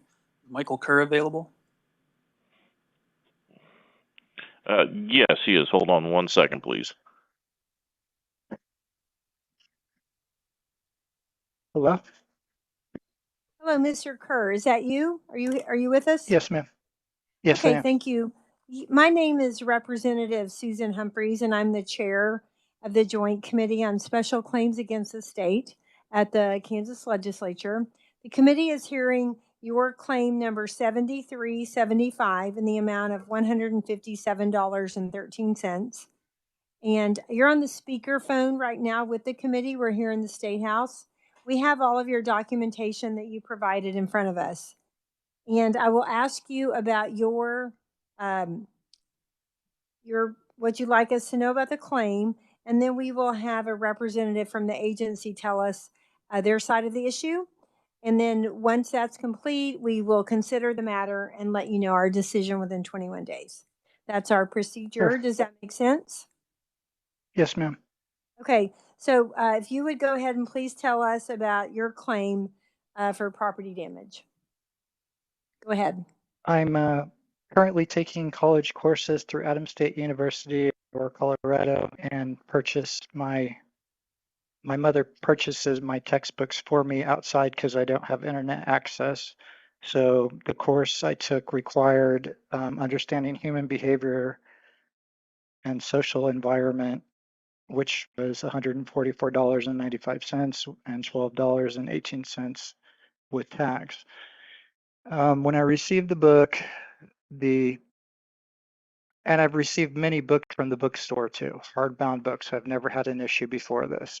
Dozens of books I've received from them, and this has never happened. The hardbound book was cut off along with the spine, and a razor had cut into the glue bindings in the book deeply so that sections were falling out of the book. It wasn't attached anymore. The books I resell to reclaim part of the financials after I finish the courses, and the value of the book is destroyed completely. And the book is, it took a lot of effort to even be able to use the book because the table of contents was not in it anymore. It wasn't navigatable. When I filed my claim with the correctional facility, they stated that it arrived in that position, in that condition, and that paperwork was sent with it that said it was in that condition. Initially, when I filed my claim, I couldn't locate the receipt for the book. It was stuck in between the pages of the book. And so when I really went through it thoroughly, it was in there and it lists the condition of the book as brand new. You guys do have a copy of that in the records I sent you. So they stated that the book arrived that way, and there was records that stated that it arrived that way, and indeed it didn't arrive that way, and they didn't include the paperwork to me that showed that there was paperwork saying it arrived that way. So there's a contradiction there, I guess. Okay, thank you. We will, let me ask the committee, do you have any questions for Mr. Kerr? Okay, Senator Dietrich has a question. Thank you. Mr. Kerr, I have a question for you. Did you happen to contact the bookstore because the condition of the books were not new as your receipts said? No, I did contact the bookstore, but the condition of the books is new. It's listed as new on the receipt from the bookstore. So could you repeat yourself on did you or did you not? Yes, I did contact the bookstore to verify that it was a new book, but on the receipt, it also states condition brand new. It's listed directly on the receipt. You guys have it. I believe I may have highlighted it on there on the receipt. That. Yes, I do see that, but I was just wondering whether or not you had contacted the bookstore to complain about the condition of the book. Yes, ma'am. And logically speaking, I don't believe they would have charged me $144.95 for a used book that was cut up. It probably, well, you know, I do understand that textbooks are expensive, but that has never been my previous experience when purchasing textbooks. Thank you. Mr. Kerr, what was the condition of the second book that you received? Brand new. Yeah. It was fine. Every book I've received from them has always been brand new and in perfect condition, not opened or anything. It is strange that this book arrived with the other book in brand new, pristine condition, and this one I received it in the condition it was in. It was bizarre. Okay, and then sorry, I just have one other question. When you resell your books, is it usually like 50%? I know 100 years ago when I was in college and we resold our books, it was like 50% we got back. What amount do you get back? It's typically 35 to 50 or 60%, depending on the cost of the book. If it's something like over $300, they may end up giving me half of that back or something like that. It varies from book to book, depending on demand. And thank you. Representative Mon has a question, then Vaughn. Mr. Kerr, I'm looking at a part of the package that we received that says that the mailroom made a note of the condition of the book the day it was received on October 16th. Did you get the packet? Did you see the packaging that the book arrived in? Was the packaging damaged? No. No, sir. No, you didn't get the package. They don't. You didn't see them? Go ahead. They don't provide me with the packaging when they ship the book. It goes through a process where it's checked in through the property, and then property does paperwork and then deliver it pretty much in a stack to you. It's not in the packaging. Thank you. And then the next question I had was the second book, was that a hardcover as well, or was that a soft cover? No, it was a soft cover. Okay, thank you. And Representative Vaughn. Thank you, Madam Chair. Thank you, Mr. Kerr. I was wondering, did you make any attempt to return the book? I know there's the question that we're debating is whether it actually arrived in that fashion or something happened to it at the facility. But if it did arrive in that fashion, I would think that it would be eligible to be returned. So I was just wondering if that was something you attempted to do. There was no way to return it in the condition because it was purchased as a new book and sent as a new book. They wouldn't accept it in that condition.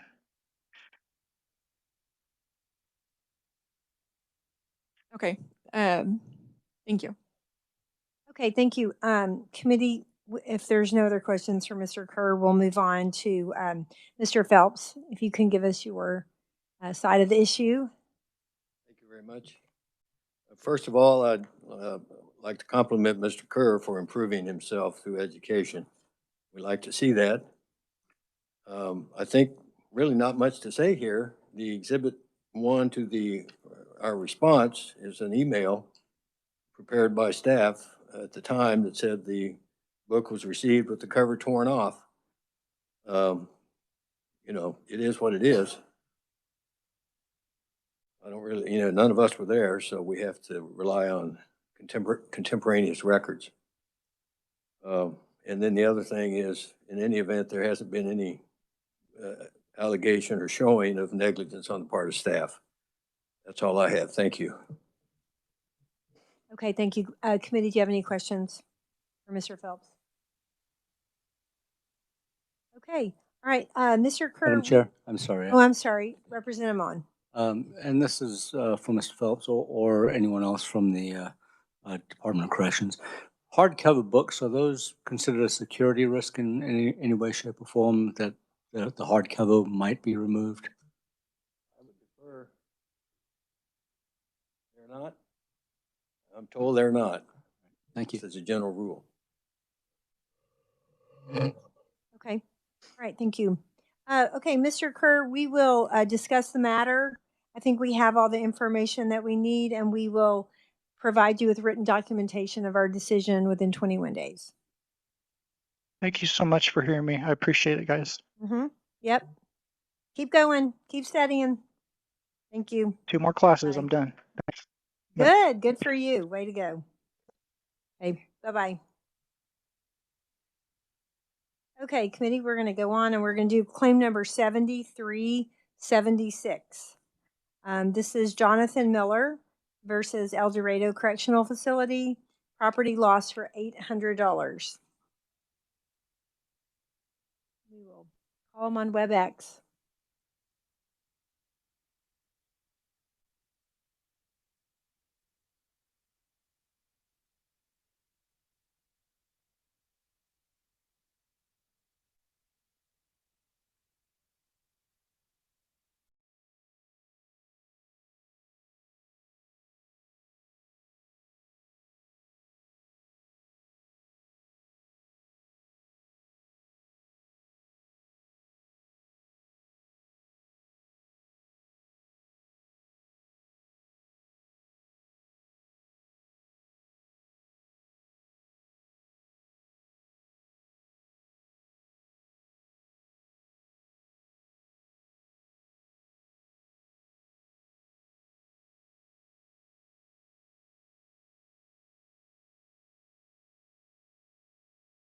Okay, thank you.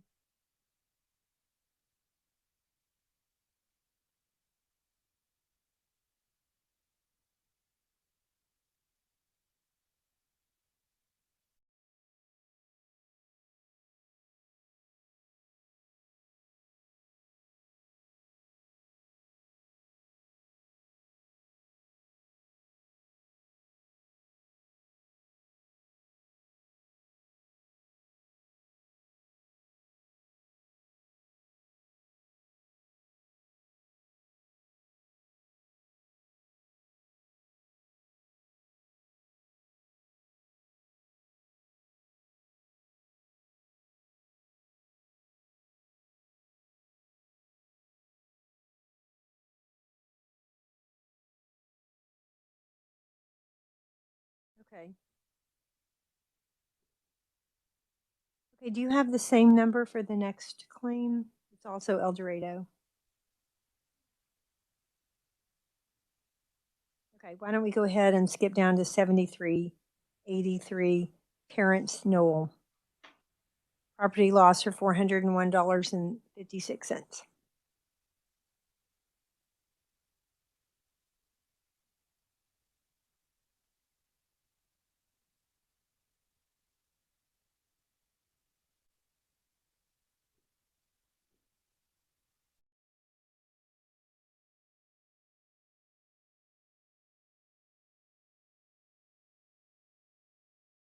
It's so unusual that we don't get to hear the. Hello, my name is Mike Ditch. I'm calling on behalf of the Kansas Legislature's Joint Committee on Special Claims Against the State. Is Terrence Knoll available?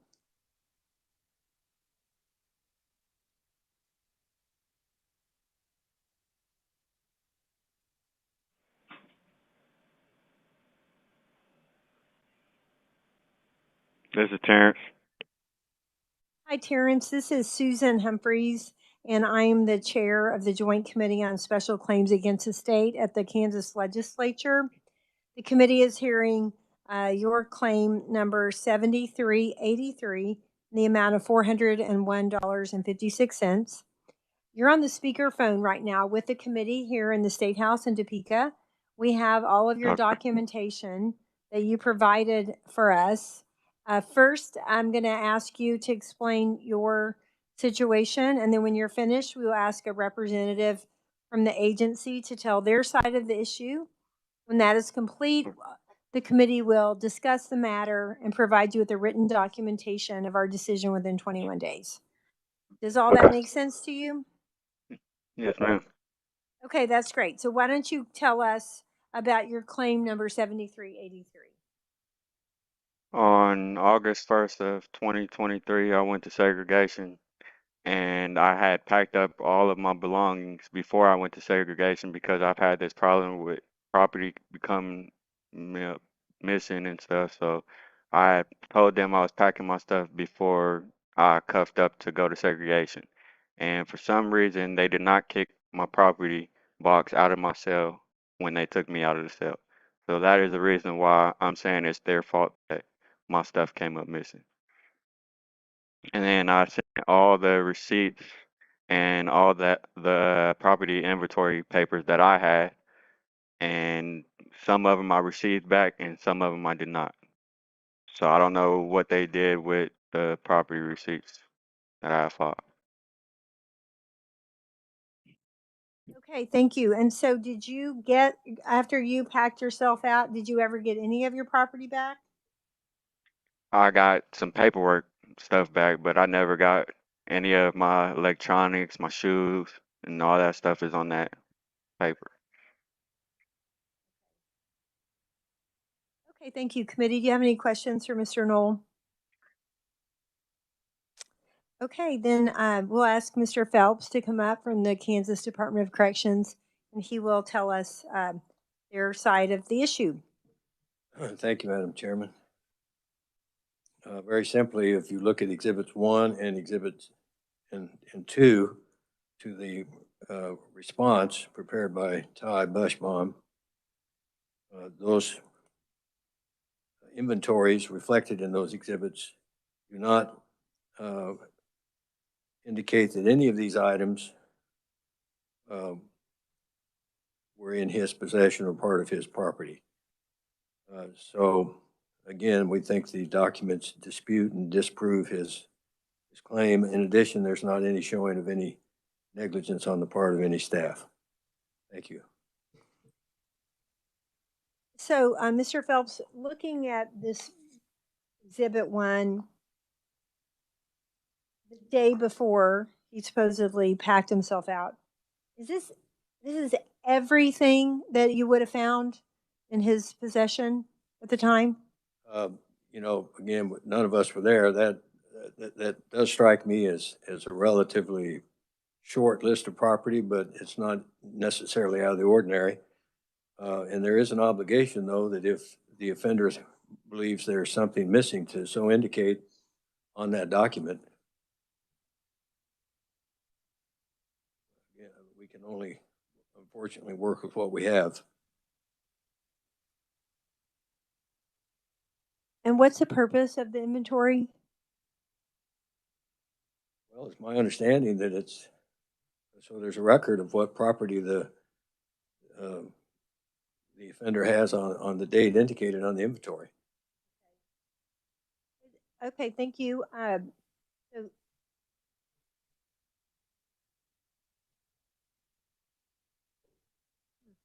okay, just trying to understand this. So the second one is after. Right. And the other one is before. A couple months later or so. Okay, so we have no idea what happened to his Bible or dictionary or anything. The only thing I would notice there is that the offender did sign Exhibit 2 and apparently did not sign or otherwise indicate on Exhibit 1.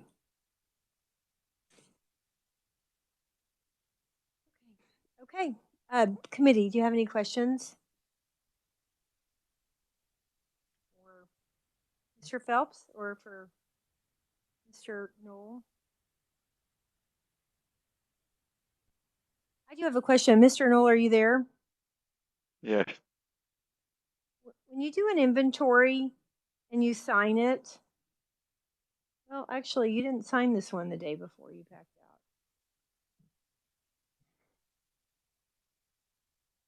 out. Okay, but normally an inventory, do the officers come in and they inventory everything that's in your cell?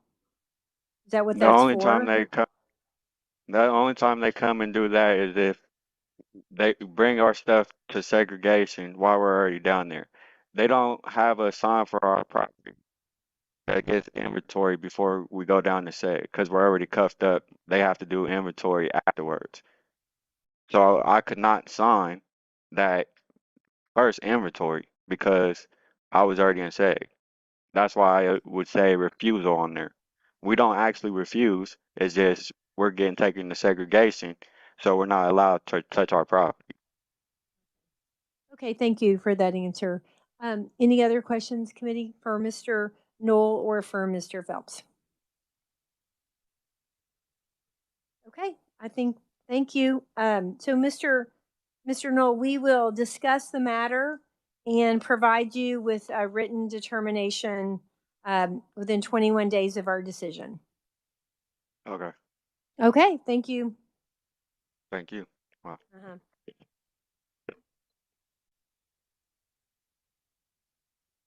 Should we go back to the other one?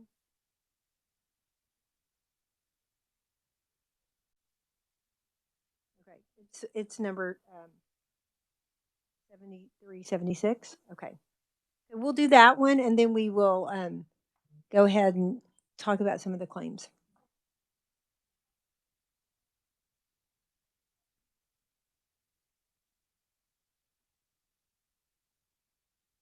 Okay, that's perfect. We're going to go ahead and talk about some things then, so you can let us know when they get on. Okay, committee, let's go ahead and talk about the ones that we've heard since lunch. The first one that we heard was claim number 7400, and that was for the $1,700 with Mr. Hicks, who was applying for a job. Do we have a motion? We talked about it, but we didn't vote on it yet. I don't think we voted on that one. We did vote on it. Okay, I'm so sorry. I wrote dismiss with that. Okay, thank you. Very good. Thank you. Okay, the next one we're going to look at, claim number 7369, Rocco Blackwell, property loss of $80. That had the question of who packed him out, different things. Madam Chair, Representative Rajas. I move we deny the claim. We have a second? Second from Representative Mon.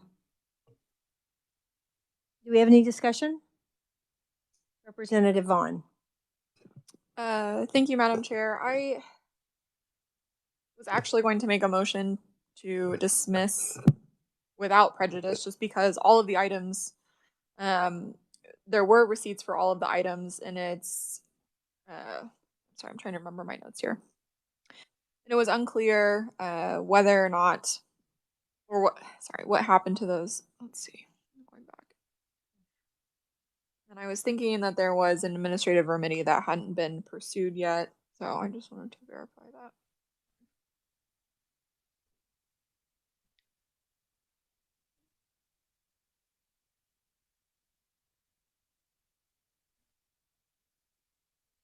Sorry, I'll find this, Madam Chair, and then if anyone else wants to contribute to the discussion, we can come back. Okay. Yeah, and I know it's going back quite a ways.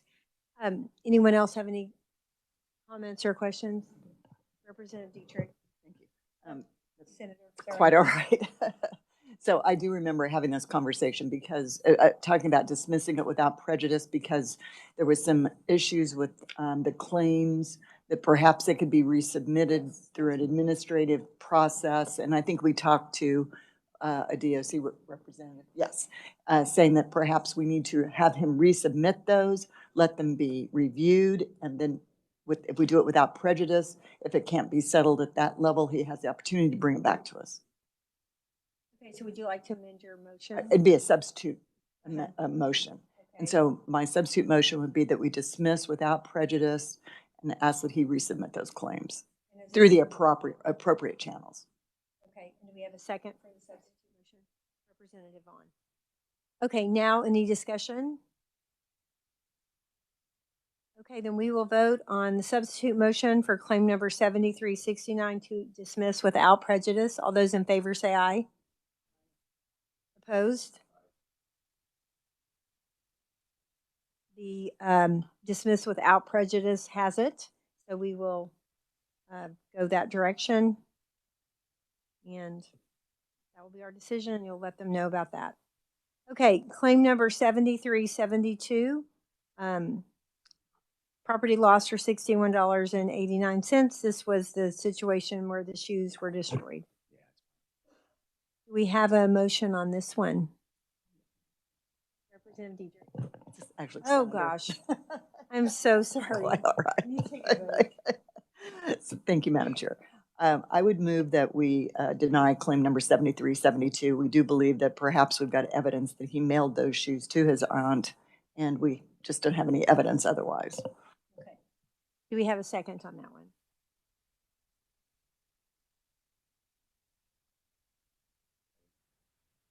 Representative Rogers. Okay. Do we have discussion? Since we had a little trouble getting a second, what's the discussion? Representative Mon. In the brief from Mr. I think it's Ty. Sorry, I just wrote down his first name, Ty. There's an indication in there that it says the initial mistake appears to be the fault of ACF. And then it was the timing of the resubmission of the second claim that made it untimely because he never referenced the first complaint. So basically my understanding is that there was a complaint that Mr. Bushell says was appeared to be the fault of HCF, and then there was a second claim, but he didn't include by reference the first claim, and so it was ruled untimely. If there's a finding by counsel for Department of Correction that HCF was to blame, I think we should take that into consideration. Do you know what page that's on, or?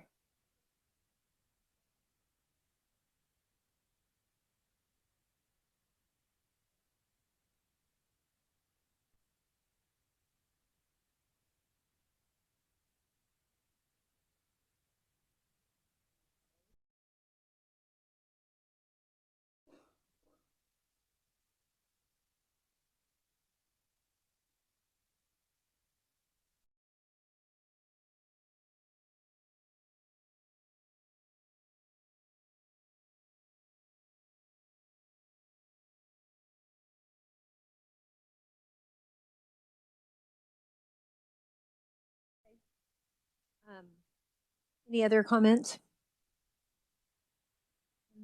Yep. Representative Vaughn, then Mon. Thank you, Madam Chair. And I know they referred to the document that indicated where Mr. Goldston had mailed the shoes to someone. I'm struggling to find that and couldn't actually see the description of those shoes. I believe it just says tennis shoes, whereas the receipt and the it's the pack out list or what he's claiming for. I mean, it doesn't list a color. He said they were white, but it does indicate that they're Reebok shoes, which is consistent with his statement. So while he's only purchased one pair of shoes, I am wondering if perhaps he owned another pair in some capacity, and those are the ones that he shipped out. So I think there are some inconsistencies that we don't necessarily have answers for. And as the representative indicated, it looks like there was potentially some fault on behalf of HCF as well. So I'm not sure what direction I want to go with this one. Okay, any other discussion?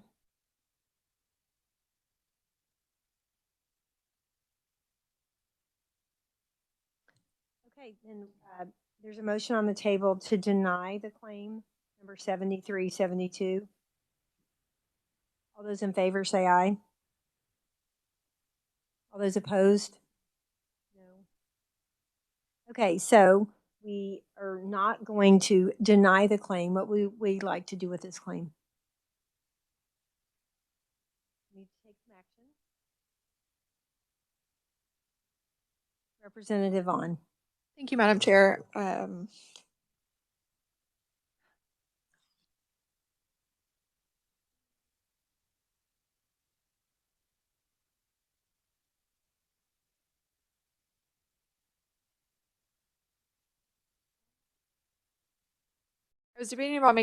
you, Madam Chair. I was debating about making a motion to dismiss without prejudice, but I don't know if there's any additional documentation or anything that could be provided to change the outcome. So if we're not going to deny, then maybe it just makes sense to go ahead and pay the claim. Second. I don't know if there's anything that would change the outcome of the decision. Okay, so you made a motion. Yeah, sorry, I should have thought this through before requesting the mic. Yeah, I guess I will go ahead and make a motion that we pay the claim for $61.89 and then open it up for discussion. Second. Second by Representative Mon. Representative Rogers. Okay.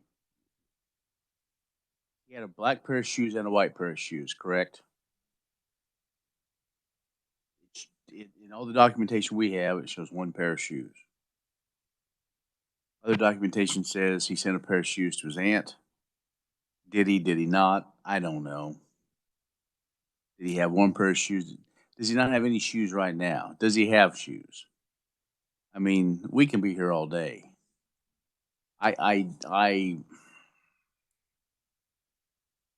We don't know why the other pair of shoes were tore up, or were they destroyed in a I mean, yeah, it's only $61, but here we go again.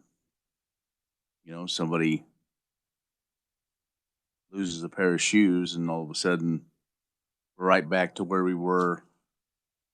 Was it a year ago? We were discussing tube socks or whatever. I don't remember. I mean, $3 pair of socks and I don't think I've changed my opinion. All right, any other discussion? Representative Mon. I just, there was a claim made while the letter to the committee from council says, while the initial mistake was the fault of the HCF, Mr. Goldston made no comment or notation on the second claim explaining the error or that his claim should be considered timely. So it seems like it was untimely on the second claim, but the facility has the records. So I think it appears that there's an admission of fault by the HCF here, and a simple review of all the records when the second claim came in would have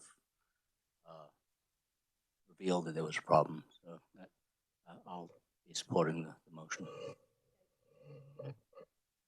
Any other discussion? Okay, the motion on the table is to pay the claim number. Yes, please go ahead.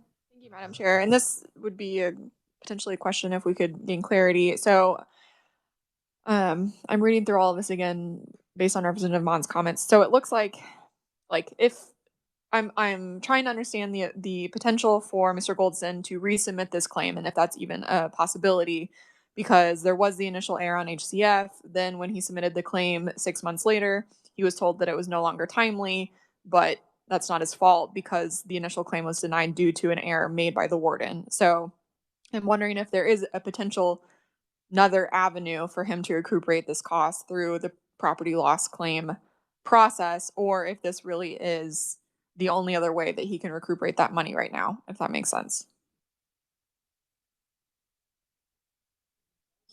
Yes, sure. Please come enlighten us. Late in the day. You'll My only go ahead and commentary introduce yourself for the people that are listening. Darcy Holthouse with Facility Management at DOC. The only thing I could offer is that first, he did receive that back. I believe, and I don't have that with me, I believe they told me it was about 3 weeks. So he initially submitted it 3 weeks later or so. He got it back because they're like, no, you guys made a mistake in initially filling it out. Fill it out again. He was told to fill it out again. He then waited nearly 5 months to fill it out. And secondly, if I could point out, our officers have nothing that they carry on them that could slice a pair of shoes in half. That would not happen. And the black shoes may be explained by we do issue them shoes. So they do get a black pair of shoes, generally a boot type style. And then his record does show that he's only purchased one tennis shoe. So that would be the ones he shipped out. Okay, thank you. Okay, so we have a motion on the table to pay the claim 7372. All those in favor of paying 7372 say aye. All those opposed? No.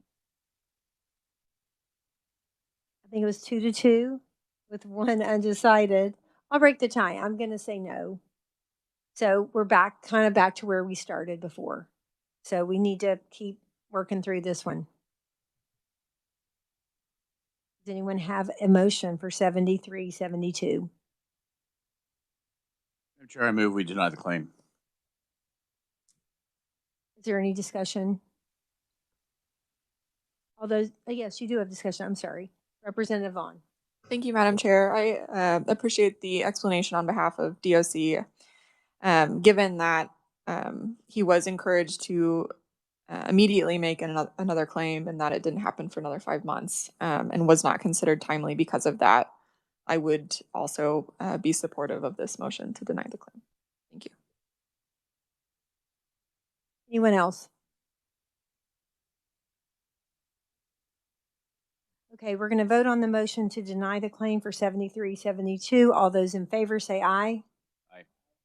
All those opposed? I think it's 3-2. The claim will be denied. Thank you. Okay, we're going to move on to claim number 7373.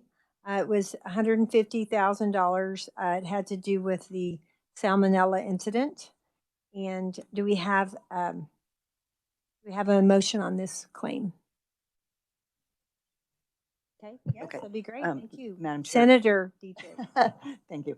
I will make a motion on claim number 7373 to deny without prejudice because I think he needs to exhaust all of his administrative remedies and he needed to go through us to be able to file, I believe I understood that correctly, another court appeal perhaps. Is that correct? I'm looking at Mike. I know one was dismissed. I think he's out of luck. Okay. I think his statute of limitations is expired, and the other thing is he filed this as a he filed it as the wrong type of lawsuit. It wasn't a claim. It was habeas corpus, which is release the body. So he needed a lawyer and he didn't have one.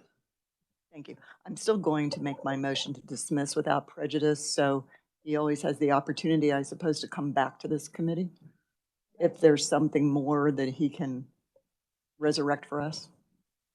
Do we have a second by Senator Haley? Any other discussion? Okay, there's a motion to dismiss without prejudice claim number 7373. All those in favor say aye. Opposed? Okay. I think it's 4-1. That one will be dismissed without prejudice. Okay, we have claim number 7375, $457.13. This was the textbooks. We have a motion on this one or discussion. Senator Haley. So there was just one book though that was damaged, and he's wanting and that value is for the 157.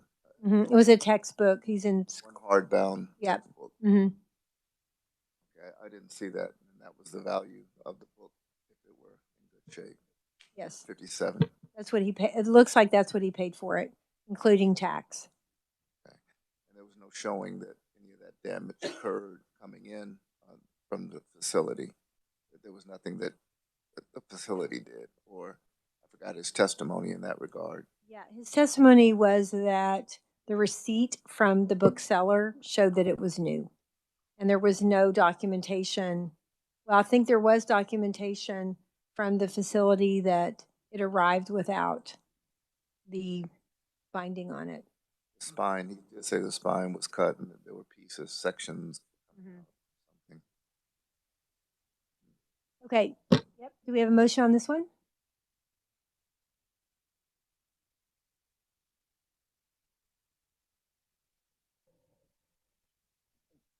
Representative Mon.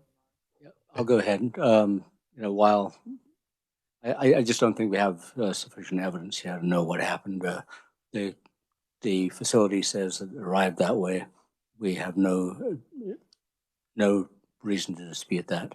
And so while I feel sorry for Mr. Kerr, I'll make the motion to dismiss or deny the claim. By Senator Dietrich. I'll be honest, I'm having an issue with this one because it really is he does have some proof that the textbook was in good shape, and we know, I don't know what happens in the mailroom when they're slicing open packages. I have no idea. I feel like these last ones that we've heard today, there's so much gray area, even more than normal from what the information that we normally get. So I'm having trouble with this one because I can't say for sure. It's hard to just deny the claim when he seems like he's.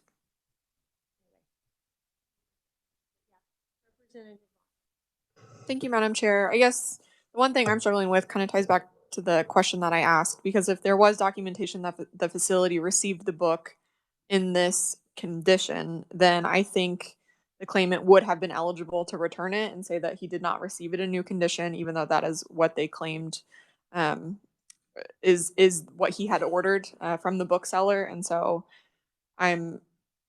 he's saying that he doesn't think he would have been eligible for a return. They wouldn't have accepted it, but it doesn't sound like he ever pursued that option. So that's one reason why I'm also inclined to deny.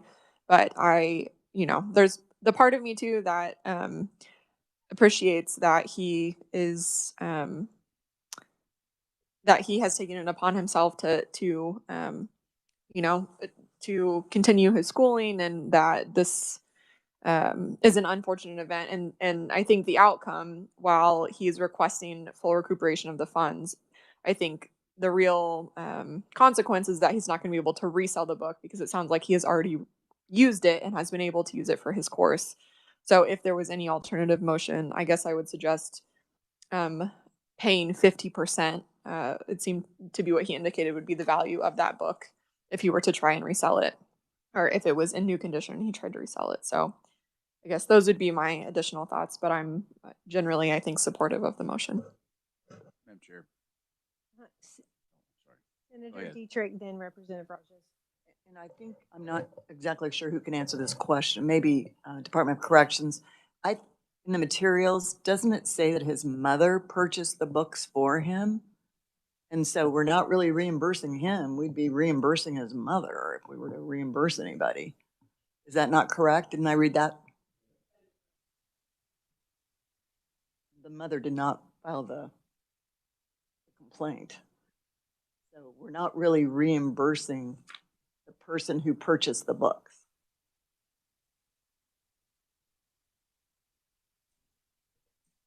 Representative, Rajesh, I was going to call on you next. Did you have something to say? Yeah. Rogers? I said representative, it just. Giving me a hard time. All right, I'm sorry, and not to belabor the fact, we assume that he finished the class. So he was not denied that. How many students, those of us have been a long time ago, that we buy a brand new book and the instructor decides they want to, it's not worth nothing because there's a new edition. So that's a chance you take. That's one of the lessons you learn about going back to school or going to college. Sometimes you don't, and I think the price of, and most indications are now, you pay just about as much for something electronic, and so you get nothing back of value. So, well, I appreciate that. I think this is maybe something that Mr. Kerr can learn as he finishes up his schooling. That's a story to tell. That there's things that happen. So I would be probably more inclined to deny this. Okay, Representative Mon. I'm just going to follow up on what Senator Dietrich said. The billing address was to Kathleen at an office in Wichita, payment method credit card. So it doesn't appear that the claimant actually paid for this, at least directly. Maybe he paid his mom back, but we don't know that. So, and it would be his. Anyway, that's all.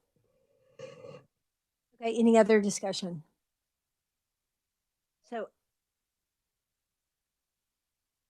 we have a motion on the table to dismiss the claim? Yes, okay, thank you. Deny the claim, not dismiss. Right. Deny the claim. All those in favor say aye. Opposed? Okay, so we will deny claim number 7375. Okay. All right. We'll go ahead and talk about claim number 7383, the most recent one that we just talked about. Terrence Knoll, property loss for $401.56.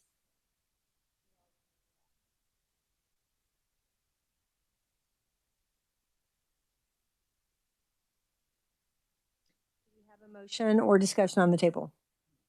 Senator Dietrich. Thank you. Thank you, Madam Chair. I'll just make a motion so we can start the discussion. I'll just move to deny claim number 7383. Okay, do we have a second or any discussion? Okay, we'll have discussion first. This is the one that he packed himself out. It's like the box was left.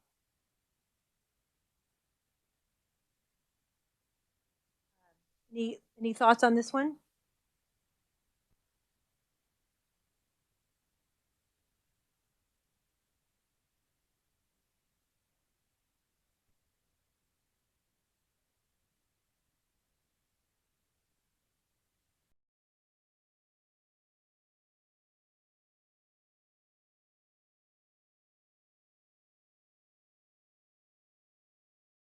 Getting to it.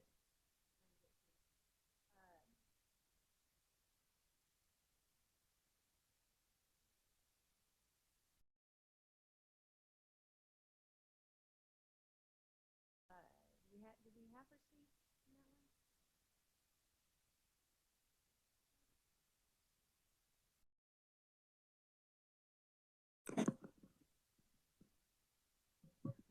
Okay, on the claim form that the claimant submitted, he lists the property for the second question, and then in the third question, he lists the amount. However, he does not tie the amounts back to what was missing. And oh, and then on page 155, the Eldorado Correctional Facility finding of facts also lists the items that were purchased with the prices. And that's on page 155.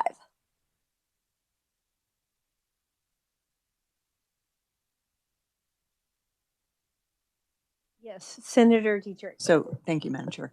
So if you're looking at page 153 and you see the claim with the missing items and the total, and it says there's an asterisk, and then it says inmate banking transaction history attached. I didn't see anything attached that has a banking transaction history. So if we need additional information, I think we almost always need receipts before we approve a claim. Maybe this is something, if you're interested in not denying, but maybe getting more information, we could just move it to the next meeting to get the transaction receipts. Representative Vaughn. Thank you, Madam Chair. I think, so it doesn't look like we have the receipts, but as I think Molly was showing us on page 155, DOC does indicate that they have record of those purchases for those items and those amounts. So I think what I'm wondering is, so let's see, the inventory sheet dated July 31st. So all those items have been purchased, but the inventory sheet doesn't show that any of the above items were in the inventory. So somehow they went missing, which, I mean, yeah, potentially it's a valid claim, but I don't know. I find it was just confusing. I think it was very incomplete. There was a super short list of what he had in his possessions, and he hadn't signed it. And because he was being moved, I understand that you don't sign it, but it's hard to accept that as evidence, if you will, if there's no, maybe they got interrupted halfway when they're making their list. I mean, it's hard to know what happened here. And that's like, we've had that so much today, like hard to know exactly what happened. Representative Mon. I would note that on page 155, the dates that these items were purchased were almost 2 years before he was sent to segregation. And the conclusion was there's no proof that the resident still had these items in his possession. So when the inventory was done, when he went to segregation 2 years later, they didn't have them. So I do think that he obviously purchased them at some point, had them at some point, but within that 2-year period, they went missing somewhere along the line. I understand the argument that, well, I'm in Department of Corrections custody, I'm at their mercy. But on the other hand, they are noticed that they own property at their own risk and must take the steps to make sure that things are documented. So if Senator Dietrich's motion is still open, I'll second it. And that was the motion to deny. Okay. And you'll second that. Okay. Any other discussion? Okay. All those in favor of the motion to deny claim number 7383, say aye. Opposed? Okay, we will deny claim number 7383. Okay, we're up to date. We're now going to try. Did we ever get the other number? They're waiting. Or you're going to give them a call? Okay, we're going to go back to 7376. The claimant is Jonathan Miller. Property loss of $800.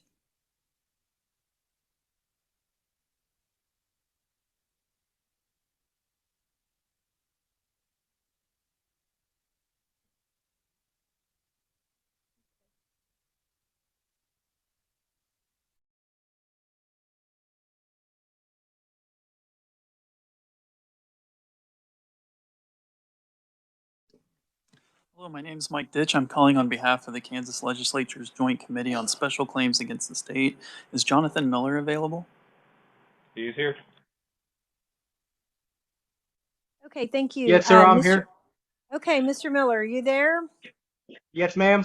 Okay, great. This is Susan Humphreys, and I'm the chair of the Joint Committee on Special Claims Against the State in the Kansas Legislature. The committee is hearing your claim number 7376 in the amount of $800 against the El Dorado Correctional Facility.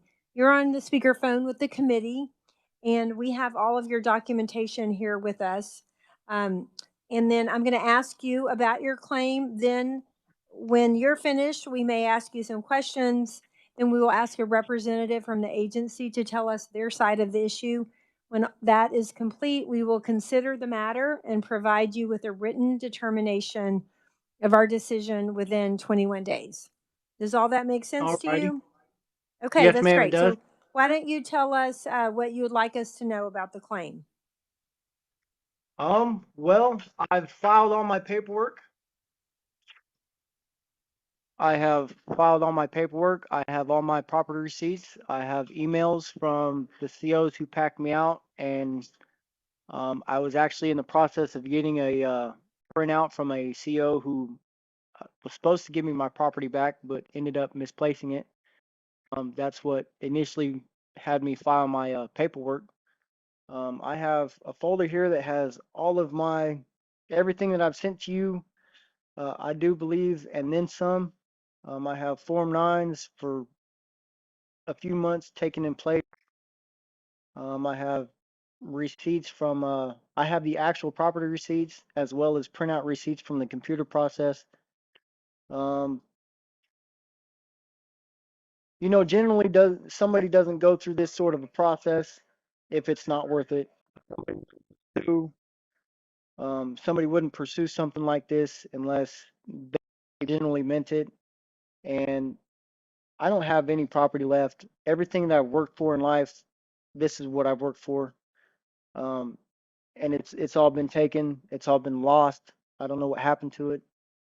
So for me to go through this sort of process and wait a year for any feedback or anything, it means something to me. And it's because what I worked for has been taken, and I wasn't okay with that. I'm still not okay with it. But whatever the process is or whatever the determination is, I'm gonna have to be okay and have to settle with that. That's all I need to say. Okay, thank you. Just to clarify a little bit about your claim, do I understand that you were packed up and then you never received anything back? No, I receiving a small brown bag from Unit Team Lowen over in D2 Cell House, which I went back to.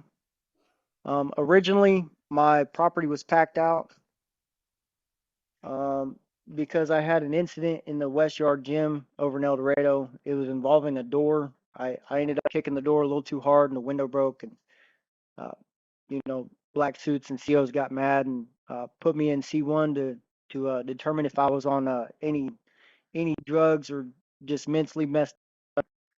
9 days later, I was only supposed to spend 24 hours in there. 9 days later, they ended up coming to get me. I had them call administration and ask them, hey, what am I still doing down here? I'm not in SEG. I'm not, you know, nothing's going on. And when they let me out, I went and talked to the unit team. He said, well, here's your small brown bag of non-allowables. And I said, well, where's the rest of my property? And that's when it started. And he's like, well, I know that you had this stuff. I don't know why they didn't return it to you, but file a property claim and I'll help you. I'll help you see it and I'll help you get, you know, whatever you need done with it. And so that's over the months, I kept writing A&D, which is administration and departure, I believe, and said, hey, I need my property, you know, like we don't have your property. Everything was sent down, you know, just almost being rude about it. We don't have anything else in storage for you. One of them said, this is all we got. You should have all this back by now, except for your shoes and cooler. which were taken in shakedown. I have an email here about the medicine bags from the lady to the property. Says I was packed out, 2 eagle feathers and 2 necklaces, and everything was sent to the property, and nothing was ever returned. And a couple weeks later, they ended up returning a medicine bag and the eagle feather, which is why I crossed that out on my original claim that I sent, because I'm not going to keep something on there that I didn't get back. Okay. Yeah, All right. everything. I think we understand now. We've got your documentation. Committee, do you have any questions for Mr. Miller? Representative Vaughn has a question. Thank you, Madam Chair. Thank you, Mr. Miller. I wanted to ask, so when did you file your original claim? Do you remember? My original claim I filed on the 30th. It was August 30th of last year, 2023. And I had 15 days after I got out of the holding to file this, and then they told me at the bottom it says out of time limits, and I'm like, that can't be, because you guys made me overstay this extra many days. So it started from when I got out instead of the 24-hour holding that you were supposed to originally have me at. But it says 8/30 of 2023. Okay, and then I'm just wondering, so we do have an inventory sheet in front of us that has these items listed, and it's dated January of 2024. And so I want to make sure, is that correct? Because there seems to be a little bit of a discrepancy there, or was that potentially a mistake? I just wanted to give you an opportunity to respond to that. That might have been a mistake. I'm not sure. We should have the same paperwork sitting in front of us. I did transfer over here in January to Hutchinson Correctional Facility. You know what I think? I believe that the unit team actually might have wrote that on there. If I'm thinking about the same piece of paper, because they have to update it from one facility to the next. So if this unit team here signs off on something and I take it over to another facility, the other facility, they have to update it themselves. So I believe that might be what you're looking at. Okay, thank you for that. Thank you, Madam Chair. Okay, any other questions? Okay, then we'll hear from Mr. Phelps from the Department of Corrections.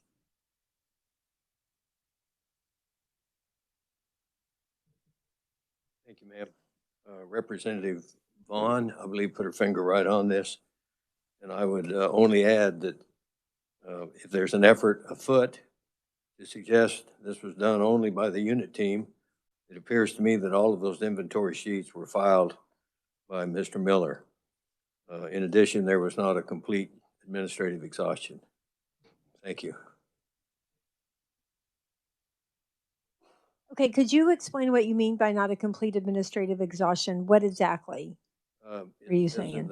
In the first paragraph of Mr. Bushbaum's letter, that the administrative appeal to the secretary did not occur.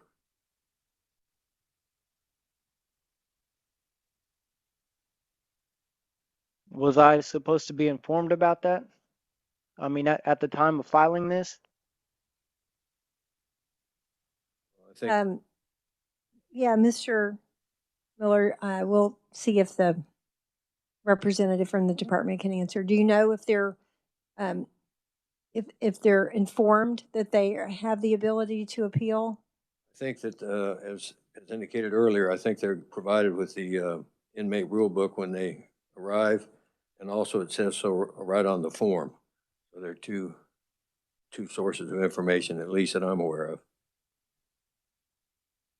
Okay, thank you. Committee, do you have any questions? Senator Dietrich.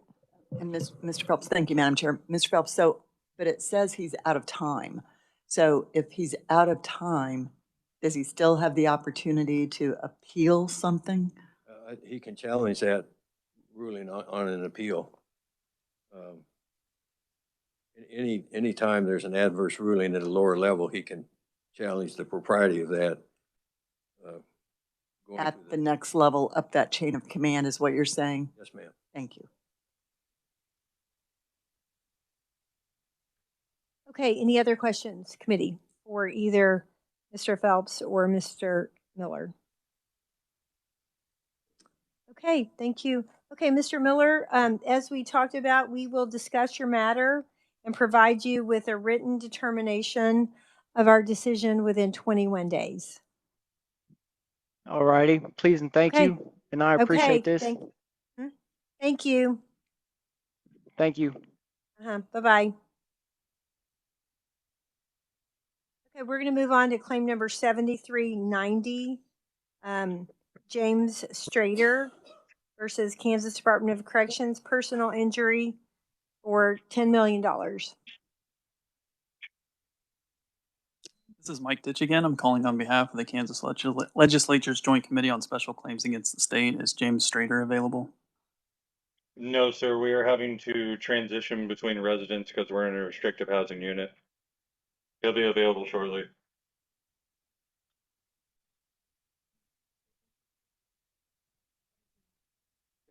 Can we call back?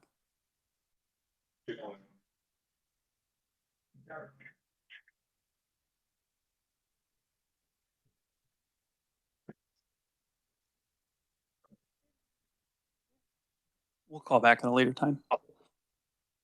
Nope, he's here right now. Okay. All right. Mr. Strader. Okay. Hi, Mr. Strader. Are you there now? Yeah, I just walked in. Okay, great. My name is. I'm here. Okay, good. Thank you.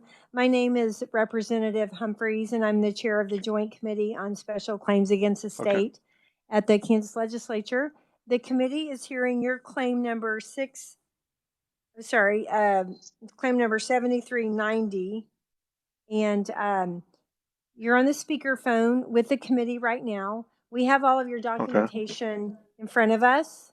And I'm going to ask you about the claim, and then just to tell you about the procedure, when you're finished, we're going to ask a representative from the agency to tell us their side of the issue, and the committee will ask questions. When that is complete, we will consider your matter and provide you with written documentation of our decision within 21 days.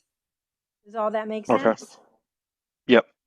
Okay, that's great. So tell us what you would like us to know about your claim. They caused serious injury. They caused a brain injury.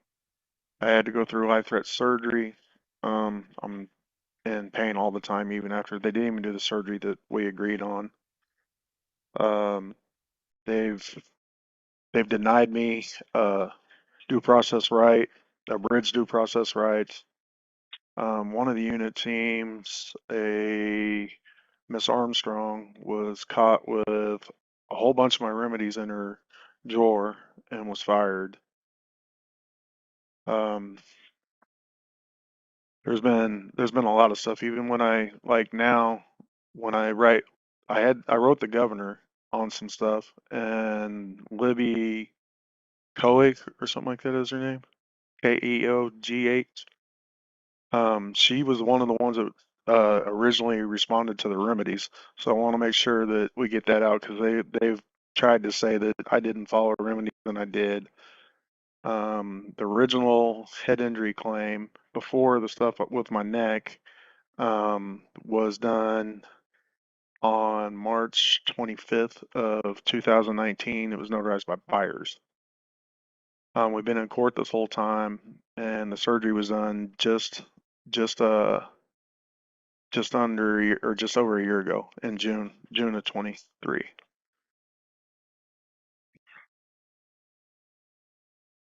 Are you there? Okay.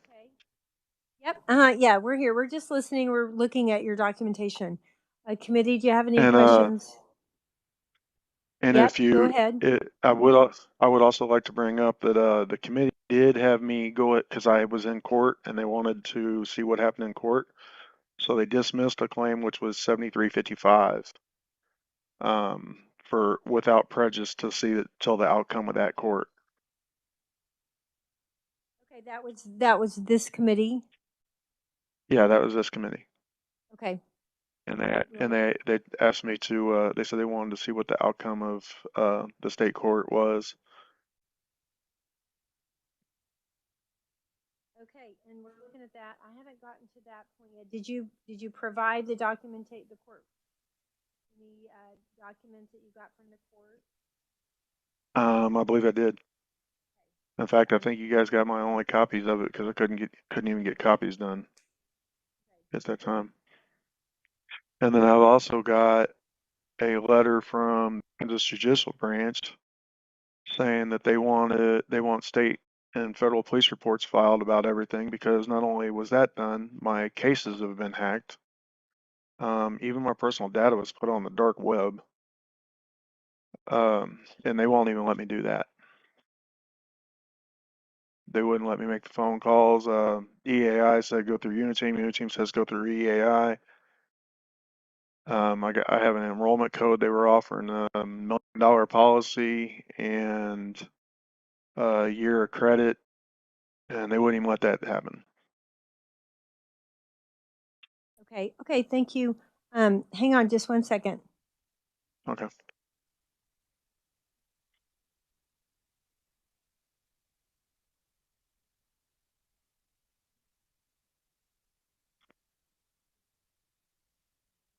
Okay. Thank you, Mr. Schrader. We will now hear from Mr. Phelps from the Department of Corrections. Okay.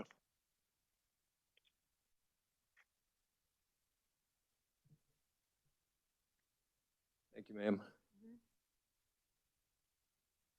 I'm reluctant to say much here, except this. The $10 million request, I think, takes this out of the realm of anything this committee can do. Mr. Schrader is litigious, and most cases that he has filed that I'm familiar with, the courts have had difficulty ascertaining exactly what the issue or claims are. He's been unsuccessful in everything, and that's ongoing. So I think this is really something that has to be dealt with by the courts, and would not be something this committee would be able to resolve. That's about all I can say. Thank you. Okay, committee, do you have any questions for Mr. Schrader or Mr. Phelps? Any questions? Nope. Okay. Okay, Mr. Schrader, it looks like the committee does not have any further questions. So as I mentioned before, we will consider your matter and provide you with written documentation of our decision within 21 days. Okay. Okay. All right. Do I need to say anything else, or? Nope, you don't need to. If you would like to quickly say something, I'll yeah, allow you to do that. I would like to say something. Okay. I'm not an attorney, and I've been left without an attorney, and I wasn't allowed an attorney. And the one that I did have on the one case that you guys asked me to wait till it went through, he had all the dates wrong, everything wrong. And in fact, I went back at him in court, and this place said that they sent the $3 on March 28th to Leavenworth, and Leavenworth's saying they never got it. So they've even been saying they've sent in stuff when it's not getting there. I'm even getting notices from the post office saying that my stuff became separated from the envelopes and has been returned to me. There's been a couple of issues with mail all around, and I even have missing mail right now, even a missing e-file. So what he's talking about is every time I turn around, their torts is what's keeping me from being able to progress in anything. Okay. And I'm fighting an actual innocence in court, and the original suspect was one of the ones involved in this, and he works for KDOC. Okay. All right. Okay. We'll take all of that into consideration. Madam Chair, can I- I'm sorry, Representative Mon has a question. Sorry to be a little late on that. Mr. Strader, I just Okay. would like to clarify, do you have any pending litigation or court cases regarding this matter at the moment? Things that haven't No, been decided yet? not over my injuries. I do over my innocence claims, yes. Thank you. Okay. Thank you. Okay, so as I mentioned, we'll discuss your matter and get back with you within 21 days of our decision. Okay. Okay, Thank thank you. you. Okay, bye-bye. All right. Bye. Okay, we're going to move on. I'm going to try to pick things up a little bit. We're dragging at this point as far as our schedule goes. So let's just go ahead and go into claim number 7392. Property loss of Stanton Holt for $78.82.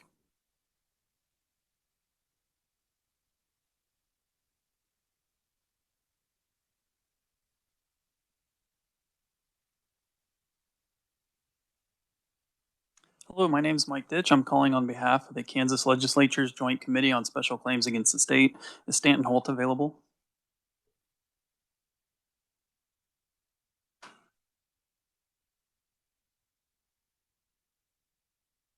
Can you hear me?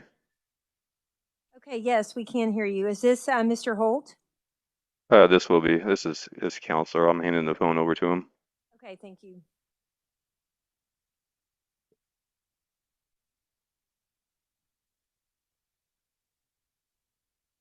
They're on there for you. Go ahead. Hello.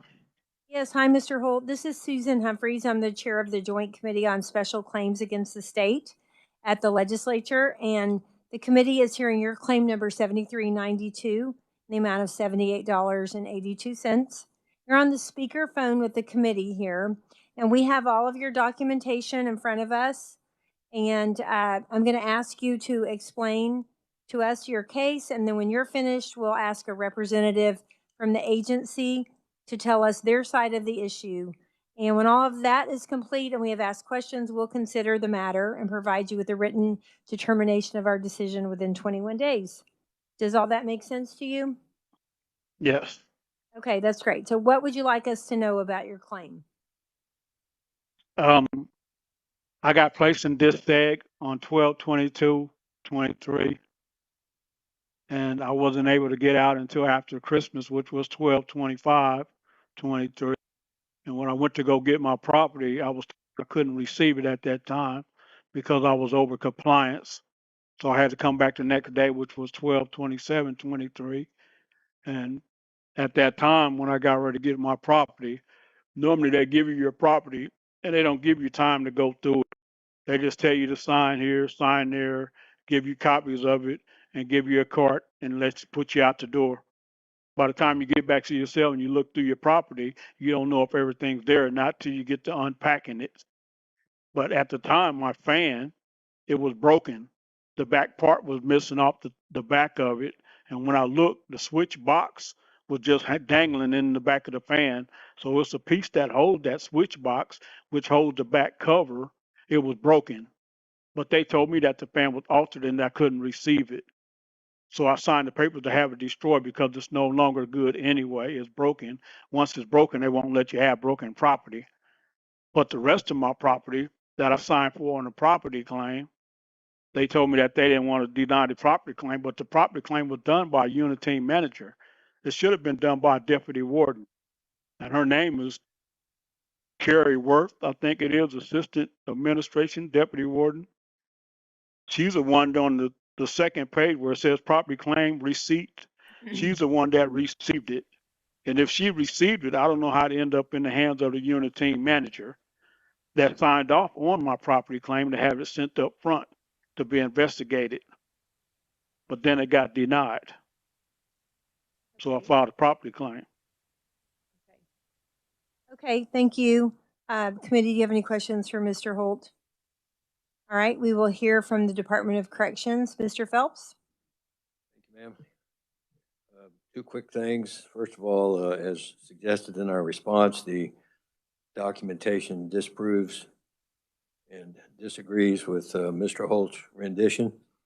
And then the second thing unique to this case is the fact that the department, it's not realistic to be able to track items that are consumable by the resident. That accounts for about half of the property that was listed here. That's all. Thank you. Okay, thank you. Committee, do you have any questions for Mr. Phelps? Okay, I was hang told by on. all, Yep, Mr. Holt, just 1 second. Let us finish this, and then I'll call back on you in just a second. Okay, committee, any questions for Mr. Phelps? Okay, Mr. Holt, yes, what would you like to say? as far as the canteen items, I was told by an officer that packed my property out and sent it down to the facility cleaner to have it packed out by another officer. He said that any consumable items were savable, even if they were open, but those items were missing. And I had just bought them items on a Monday, and I went to DSEG on a Friday. So I can't believe that I would lose that like that. Okay. Okay, we're looking over all of your stuff. All right, committee, do you have any questions for Mr. Holt? Okay, I don't think we have any more questions. We'll consider the matter and let you know within 21 days of our decision. All right. Okay? Thank you. Okay, thank you. Bye-bye. Bye-bye.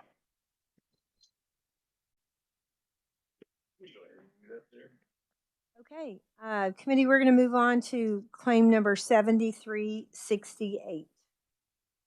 It is Dizon Amos, personal injury for $3,500 against the El Dorado Correctional Facility.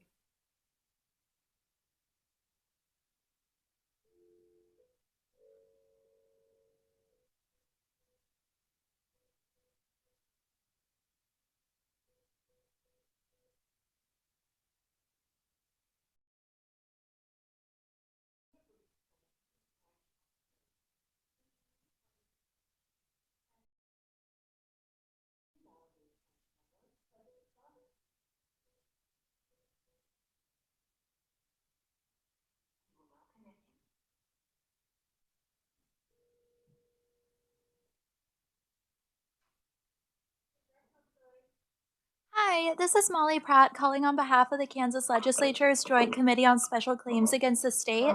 Is Dizon Amos available? Yes, I am. Okay, hi, Mr. Amos. This is Susan Humphreys, and I'm the chairman of the Joint Committee on Special Claims Against the State here in the Kansas Legislature. The committee is hearing your claim number 7368 right now. We have all of your documentation in front of us, and I'm going to ask you to tell us a little bit about it, and then I'm going to ask a representative from the agency to tell us their side of the issue. And we may have some questions. When that is complete, we will consider your matter and provide you with written documentation of our decision within 21 days. Does that make sense? Yes, ma'am. Okay, so Mr. Amos, tell us what you'd like us to know about your claim. Well, I was jumped by 3 people, and I hit my back and my neck on the ladder and the bed and the desk, and I had back pains and neck pains, and for the most part, I was just trying to, get my x-rays and stuff like that, and that's pretty much it for real. Okay. Okay, thank you. Committee, any questions for Mr. Amos? Okay, we will now hear from Mr. Phelps from the Department of Corrections. The claim does not present any evidence showing negligence on the part of the department.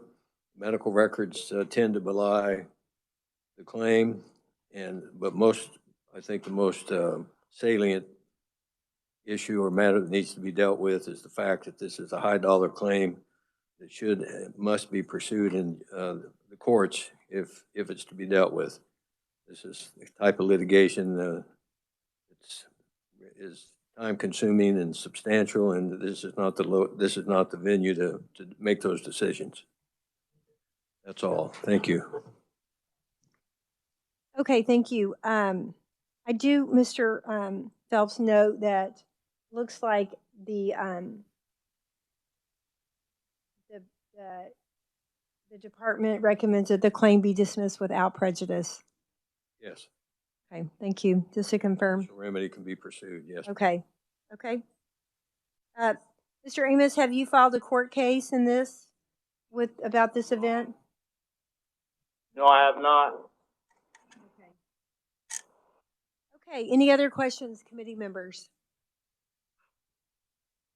Okay, Mr. Amos, I think we don't have any other questions right now, but as I mentioned, we will provide you with a written determination of our decision within 21 days. All right. Okay, thank you. Thank you. Okay, bye-bye.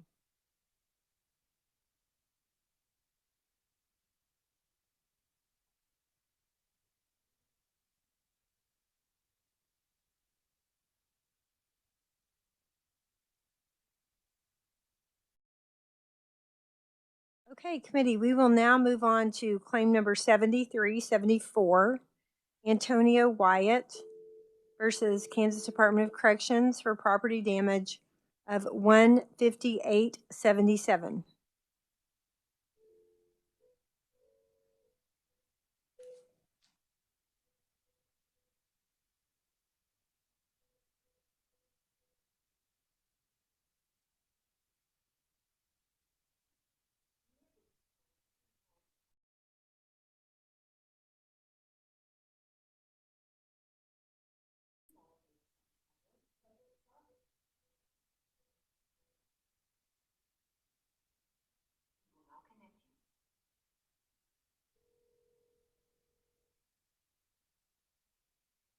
Graham. Hello, my name is Mike Ditch. I'm calling on behalf of the Kansas Legislature's Joint Committee on Special Claims Against the State. Is Antonio Wyatt available? Yes, sir. Hold on 1 second. I'll go get him.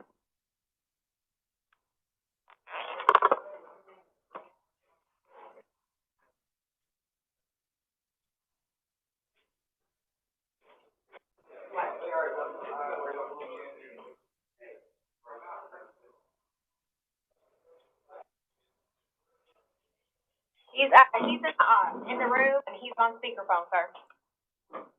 Okay, thank you. Mr. Wyatt, are you there?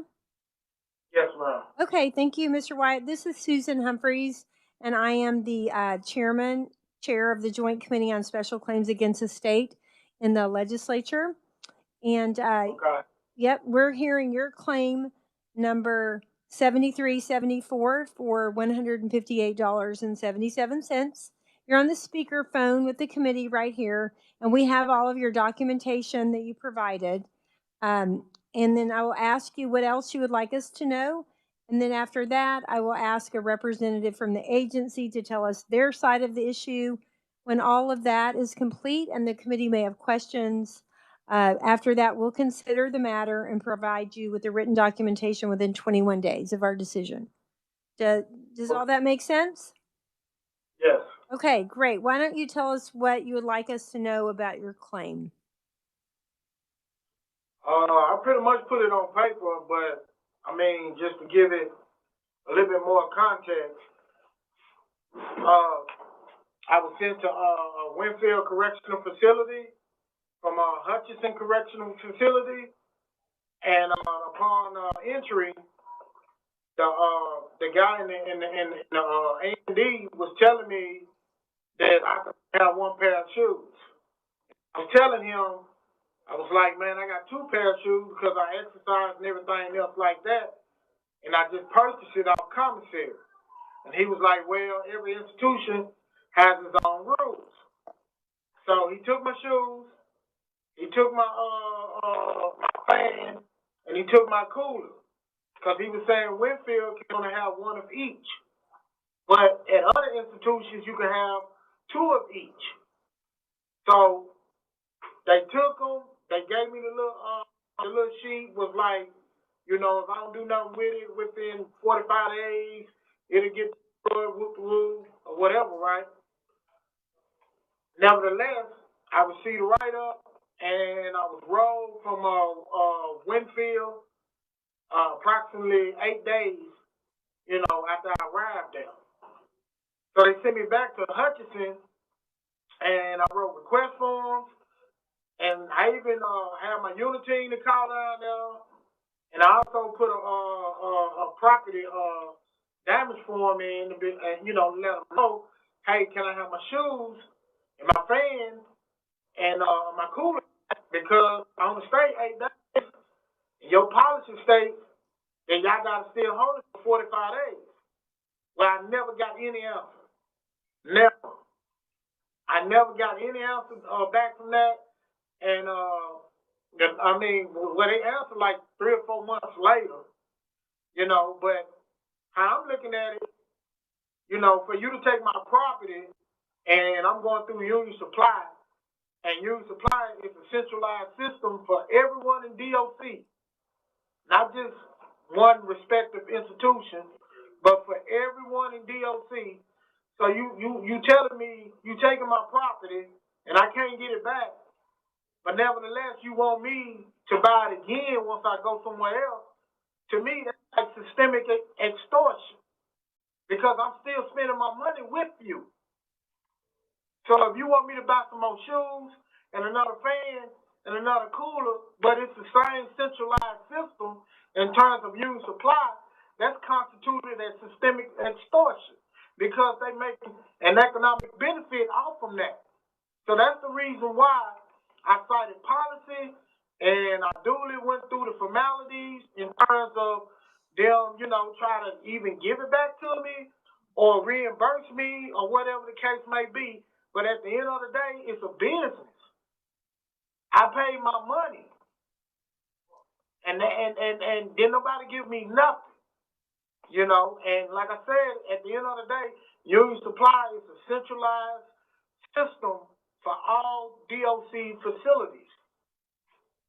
Okay, Mr. Wyatt, I'm looking at your documentation and I'm a little confused. Was it shoes or socks? Because some of these things say socks. 3 pair of socks. Nah, it was shoes. Okay, just trying to make sense of this and the amount. Okay. Yeah, it was shoes, and then it was some socks too. But I didn't even put the socks on there like that. You know, I was like, forget it, because it's mediocre. But the shoes is primarily shoes, the fan, and the cooler. Okay, committee, do you have any questions for Mr. Wyatt? Okay, Mr. Wyatt, we're now going to hear from Mr. Phelps from the Kansas Department of Corrections. Okay. Thank you, Madam Chairman. The response that we provided indicates that when you combine the property that was sent to be destroyed as authorized by Mr. Wyatt, together with the remaining inventory sheets, those documents again disprove the claim. Also, there's not been any showing of negligence on the part of staff, and that basis alone would justify denial. So our recommendation is that the claim be denied. Okay, thank you. I do have a question. Are there, just one second, but Mr. Phelps, are there varying regulations about what their inmates may have at the different facilities? Or is it standard? Not that I'm aware of. And my former acting warden says not. Okay, that it's standard across all, I think it's 7 state facilities? That's my understanding. Okay. But I'm not, I don't feel fully qualified to answer that. Okay, committee, do you have any other questions for Mr. Phelps? Senator Dietrich. Madam Chair. So he did have the option of sending those items to a family member. Yes, ma'am. But he chose to have them destroyed. According to the, Yes, the the one, that's correct. documentation that I saw. Okay, thank you.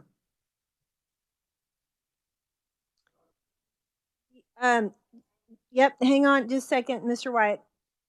Committee, do you have any other questions first, and then I'll let Mr. Wyatt explain? Okay, Mr. Wyatt, go ahead. Yes, please go ahead. Well, if you look at my packet, if you will direct your attention, I put it in there about the KDOC IMPP 12/120A 9A. It states that such items should be held at a minimum of 45 days after administrative relief has been exhausted by the resident. Okay, well, I was only there for 8 days. And I put in requests and everything, you know, I mean, in spite of what he said, which I construe as a bureaucratic boilerplate response, at the end of the day, they did not hold that for 45 days. They did not. Okay, thank you for that information. Committee, you have any questions? Okay, I guess Mr. Phelps, I do have a question about if someone signs that the property may be destroyed, it does still have to be held 45 days or not? I would like for Darcy to answer that, and she's not here right now. Can we do that when she gets back? Okay, is she coming back? Okay, the date, it's getting late. All right. I thought she was. All right. Can you help us with that at all? Okay, thank you. If you come up with anything, let us know. Okay, committee, any other questions for Mr. Wyatt or Mr. Phelps? Okay, Mr. Phelps, we're looking into a few things, and we will be discussing your matter, and we will consider it and let you know what we decide within 21 days. Okay? There she go. Hello? Oh, sorry, yes, I meant Wyatt. My fault. Hello? Yes, go ahead.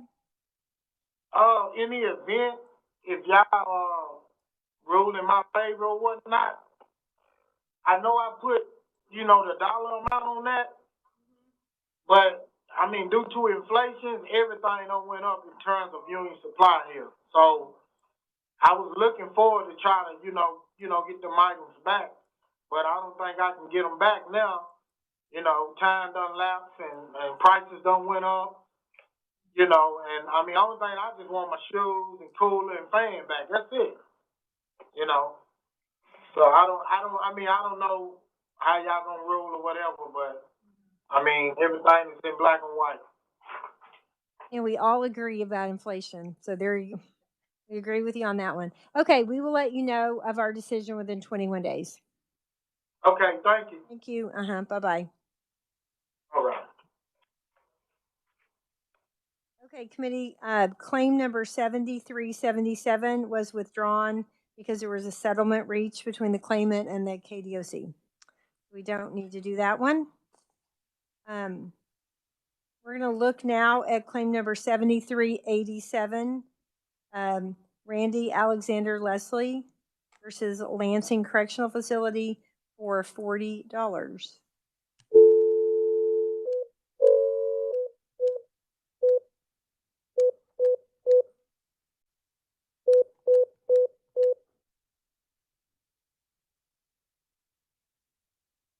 You have reached the Lansing Correctional Facility.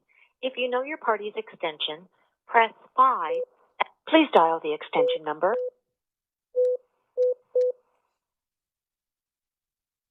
We will now connect you.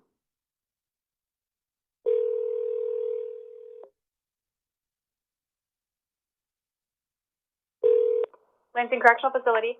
Hello, my name is Mike Ditch. I'm calling on behalf of the Kansas Legislature's Joint Committee on Special Claims Against the State. Is Randy Alexander Leslie available? Yes, he is here. Yes, sir. Okay, thank you so much. Mr. Alexander Leslie. This is Susan Humphreys, and I'm the chair of the Joint Committee on Special Claims Against the State at the Kansas Legislature. The committee is hearing your claim number 7387 and the amount of $40. And you are on the speakerphone with the committee right now at the State House. We have all of your documentation that you provided in front of us right now. And I'll ask you about the claim. And then when you're done, we will ask a representative from the agency to tell us their side of the issue. And then we may ask some questions. And when all of that is complete, we will consider the matter and provide you with a written determination within 21 days of our decision. Does that make sense? Yes. Okay, great. So Mr. Alexander Leslie, please tell us what you would like us to know about your claim. Pretty much wrote it out in the statement. I went to lunch, and when I came back, my property was missing. I followed up with the appropriate steps, and this is where I'm at now.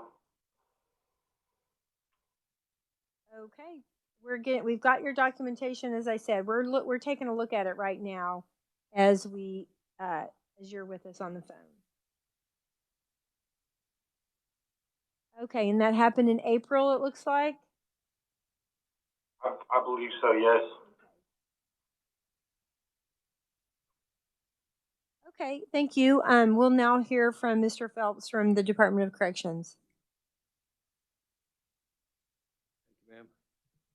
Again, the response indicates that documentation disputes this claim, and it's particularly the video indicates that the cell was not opened or entered by anyone besides Mr. Alexander during the time relevant. There's also a failure to exhaust administrative remedies, and there's no showing of any negligence on the part of any DOC staff. Thank you. Thank you. Okay, does anyone have any questions for either Mr. Phelps or Mr. Alexander Leslie? I do have a question. When you leave for lunch or whatever, do you do all of you, like if you have cellmates, you all go together? How does that work? The last one out of the door usually locks the door. That day I'm usually the last one out, but that day I'd have been second out, and I was waiting for the elders to leave, and I went to lunch, and when I came back, that's when I noticed. And did you hear Mr. Phelps say that there was the video showed that nobody entered besides you or your cellmates? Yeah, and I figured out following my own investigation what had happened. One of my cellmates had checked out a couple of days later, which indicates that he most likely stole it. I know that he was an active drug user, and I believe that he was the one that stole it and did whatever he did with it. Because he was there when I had left, and then when I came back, he wasn't there. Okay, all right. Thank you for that extra information. Okay, any questions, anybody? Or anyone? Okay. Okay, Mr. Alexander Leslie, we appreciate that. Thank you. We will look into this matter, and discuss it and let you know within 21 days what our decision is. Thank you. Okay, thank you.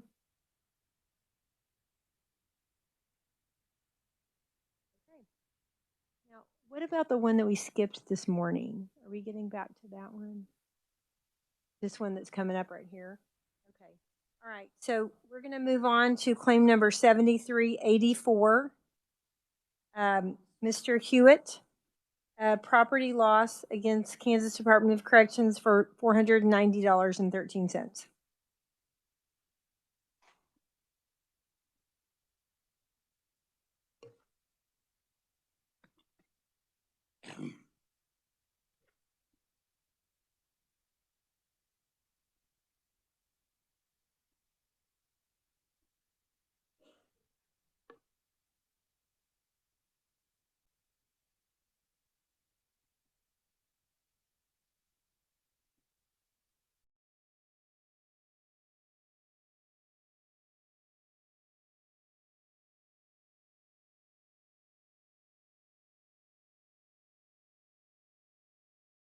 Madam Chair, I have a message that we should skip this one for now. They're still trying to get a hold of the inmates. Okay. Okay, all right. Okay, then committee, we will move on to claim number 7386. And that is Tricallan Streeter with property loss of $314.18 against the Department of Corrections.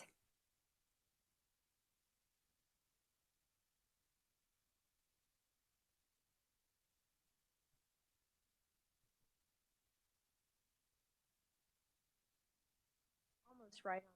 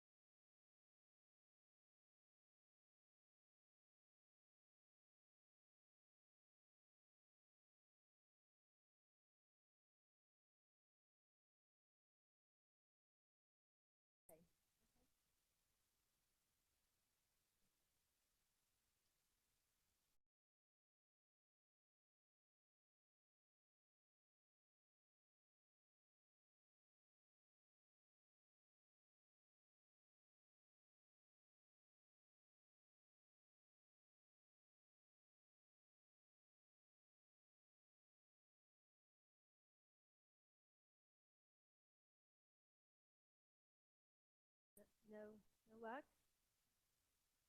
They're just, neither one of those last two answered.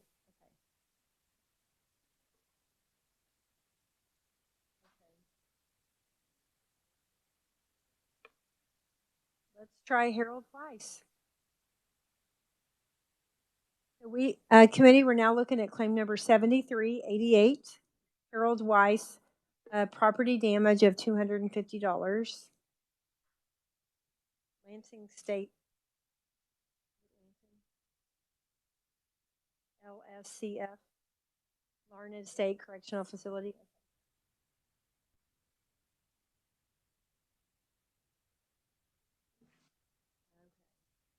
Hello, my name is Mike Ditch, and I'm calling on behalf of the Kansas Legislature's Joint Committee on Special Claims Against the State. Is Harold Weiss available?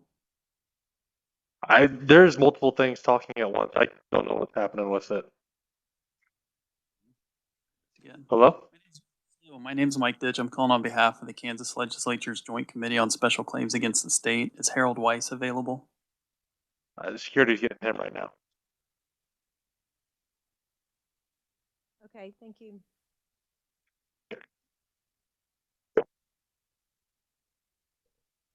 Madam Chair. Yes. While we're in kind of a holding pattern, can I just ask either yourself or the revisor, coming up, we're going to address Tricallan Streeter's claim. I'm going to have to recuse, and it appears that we've lost Representative Vaughn. And my question is more about quorum. Do we still have a quorum, even if, okay? And if I'm recusing or abstaining, does that affect the quorum? Representative Dietrich just ran out.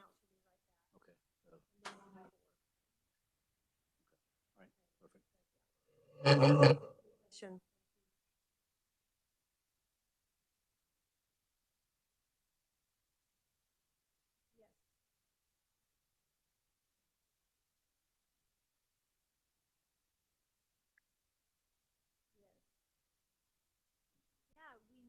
She had that.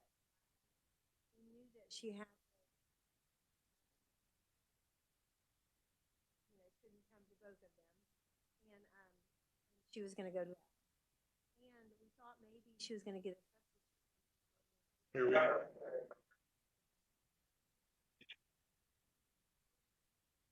Then if you have her number, tell her we're still going, and we'd love for her to join us. Yeah, I think we're okay, but did they answer? Did I hear something? We're still okay.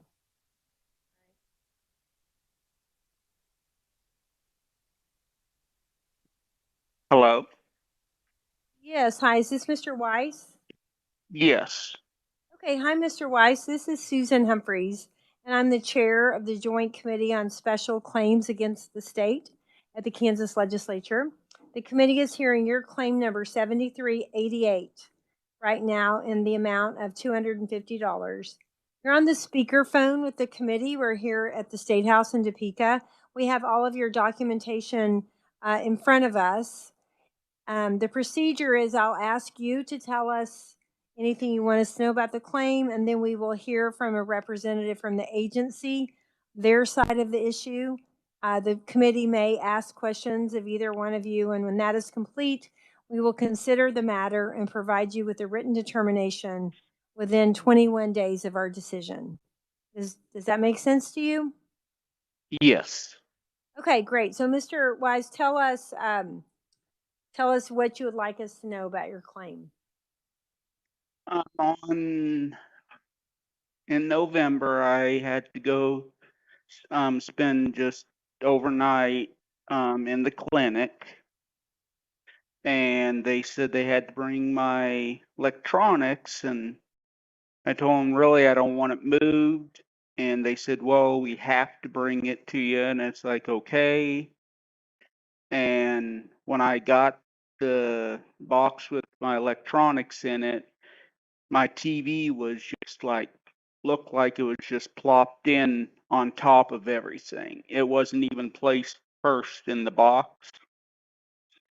And the cable cord coax connector in it broke. Had gone broken out from inside the TV.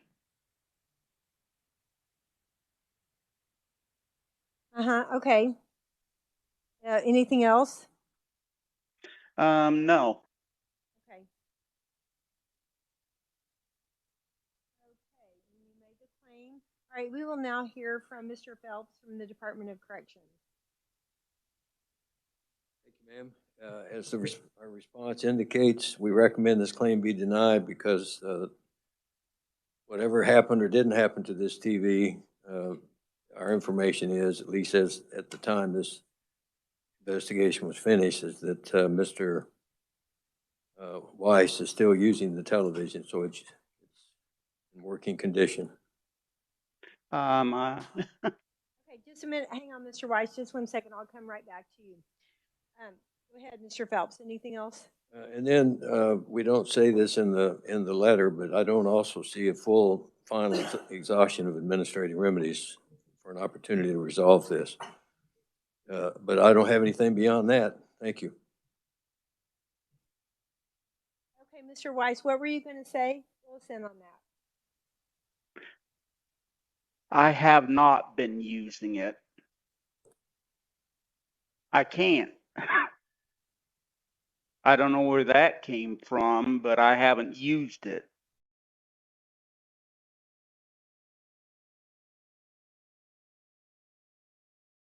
Okay.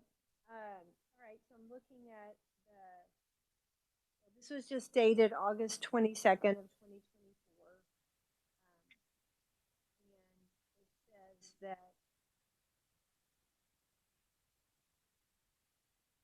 Larned State Correction Facility has confirmed that you are currently utilizing the TV. Is that, you're saying that's not true? No, that's not true. I can't. The cable cord broke on it. I don't know who's given that information. I have to keep it in, I am keeping it in the box. It's not even working. Okay, all right. Committee, do you have any questions for Mr. Weiss? Representative Rajes. Okay, did they, why are you still keeping it? As we've been going through some of this today, many folks are saying, I can't keep any broken equipment. They take it away. So why do you still have a broken TV? Well, until they replace it, I mean, if I just throw it away, then what proof am I going to have about having a TV besides what's on my account? If they take it, they take it. Right. Okay. Well, all right. That's probably If more of they a, would have told me to throw it away, I would have thrown it away. right. That's I had to use my stimulus money to buy that. I don't have family putting money on my account. right. Okay. Thank you. Okay, yeah, thank you. And you're saying your TV before you went to the clinic was functional? Yes. Okay. Well, committee, any other questions? Representative Mon. I have a question for Mr. Phillips.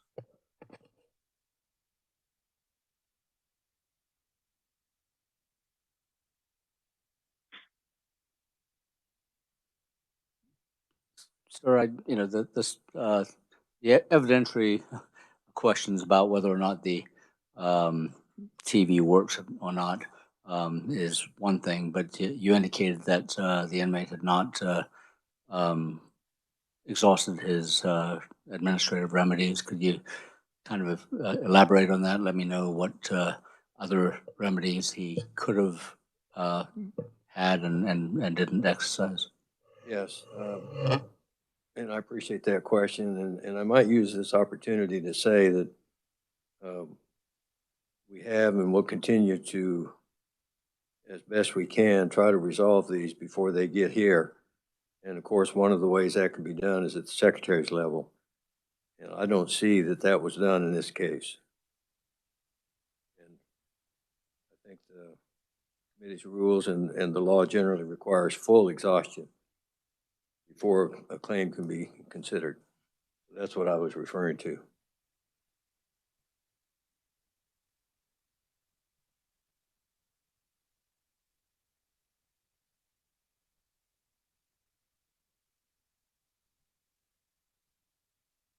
Okay, thank you. Thank you. Any other questions? Okay, Mr. Weiss. Well, I was never told this. It would be helpful if they would have said something Yep. about this.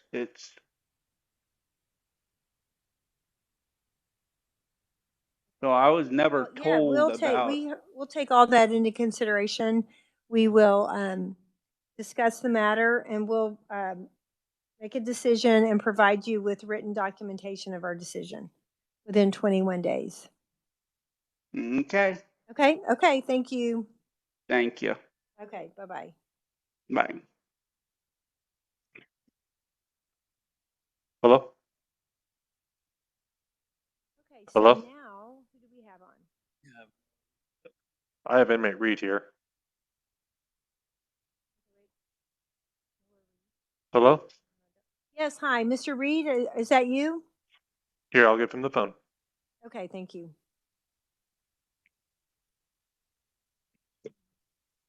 Yes, hello.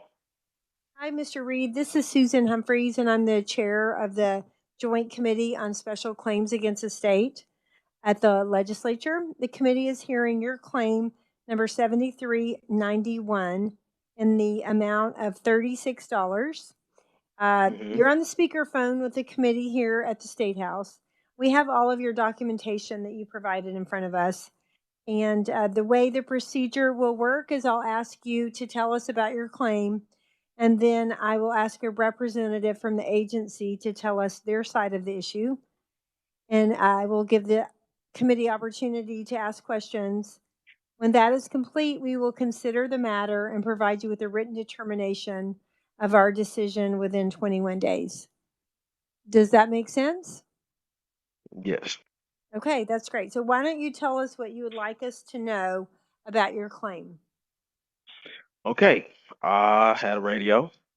When I got packed out, it didn't go with me.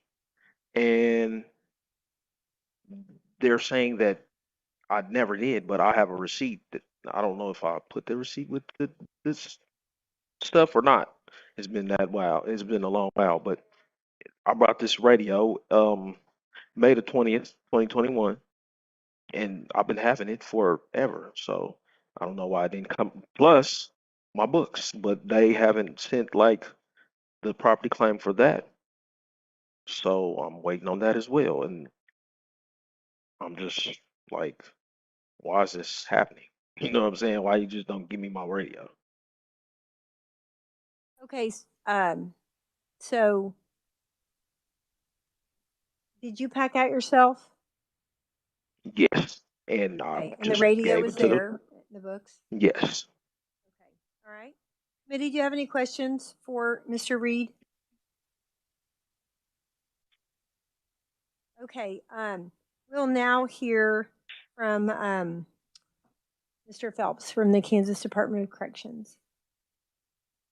Thank you, ma'am.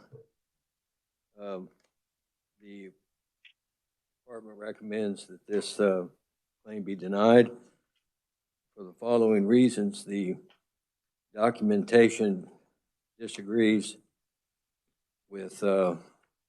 Reed's claims, and if we look at the second page of Exhibit 1, where it talks about radio or tape players, there's nothing recorded, there's nothing entered there indicating there's any such radio, and signed by Mr. Reed. Also, again, there's not been a full exhaustion of administrative remedies. Thank you.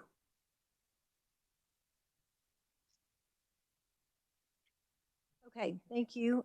Committee, do you have any questions for Mr. Phelps or Mr. Reed?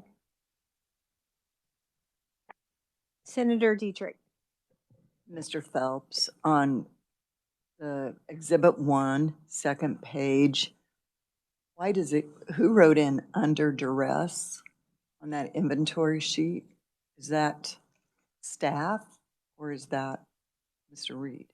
You see that? The under duress would be on the first page, is that?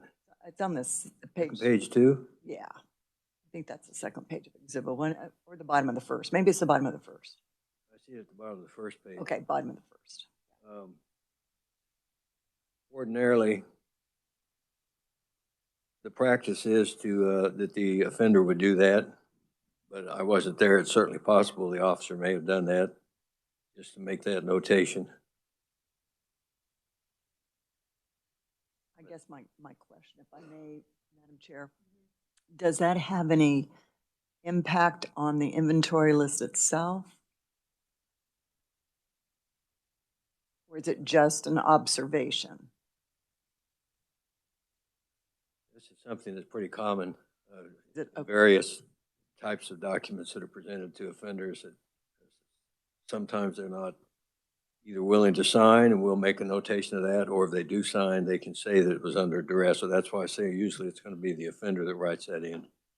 Because I'm looking at this, I don't see any radio listed either. Okay, thank you. Okay, thank you. Committee, any other questions? Okay. Mr. Reed, as I mentioned before, we will consider your matter and provide you with a written determination within 21 days. Okay? Yes. Okay, thank you. Okay, thank you. Okay, bye-bye. Bye-bye.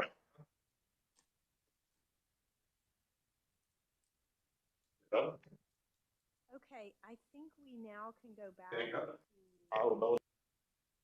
7384. Is that right? Mr. Hewitt. Mr. Hewitt.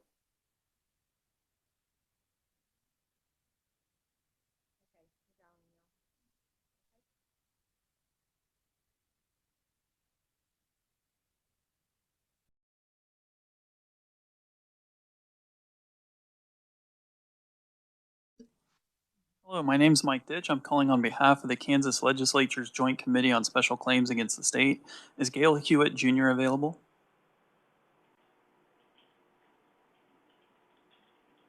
Hello? Yes, hi, is this Mr. Hewitt? Yes, ma'am, it is. Okay, great. Hi, Mr. Hewitt. This is Susan Humphreys. I'm the chair of the Joint Committee on special claims against the state and the Kansas legislature. The committee is Okay. hearing your claim number 7384 in the amount of $490.13. Okay. And you're on the speakerphone with the committee right now, and we have all of your documentation that we are looking at. So the way this will work is I'm going to ask you to tell us about the claim from your point of view. When you're done, we'll ask a representative from the agency to tell us their side of the issue. And then the committee may ask some questions. And when all of that is complete, we will consider the matter and provide you with a written determination of our decision within 21 days. Does Okay. that make sense? Okay. All right. So Yes. you go Yes, it ahead and does. tell us what you would like us to know about your claim. Basically, I was in El Dorado Correctional Facility, and I'd gotten into trouble. Yeah, this is a little over a year ago, and they put me in segregation. And when I was placed in segregation, of course, you don't get your property. They pack it all up for you and everything else. And they brought me, and like it was like almost 22 days after I was in seg that they brought me like my basic hygiene and stuff like that. And that was all the property I was allowed to have in seg. Uh, the rest of my property, I guess, was put into storage, and or it never made it to storage. I don't know that. I have no idea. I don't know where it went to. But I had the the receipt I had was where they packed me out, and that's what I sent to you guys. So what happened was I was in segregation in El Dorado, and I wasn't allowed to have my property, so I didn't know it was missing at that time. And then uh, they didn't want me to go back out on their yard. They OSR'd me, and I was OSR'd for about 3 months, and then they sent me to Larnard. And when I got to Larnard, uh, I went straight into seg, of course, because when you come out of seg from one facility to another, you go back into seg. So I was in segregation in Larnard, and the A&D here brought me like a little box of my property that they'd gone through, and it was just my soaps and deodorants and basic hygiene and a couple of other things that like mental health and stuff had given me when I was in seg in El Dorado. And I kept asking, I was asking about my other property, how long or when I would be getting it, and they told me that they had other property that they had to go through, and they didn't know what was allowable, what wasn't. They just went through the property that came from me being packed out in seg from El Dorado to here. And so I waited, and I was waiting for my property, and I wrote a few Form 9s to A&D asking about the property, and they told me that they hadn't gone through it, and that the some of the property that they had they'd placed into my personal property into their into a box there because I wasn't allowed to have it because I was in seg. At that point, I asked what all was in that property, and then they gave me a printout or a copy of the property removal form, and I noticed that my TV and my radio and some of my electrical my extension cords and stuff like that weren't on there. So I dug in a little bit deeper, and that's when I figured out that my property either got lost or misplaced or stolen or something like that. Like I said, this is over a year ago that this has happened. I don't know when it came up missing or how, but I'd initially, when I found out that my property was missing, I filed a lost property claim. Uh, but I guess I filed it 2 or 3 days too late when I got the answer back from them that the only reason that they wasn't going to accept my claim was because the fact that I'd filed it after the 14-day allowance or whatever by 2 days. And the reason that was because, like I said, I was in segregation and I wasn't supposedly allowed some of my property because I was in seg.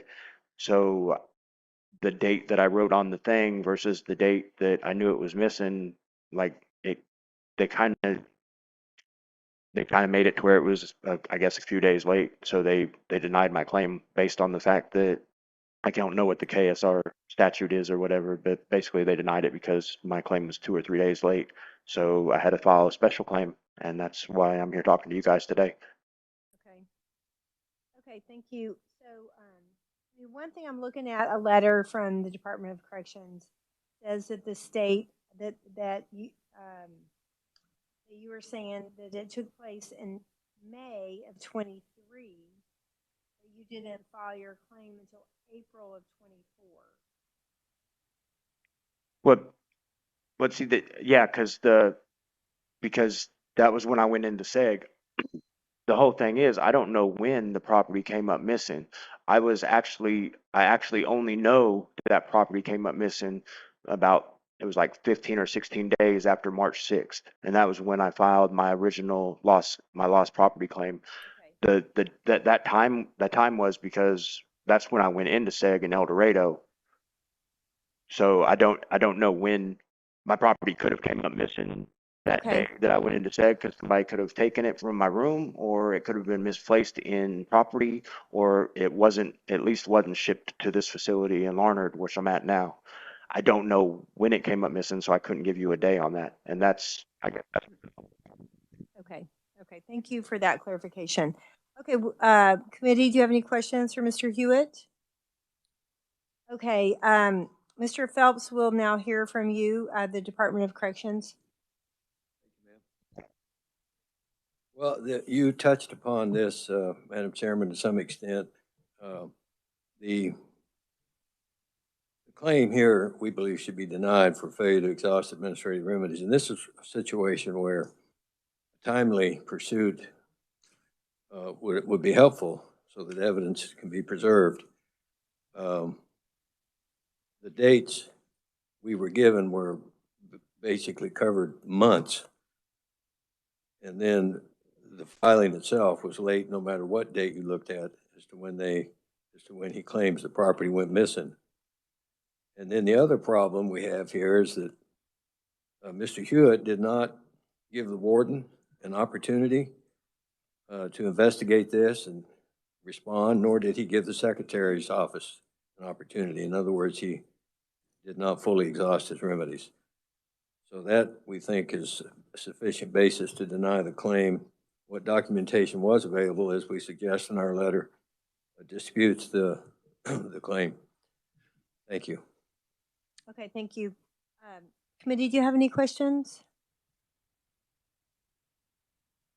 For either? Okay, all right. So Mr. Hewitt, as I mentioned before, we'll consider your claim and this matter and provide you with a written determination of our decision within 21 days.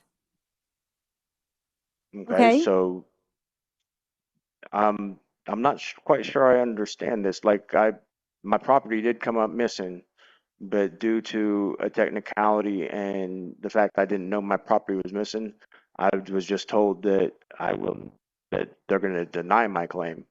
So if I was just told I was going to deny my claim, 21 days from now, I'm going to get a piece of paper that says my claim was denied. So basically, I'm still going to be without my $490 for the property because of the technicality.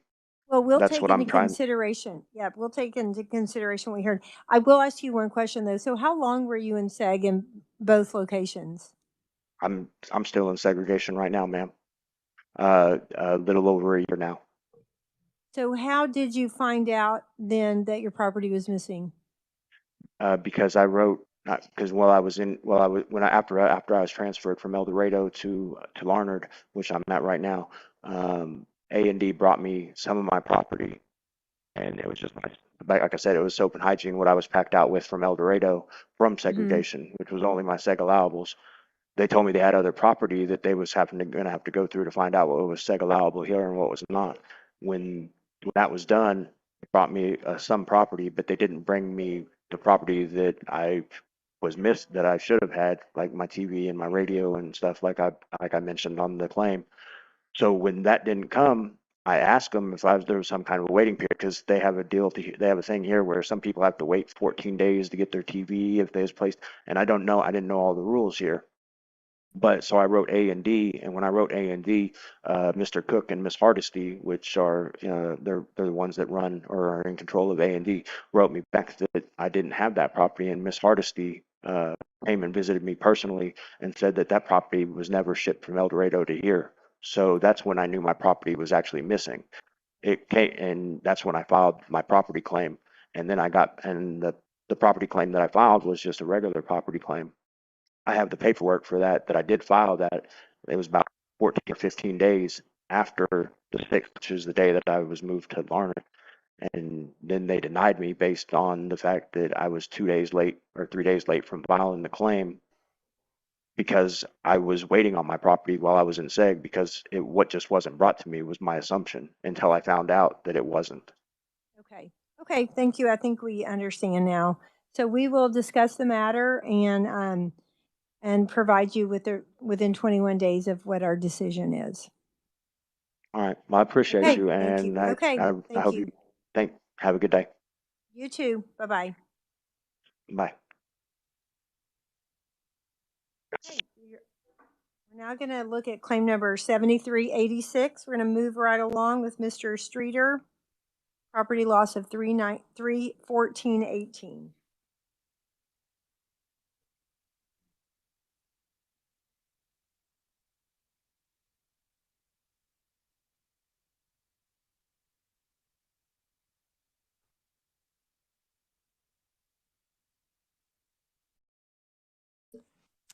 My name is Mike Ditch. I'm calling on behalf of the Kansas Legislature's Joint Committee on Special Claims Against the State. Is Trey Streeter available? Hello? Yes, You hi, said Mr. I'm muted. Oh, okay, I'm good. Yeah, Mr. Yeah, Streeter, is that you? yes, it is. Yes, Okay, thank you. Hi, my name is Susan Humphreys. yes. Sorry. And I'm the chair of the Joint Committee on Special Claims Okay, Against the State. yes. And today we're hearing your claim number 7386 in the amount of $314.18. You're on the speakerphone with the committee here in the State Okay, House. We have all of your documentation that you okay, provided in front of us. So I'm going to okay, ask you to tell us about your claim. Then I will ask a representative from the agency to tell us their side of the issue. And when that is complete and the committee has your questions answered, we will consider your matter and provide you with a written decision of what we have determined within 21 days. Okay? okay, okay. Okay, All so right. why don't you tell us what you want us to know about your claim?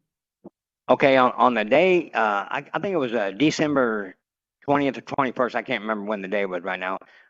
They came to the cell. The officers came to my cell, and I didn't have celly, and they handcuffed me and said they're taking me to the hole for central monitors because my sister's the dean of Butler County College, and her staff is working there, so they had to take me in the hole.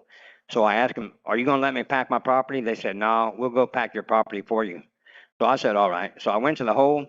And my cell was left open all that day and the next morning before they even went in the house. And every 30 minutes they roll that door. I didn't have a celling. So anybody could have went in my cell, anybody. And the officer is supposed to secure the door when we go to the hole, stuff like that. And no one was there. My door opened and shut probably 20 times throughout the day and that night.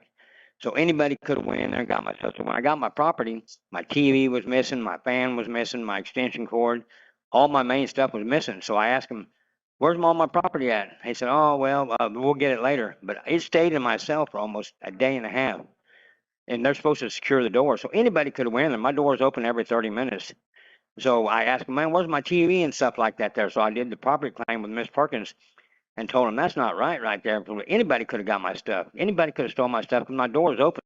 Didn't have a celling, and I was there. And this has happened to me 3 or 4 times, different stuff, people stolen from me and stuff like that. And I had no control over it because the proper procedure is once someone goes to the hole, they're supposed to secure their cell so no one goes in there. The officer is supposed to go in and pack your stuff, and then we receive it down there. But my cell was open for like almost a day and a half, 2 days maybe. Anybody could have went in there and got my stuff because I didn't have a celly at the time. And so I filed that property claim. I knew it was going to get denied. It was a joke, but I can't keep replacing my property like that. And I was 100% in the right, you know. And I didn't know what can I do. You know what I mean? They didn't follow the proper procedure by packing my property or securing my door or nothing. And every 30 minutes that door opens, in and out for people in the cell, in and out, in and out. My cell stayed open all that day and all that night. So who got it? I don't know. But I didn't receive my TV and the stuff I filed my claim on. And I was 100% in the right. They should have followed procedure and locked my door, packed my property. But it stayed open in my house. I didn't get my property till a day and a half later, the next day, and everything was missing. Okay, and so you never were packed out. Is that what I understand you saying? Well, I was, but a day or so later, they never let me pack my stuff or nothing because they came and handcuffed me at my door and took me to the segregation. And I said, "Where's my property?" I said, "Oh, we'll come back and get it later." And it was like a day. I didn't get my property till like the next day or so. And every 30 minutes, that door opens. The doors are open for in and outs, different people. So And so what I'm trying to understand is, after a day and a half, did you go back to the regular population, or you stayed? no. I came up here. I stayed there for 3 months in the hole. Never got a chance to go get my property or nothing. Never went back. I was waiting on my property to be packed out by the officer. And when I got my stuff, about a day and a half, about 2-3 days later, I got my stuff. They brought it to me, and everything was missing. Okay, I think I understand now. Thank you. Okay, Okay, yep. committee, do you have any questions for Mr. Streeter? Okay, then we will hear now from Mr. Phelps with the Department of Corrections. Yep. Thank you, ma'am. I think probably the main point I would like to make from the letter we submitted is that there's no evidence of any negligence on the part of any staff member. This assertion that the door was open, I think he said a day and a half to 2 days, I think really strains credulity that a door would be that open in a prison that long. Well, in and out every 30 minutes. Mr. Streeter, hang on 1 second. We'll come back to you. In any event, the credibility of that claim also appears from the fact that when Mr. Streeter made his facility claim, his original claim, administrative exhaustion, he did not make that claim. It wasn't until apparently he came before this body and I would think that that was the case. If it was that serious of an issue, it would have been raised from the beginning. So, and the rest of the letter will stand on what's there as far as the documentation. Thank you. Okay, committee, do you have any questions? Anybody? Okay. Okay, Mr. Streeter, I think we have the information we need. We will consider the matter and provide you with a written determination of our decision within 21 days. Okay. Yes, ma'am. Okay. All right. Okay. Thank you. All right. Thank you. Bye-bye.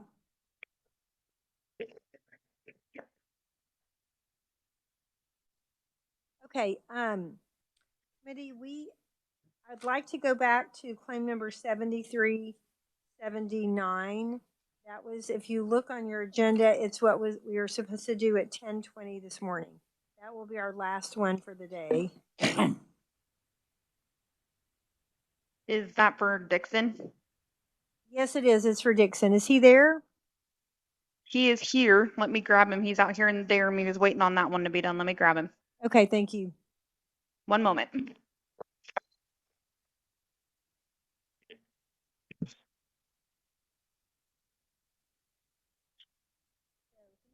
what page that's on. That would be helpful. 170, in the 173. 173 I have. I knew we would come back to it, so I wrote it down. Oh, really? Yes. Did you really? No, I wrote it, yeah. It's at page 173. I know it's I'm never that prepared, so you know that. Okay, is Mr. Dixon there?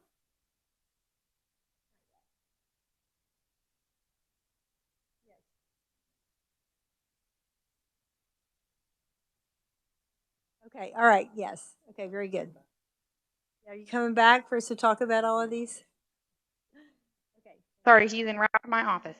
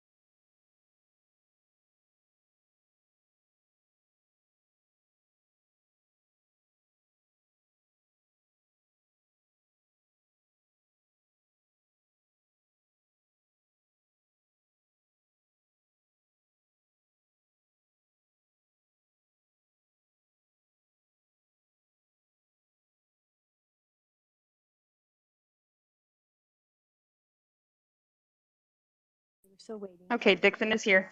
Okay, perfect. Thank you. Mr. Dixon, you're there? Hello? Yes, Mr. Dixon. Yes, ma'am. Hi, I'm the chair, Susan Humphreys, chair of the Joint Committee Mm-hmm. on Special Claims Against the State. And today we're Yeah. hearing your claim number 7379 for $30,000 of personal injury. You're on the speakerphone with the committee right now. We have all of your Okay. documentation that you provided for us. And the procedure will be, I'm going to ask you to tell us about your claim. Then I'm going to ask a representative from the agency to tell us their side of the issue. And Okay. after that, we may have some questions, and then we will consider the matter and provide you with a written determination within 21 days. So does Okay. that make sense? Yes, ma'am. Okay, great. So tell us what you'd like us to know about your claim. Okay. Back in like the end of October, early November last year, I was in El Dorado Supermax, so I was in SEG unit, and they came down there and took our sheets, our blankets, said for the safety of others, and gave us these sleep systems, like a one-piece sleep system, and it got Velcro strap on it, so you know you can attach it together and it resemble like a sleeping bag. And by it being so new, on the material of the mattress and the sleep system, it slid real easy. And I slid off the top bunk. I reached out to grab the step ladder that's right on the wall, and I extended my arm back, and I like felt a stretch. And I had the guards, you know, have the nurse come see me or whatever. They had me put a sick hall slip in. I went to sick hall. My shoulder was swollen real bad, but I was able to move it. So they said it wasn't, you know, nothing was broke. But to this day, I still have issues with this shoulder. The first 6, 7 months, I couldn't do no push-ups. I couldn't extend my right arm out and turn like you turning the key in the ignition. So I went to sick hall again, and the nurse told me that it's going to take longer for a shoulder injury to heal. So they was like, this just something that I just have to expect. Um, I submitted a form 9 to the unit team, explained to them what happened. I've asked them, hey, can y'all come weld a small lip or something because I was on the top bunk, you know, so this won't happen again. Uh, I submitted a grievance, and the response I got back from my grievance was this was an issue from the Secretary of Corrections, so it was like basically like there's nothing we can do about it, you know. And I tried to do a property claim form, and since it was above 500, they wouldn't process it. So my unit team in El Dorado told me to fill out a joint committee form. And as far as like me putting down 30, I just put something down. I didn't know what to put down. Okay. Okay, we have a question from Senator Haley. Hmm. Can you hear me? Hello, Yes, sir. Mr. Dick. All right, so I do appreciate your last point to how you arrived at the. I'm sorry to hear about the injury that you have Yeah. sustained, and I do appreciate that you have given a figure of 30,000. But you're looking at, or you're saying, what is the status now? You said you still have some something that has or has not been treated. What is your treatment status now Yeah, for your recovery? it's like now I can actually do push-ups, I can do pull-ups, but what I can compare it to is like I hear people say, you know, whenever they like broke a bone or something, then it get cold, that injury will hurt. You know, so I can be asleep at night and all of a sudden I feel like I'm being stabbed with a sharp knife between my shoulder blades. You know, Yes, but the sir. nurse told me that's just something to expect, you know. So that's the only thing I'm still dealing with. Like I still got mobility, I can work out now, but after the workout, you know, hours later, it'll start throbbing like that, like I'm being stabbed with a knife or something. Okay, so you have physical therapy or additional physical therapy that's being offered? At the time, all they can offer me was a shoulder workout packet that shows you how to do these shoulder stretches and stuff. Because I was in El Dorado Supermax for the past 5 years, so other than that, that was the only physical therapy they can offer me. And do you know if anybody else complained of the equipment of the not the equipment, the bag, the sleeping bag, or what? I mean, anybody else had any difficulty with it, or Were you unique in that regard? Well, I know others was complaining. It was a lot of people that chose to sleep on the floor that was on the top bunk, so they wouldn't risk that. But everybody was complaining that it was, it was just too smooth. Now there's no issue because they've been washed so many times, so the material is rough now, so there's no issue with it now. But as far as anybody else injuring themselves, that I don't know.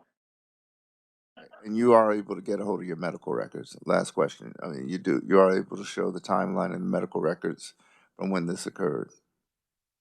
Yes, I don't know if I sent y'all copies of my sick call, but I got my sick call stuff, but I know they keep it on file. All right. Thank So I you. might have to, okay. Okay. Thank you, Mr. Dixon. Thank you, Madam Chair. Yes, sir. Okay, are there any other questions? Okay, then, Mr. Phelps from Kansas Department of Corrections. As you can see from the material we submitted, there's a paltry of documentary proof here on any of this. But I think the overriding concern is this is a substantial claim, and it's not the type of claim that can be resolved administratively before this body or legislatively. There's no indication that Mr. Dixon has filed suit, but that remedy seems to be available to him and should be pursued before he makes any claim, any further claim before this body. Thank you. Any other any questions? Anyone? Okay. Okay, thank you. Okay, committee, we have heard all of the claims. It's been a full day. Oh, there's one more? Oh, I'm sorry. You're right. Sorry, I was jumping the gun. Okay, sorry, Mr. Dixon. Yeah. I was jumping ahead. I was getting ready to discuss your case, but first I just want to tell you thank you. I think we have all of our questions answered, and we will now consider the matter, and we will let you know within 21 days what our determination is. Okay. Thank you. Okay. Thank you. Bye-bye. All right. Bye-bye.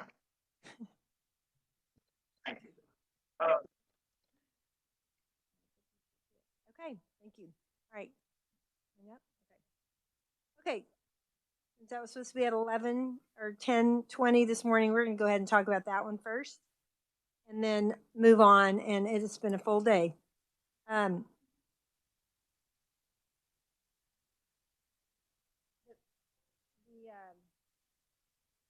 department does recommend this claim be denied without prejudice. Is what it says here. Do you all have it? Does anyone have a motion? Representative Rajas. Madam Chair, I move that we deny the claim without prejudice. That thing. Okay. Prejudice. There we go. Okay. Yes, a very long name. Second by Senator Dietrich. Okay. Any discussion on this? No. Will they just that he could go the route of filing? He could go the judicial route.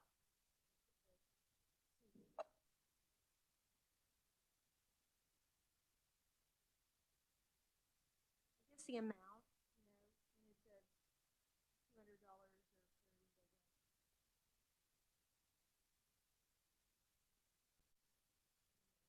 did you have another motion? Okay. All right. Okay. Then committee. So we have a motion on the table to deny without prejudice. All those in favor say aye. Okay. Opposed? Okay. I believe it's unanimous for those that could vote. Yeah, Madam Chair, I don't think it was actually on the record when I stepped out, but I just wanted to let the record reflect that I took no part in the Andrew Dixon matter as I've previously represented him. Right. Okay, thank you. Making that clear. Okay.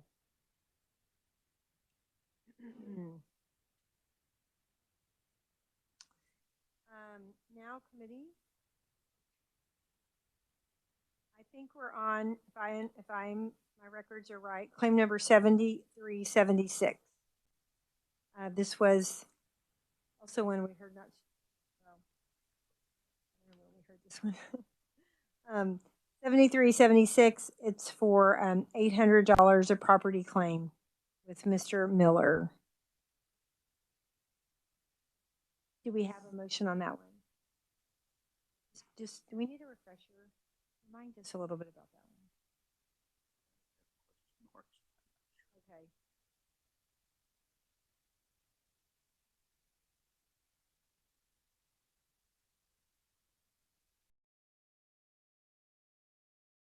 Claim number 7376 was brought by Mr. Jonathan Miller. Claimant states that his property went missing when he returned from segregation housing, and only a religious eagle feather and medicine bag were returned. Missing property includes television, electronic devices, clothing, toiletries, legal documents, and photographs.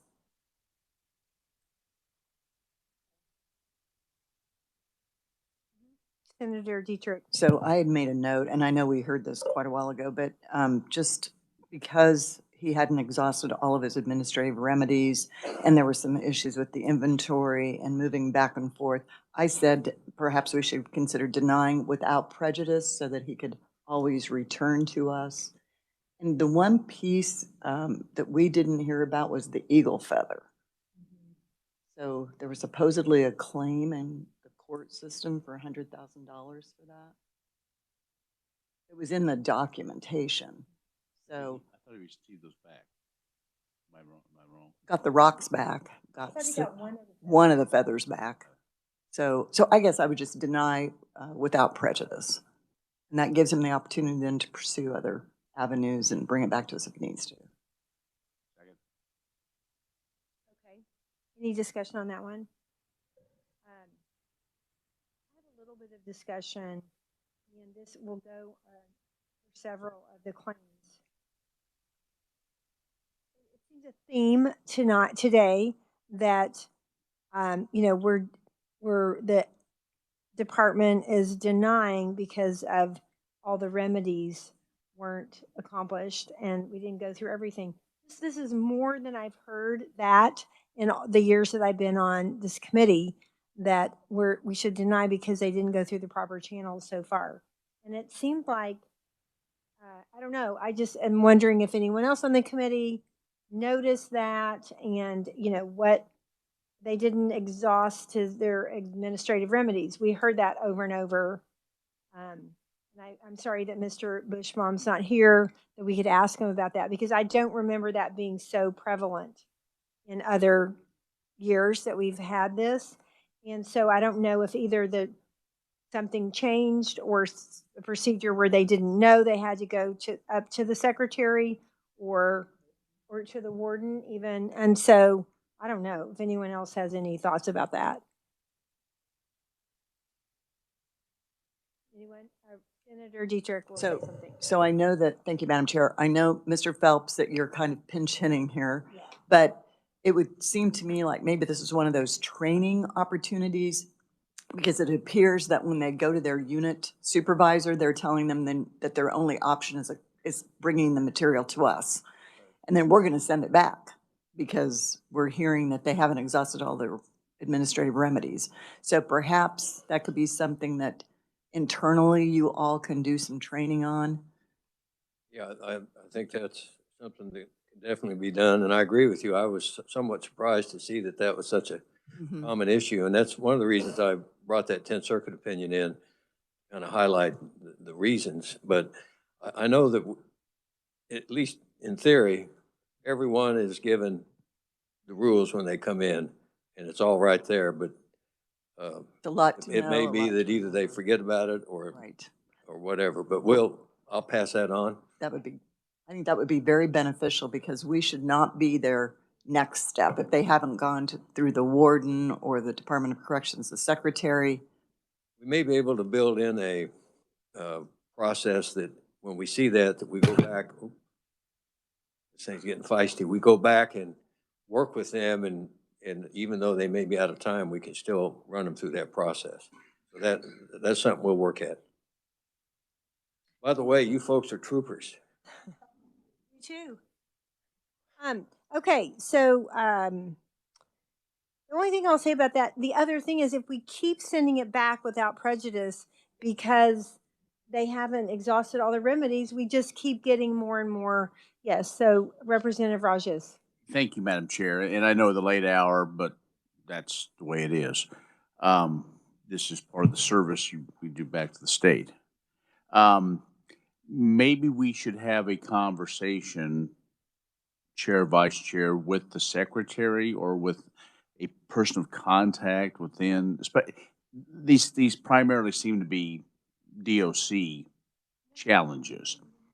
And so the next time we meet, we have a full understanding, because I would agree with you. This is like my fifth one of these, and it seems like every one of them we have jumped somehow. They've jumped the gun almost and come to us. So has something changed, or I don't think that corrections is just trying to push this off, because this also does not help them do their job better or easier. So maybe somebody within, Department of Corrections, that you all or whatever, we can have that discussion of what, so we're not at the same point, because I would guess today of the 5, 9, 7 hours or whatever we've been meeting, we probably could have cut at least an hour to an hour and a half off of this, because we had the discussions of wanting to do the right thing, but still coming back at the end where dismiss without prejudice to come back and now make our next meeting maybe a 2-dayer, a long 2-dayer. I don't know, Madam Chairman. No, But I agree 100%. I felt less clear about these claims than ever, I would say. That's my personal feeling.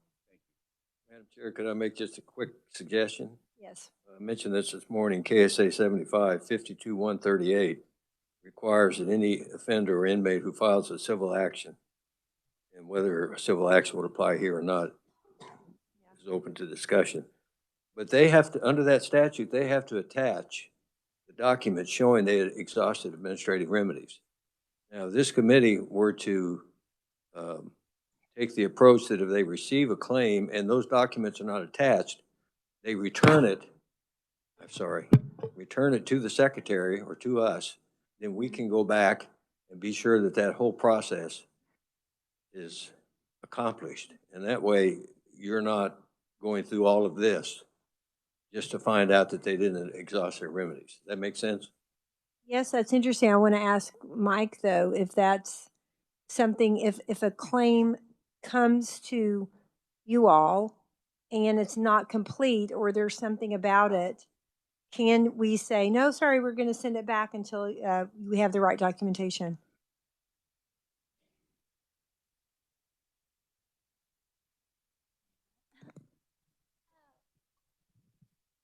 Chairperson Humphreys and members of the committee, when a form is not filled out completely, if it's from an inmate, we send them a letter that says this has not been filled out, like there's no notary signature, or like if it's for less than $500, frequently the issue is that there is no property claim from the correctional facility attached that says that it's previously been denied by the correctional facility.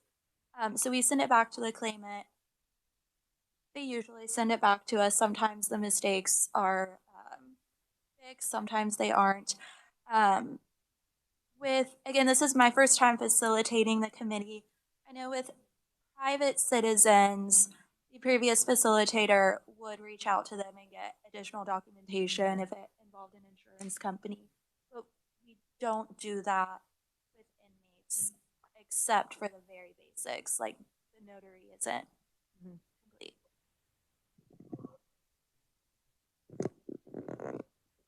I guess my comment is I don't think you want to put the research department in the position of denying the ability to appear before this committee based on maybe something that's a little bit fuzzy, whether or not they're ready to come here or not. So, Okay, thank you.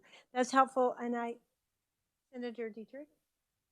Thank you for that. So my other question is, if we deny, just deny, does that mean they can never come back to us?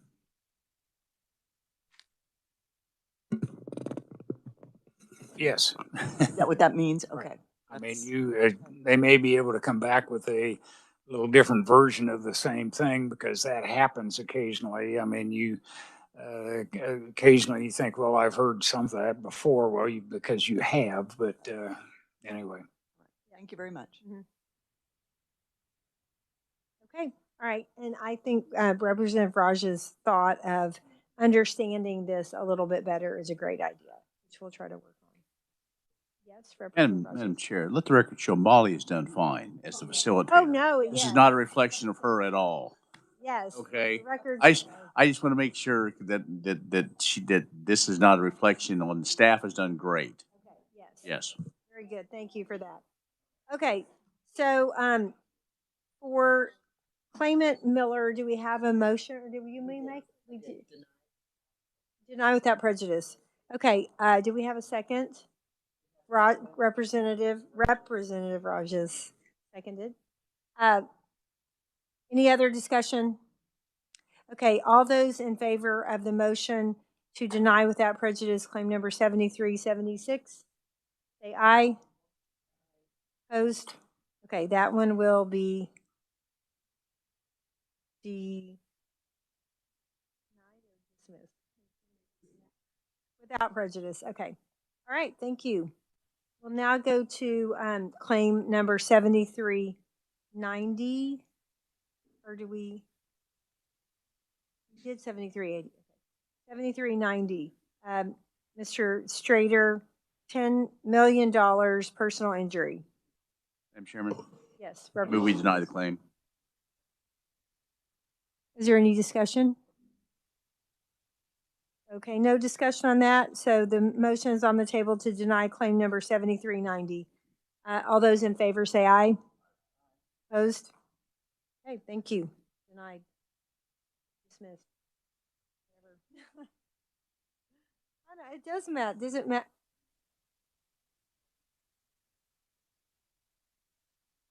It's dismissed without prejudice or denied. Okay. Or denied. Okay, perfect. Thank you. Yes. Okay. All right. We're now on to claim number 7392. Mr. Holt for $78.82. Yes. Senator Dietrich. Thank you, Madam Chair. I move we deny this claim 7392. It's primarily consumable items, which we have no record of and cannot. Okay. Do we have a second? Second. Did you point over there or did you second? Second. Sorry. Sorry, I thought you pointed at someone over here. Okay, second by Representative Rajas. Any discussion on that one? Okay, the motion is to deny claim number 7392. All those in favor say aye. Aye. Opposed? Okay. Claim number 7368, Mr. Amos, for $3,500 personal injury. I believe the department recommended dismissal without prejudice. Representative Mon? So moved. Okay, so moved. Is there a second? Second. Senator Dietrich. Okay, so the motion is to dismiss without prejudice claim number 7368. All those in favor say aye. Opposed? Okay, thank you. So that will be done. Okay, this is the next one is claim number 7374. Mr. Wyatt. That was the one that the socks and shoes got confused.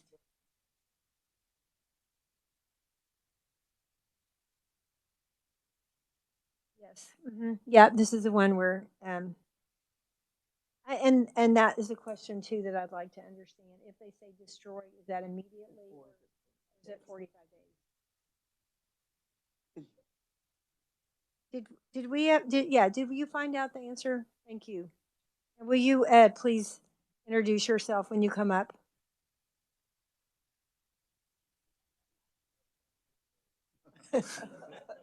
Hello, I'm David McCabe.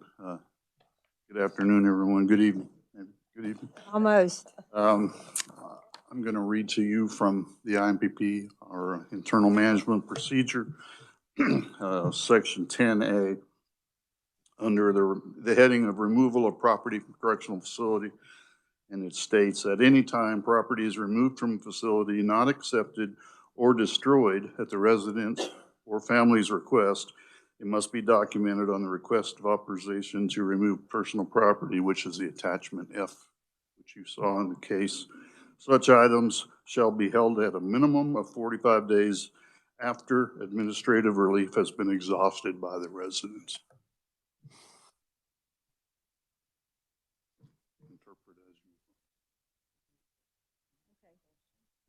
Senator Dietrich. So are you interpreting that to mean then, if I'm an inmate and I sign a document saying I want this property destroyed, that it should be held for at a minimum of 45 days before it's destroyed? That's my interpretation. Okay, thank you. Okay, any other discussion? Or do we don't have a motion yet on this? Madam Chair, I would make a motion that we deny this request. And I've lost the claim number. Oh, 7374. Do we have any comments? Second. You second that, Representative Mon? Okay, thank you. Okay, any other discussion on this one? Okay, then we will vote on claim number 7374 to deny the claim. All those in favor say aye. Aye. Opposed? Okay, claim number 7374 will be denied.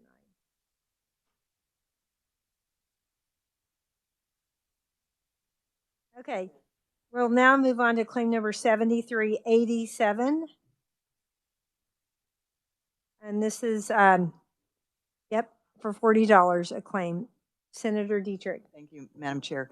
I'm going to move that we deny this claim 7387. There was no video evidence of anybody entering that cell. You have a second? Second by Representative Mon. Yeah, if you all remember, I think this is the one at the end. I think he really kind of came to the conclusion that his cellmate had stolen it, and he moved or went home or something soon after. So, okay, any other discussion on that one? Okay, there's a motion on the table for claim number 7387 to be denied. All those in favor say aye. Opposed? Okay, thank you. That claim will be denied. Okay, we're moving into claim number 7384 for $490.13.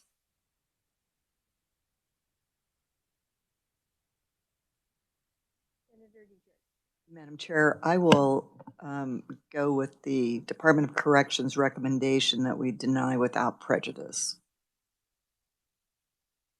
Yep. Okay, thank you. Second? And I'll second. I'll also note that this motion could be made pursuant to Rule 2 and Rule 5, so I'll second. It could be made what? Pursuant to Rule 2 and Rule 5. Yes, okay. Thank you.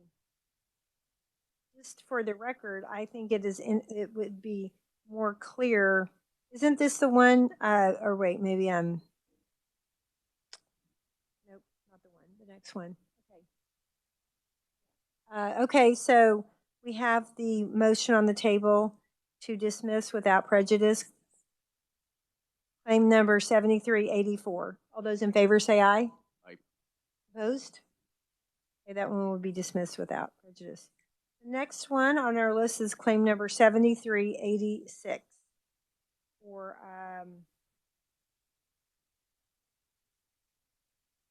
a property claim for $314.18.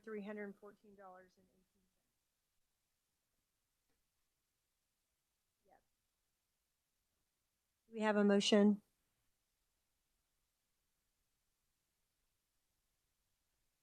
Okay. Madam Chair, I'll move that we deny claim number 7386. Okay, Senator Dietrich, seconded by Senator Haley. Do you have any discussion on this one? Maybe this isn't the one I wanted to mention. Was it was the one where it was not timely, but he didn't know because he was in segregation. Was that one, or was it This the is the one? one, isn't it? It was the one right before. Okay, So was Hewitt? we denied that one, or we dismissed that one without prejudice. But it was, I do think that should be clarified. If what is the time if they are not aware that their property isn't there because they're in segregation. Well, they've in new facilities. Please. That would be great. Thank you. Yes, what I would say is case law suggests that statute of limitations generally does not begin to run until the party discovers the incident or the action that gave rise to the cause of action. I think learned counsel would agree with me. I hope.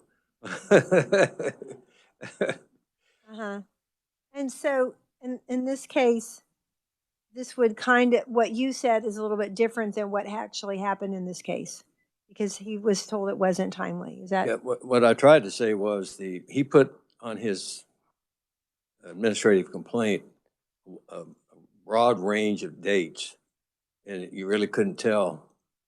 But even if you took the last date that he gave, he still had not timely filed his administrative complaint by a couple of weeks or so, as I recall. Okay, thank you for that clarification. Okay, but I think that one we voted on. Madam Chair, Yes. did we already vote on Mr. Streeter? We haven't voted on this. Okay, but this is part of the discussion. I just want the record to reflect that I abstained from any discussion on this case and from voting as I represented Mr. Streeter previously. Okay, thank you. Thank you, Representative. We did have a motion to deny. And did we get a second? I believe that's the one Senator Haley seconded. Okay. Any other discussion on that one? All right, the motion is to deny claim number 7386. All those in favor say aye. Opposed? Okay. We are now on claim number 7388. Harold Weiss, $250. Again, this is one of the ones that the agency recommended to dismiss without. Madam Chair, I had denied because it was a TV that he was still using. Am I on the right one? 7388? Yes. Yes. Maybe I'm the one that wrote that. Maybe I wrote that on myself. I'd like to confirm this was just 2 or 3 days ago that this report came. And would we be able to find out why the agency said that he was using the TV and he so adamantly denied it? I mean, it's just so close in time. Most of these are, months or years later, but I'm curious if this one, if we could actually get more information about it. This is also the one where, Madam Chair, where Yes. Representative Rogers was questioning, why do you have a broken TV? Why are you allowed to keep that? Yes. There are some questions on this. Yeah, and I think his answer was because of evidence, which to me was valid, but I also think there's a rule that you can't have broken things. So, So what? Excuse me, Madam Chair. Yes. Can we ask DOC why would he still have? Why would he be able to have that? And so that there's just we have the same story, but two different books, I guess. And so if he says it's broken and but there should still be, if it's his, it would be on his list of his property list. So, because other inmates said, hey, my fan got broke, or my cord came out of my deal, so I had to throw them away. So that's where I'm confused. If you'll introduce yourself. Excuse me. Thank you. David McCabe, I'm with KDOC, Director of Operations. When property is held in A&D, it's examined, and broken property is not returned because it can be dangerous or it's not useful, or sometimes claims need to be made. So I would posit that in the documents that were before you there, he indicated that an officer brought that to him there and it was broken. I would suggest that it would be against our standard practice and policy to bring to you a broken item. Secondarily, if it is broken and it's in his possession, and he would report that some way, this is broken, at that point it would have been confiscated. So I would challenge So if I could, if something was broken during the transport and they can't have it, how would that inmate be able to make a claim that their TV was broken? They had no way of seeing it or knowing it if it was never brought to them. Sure. A&D officers or the officers of property discover broken property, they notify the resident in question. This is in our possession. You can't have it because the port is broken from the back or whatever the case may be. I see that it's yours. I see the property receipt. I know that it's yours. What action would you like to take? So they would report that breakage to that resident and give that person an opportunity to make a valid claim. Okay, thank you. Okay. I don't think we have a motion on the table for this one, do we? Okay. Senator Dietrich. Thank you, Madam Chair. I'll move to deny claim number 7388. Is there a second?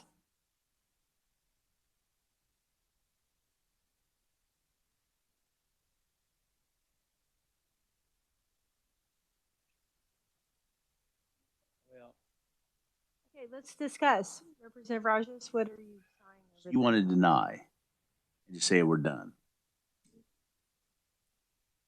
Well, but and that's my conundrum. Again, I hate to draw this thing out because I want to get to the bottom of this. Who's telling the truth? Does he have a busted TV, or is it in the closet waiting? I mean, well, yes. Madam Chair, I'll withdraw my motion. So, okay, Madam Chair. Well, I guess I'm just because I guess I don't feel confident in DOC knowing that, does this guy have it? Does he not? And so maybe it'll be quickly solved by the next time around. So, Madam Chair, I will make a motion that we dismiss claim 7388 without prejudice.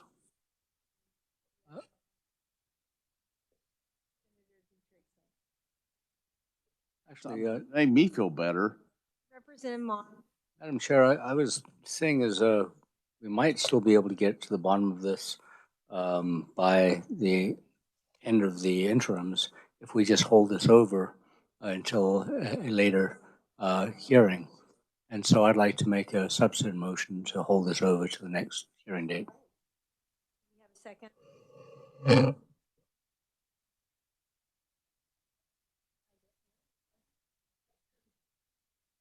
That's fine. Okay. Yes, discussion. We have a motion and a second to hold it over.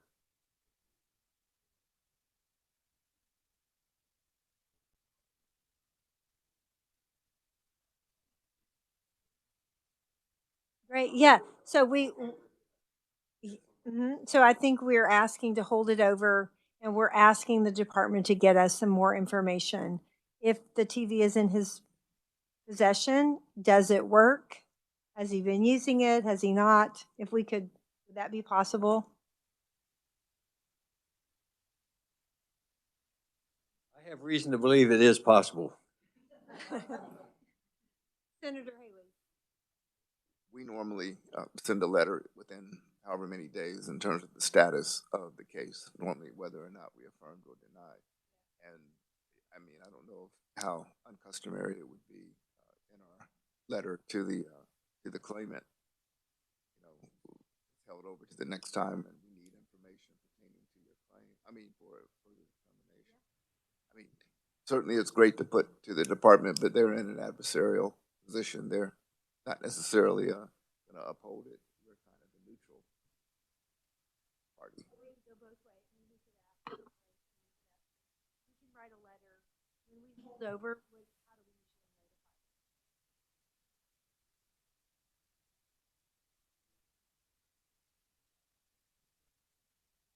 Hold over also, and can we put in there KRS?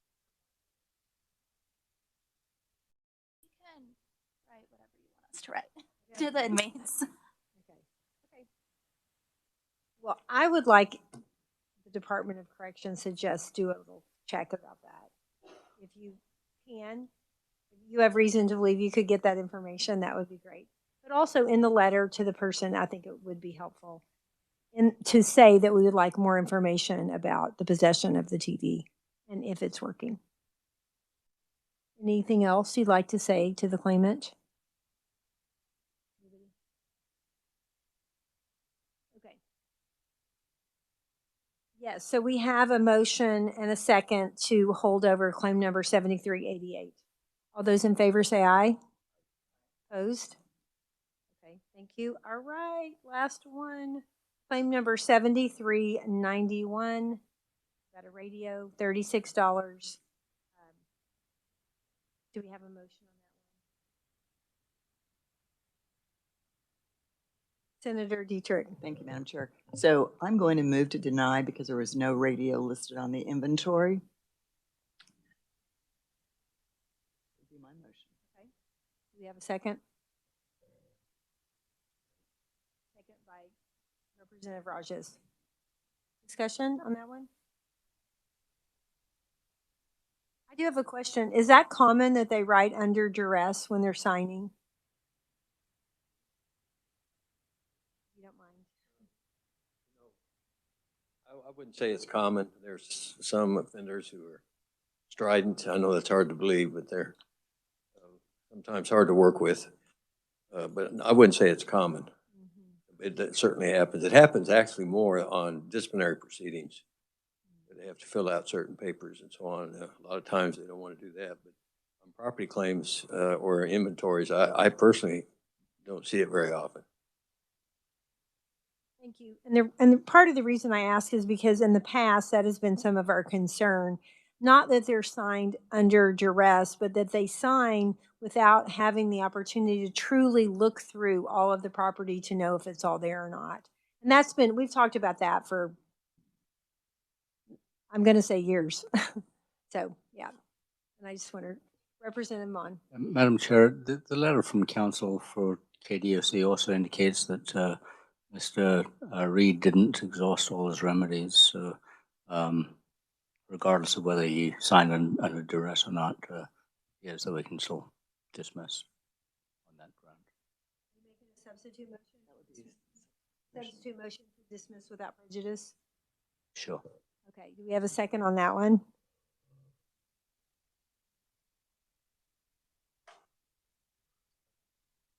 Senator Haley will second.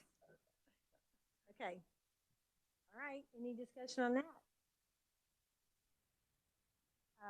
Okay, then we have a motion on the table for claim number 7391 to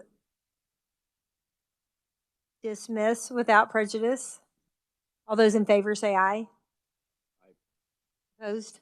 Okay, that one will be dismissed without prejudice. Okay. So the next thing on the agenda, committee comments and recommendations. I think we've made the recommendations. Don't think we'll stay long and make lots of comments. I do have one item of business though, and that is, and I'll call you in just 1 second. It's because we had such a heavy day today, there's a chance that our meeting in October, we have scheduled 2 days in October. We have the 23rd and the 24th. There's a chance that we will only need to do 1 day in October. And so I just want you to be aware of that. We probably would have it be the 23rd if we just needed 1 day. That's my thought on that. But we kind of will need to wait and see what comes in between now and then, and we'll let you know about that. Any thoughts or comments about that? So if you had a choice between a day like today, 1 day, or this day spread over 2 days, committee, do you have an opinion?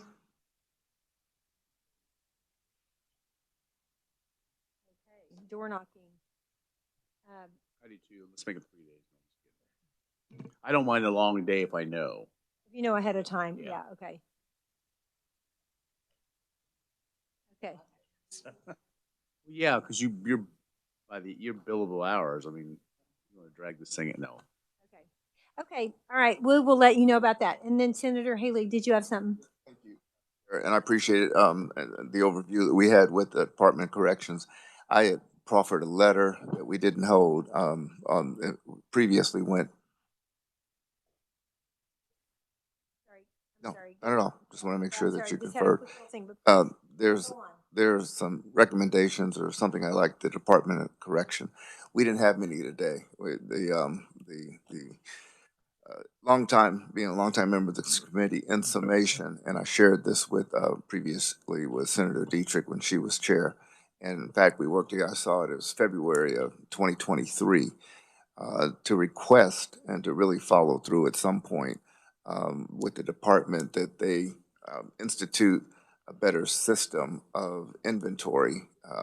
Many of our cases in this docket, not today, not the docket today, but in meetings past, I think would be condensed if the department did a better job of what someone is able, when they're incarcerated, to have, and also what that chain of custody had been.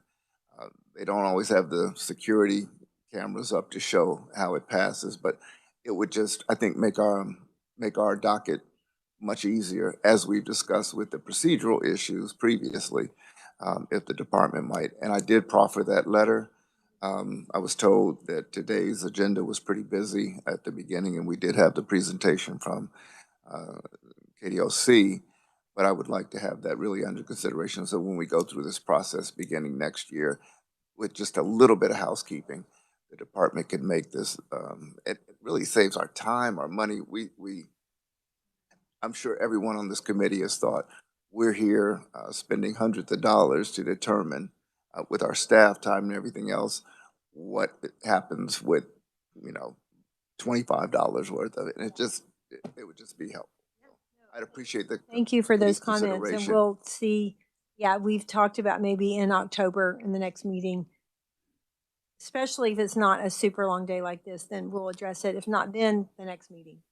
In the interim, if I might, I'll send or have forwarded, if Molly Pratt might forward that to your attention. It's the same letter that Senator Dietrich and I had some discussion about in collaboration on this, if she might, for the future next meeting's consideration. All right.